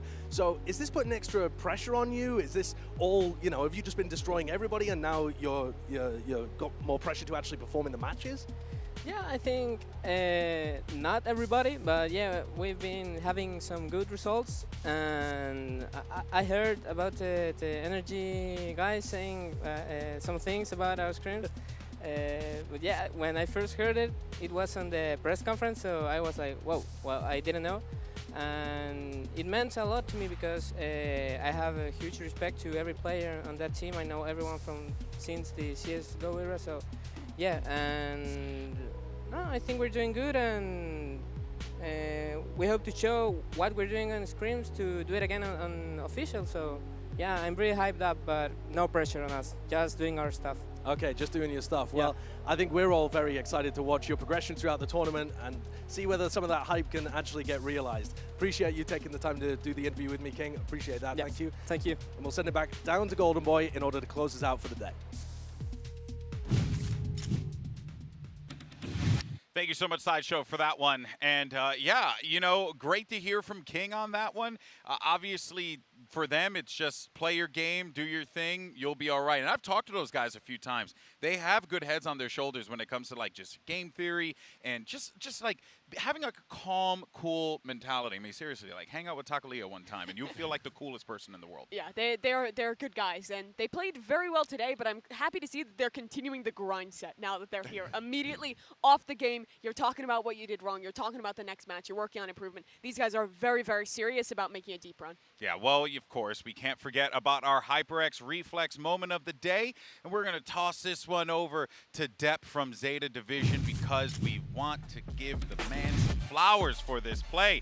I mean, there were some obviously big moments across the board, every single player here, and actually we have Sugar Zero there on screen. So the last second change up, we ended up going with Sugar Zero because the man did so many smoke pushes. He was just walking through the nebulas, and a lot of times it wasn't working, but this was the time that it mattered the most, and he managed to make the most of it. Pushes in, immediately has that first kill, manages to transition over. Takaleo cannot get that elimination on him, and then that unfurls the entire round from there. So it was a really great play from Sugar Zero. Unfortunately, he wasn't getting away with it nearly as much as he did in that clip. Otherwise, we would probably be looking at a map 3 right now. Yeah, I mean, GB, you said it earlier, but we saw a little bit of that Zeta magic, and that was in some of those wild individual plays that this team managed to pull off. Yeah, like, you know, Depp had one, Sugar Zero had one, Laz had Too many many. to count. Like everyone on Zeta had a moment, but the thing is we're excited to see what they could be doing moving forward into the Pacific League. But that is our first day of the Omega bracket coming to a close, and here is the bracket as it stands right now. I know you all at home miss the dartboard so much, so we just decided to run it back again.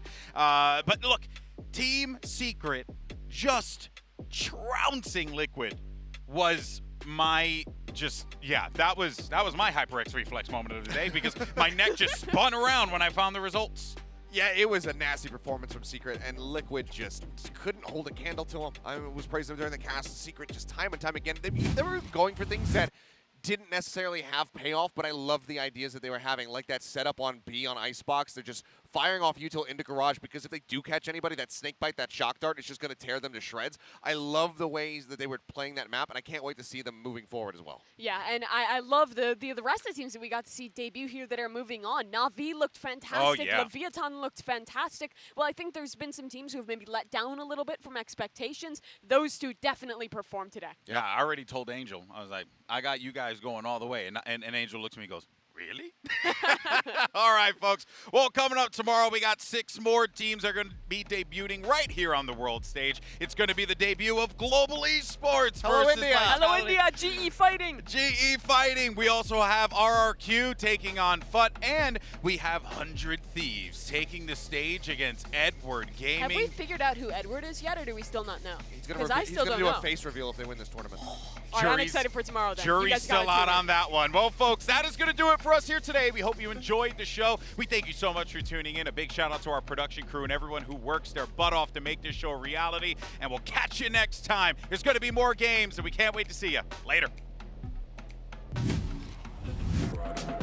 We saw the Alpha bracket deliver last week, but this week it's all about the Omega bracket. 16 more teams will take the stage at the biggest VCT event ever. The Pacifics have already proven themselves to be a strong region here, whereas EMEA, they've been a bit of a disappointment, but that could all change right here, right now. Maps has meant to find one. If he can cut down Yappy on the entry, he continues finding a third. What? Hot start to say the least. No way. Certainly not. Jesse Bash, you cannot do this to the man. Unbelievable. Not again. But that Viper's pin keeps Secret safe, and Liquid evaporating under the pressure. Secret, that first half gave them everything going forward. Now the positioning's decent though for Liquid. Good spot to be in Nats, a little precarious but still good for it. Gorgeous round from Nats. That positioning in tower was second to none. This is not going to surprise him whatsoever. The Nats covering fire. Jesse Bash has the headshot, and Team Secret have the firm lead. Yappy has to come alive. Finds two. Tower is the last bastion of hope, and Yappy holds on for Liquid. There's so many players on the other side. It could be a tragedy. What? Okay. Oh, come on! I can't believe they've broken Liquid like this. Map 1 we wrote off. We doubted the capability, and we were wrong. It carried into map 2, and they ran through Team Liquid. A lot of EMEA's hopes are riding on the shoulders of Navi, but Krü, they're going to want their revenge here. They faced this team before. I know there's some new players here, but let's not forget towards the end of last year, I think Krü managed to go up against FPX twice and lost both times. It's just a question of what they're able to take into the next round, and the answer is nothing. Can you keep them back? Can you keep them at bay? The spike goes down. Xiao in a 1v3. Clean shots out from Davies. CNED cleaning that out, and now he's got to go fast, and he does! What a shot out from CNED. Nice. He's able to get the kill on Shigetsu, the flash in his face, and CNED does not care. What? Navi, very clean, map 1. An absolute statement right off rip, and that was Krü's map choice. We're going to Lotus next. Melser trying to play a little bit of mind games. 13 seconds left, he drops down, and Melser's right beneath him. A 2v1 here. Davies so weak. Can Xiao do it? Oh my gosh! The shot from Davies and the Red Bull clutch from Krü! Oh no! That's a big punish from Angel. Oh, do we have a knife again? Nope, no knife. But 2 kills out for Angel, 4 on the round, 7 for Navi. Chetty trying to dash around the utility, and he can't find much. Shigetsu's shots are clean. I don't know, guys. It was too easy. The lead gone. The series in favor of Navi. The European hope that we were all waiting for finally shows up here at Lock-In and take down Krü very quickly. Once again, my submarine. And here we go. We have a battle of the Americas versus the Pacific regions. It's going to be Leviatán versus Zeta Division. 2 teams that we are unsure what to expect in this one, especially for the boys in Zeta, given that this is the same roster with some slight tweaks. Right as a smoke, just walking through. No way! You've got to be joking. There's no way. How? There's no way. A lot more active in this one, and the timing is just immaculate. Depp, 12 seconds of dash from Depp to survive, and he does nail the shot. Very solid round from Depp. Players just sitting in main, no one none the wiser. And again, once more, King just back and forth around Generator, and that will seal the deal. Map number 1 goes the way of Leviatán in a dominant fashion. Double tap, no way in hell is he able to win that one, and he does. What a double peek, but okay, backed up. Yeah, not even going to be trying to play to die to the spike, just looking to see if they can get a couple of kills, I suppose. I mean, that was actually just a King aim-lab shoot-around. And he is making it easy for them with these traces, but it's a pop flash play. An instant response, instant action. Now time, solo, needs to be someone on it, and a flick the spray down. Mazzino rips across, and Zeta Division have been sent home. An excellent performance from Leviatán, but they were pushed almost to their limit, almost to their breaking point on Pearl. Dead, dead, dead. Stay alive, stay alive. Calma. Stay alive, staying alive, staying alive. Stay alive. 5 seconds time.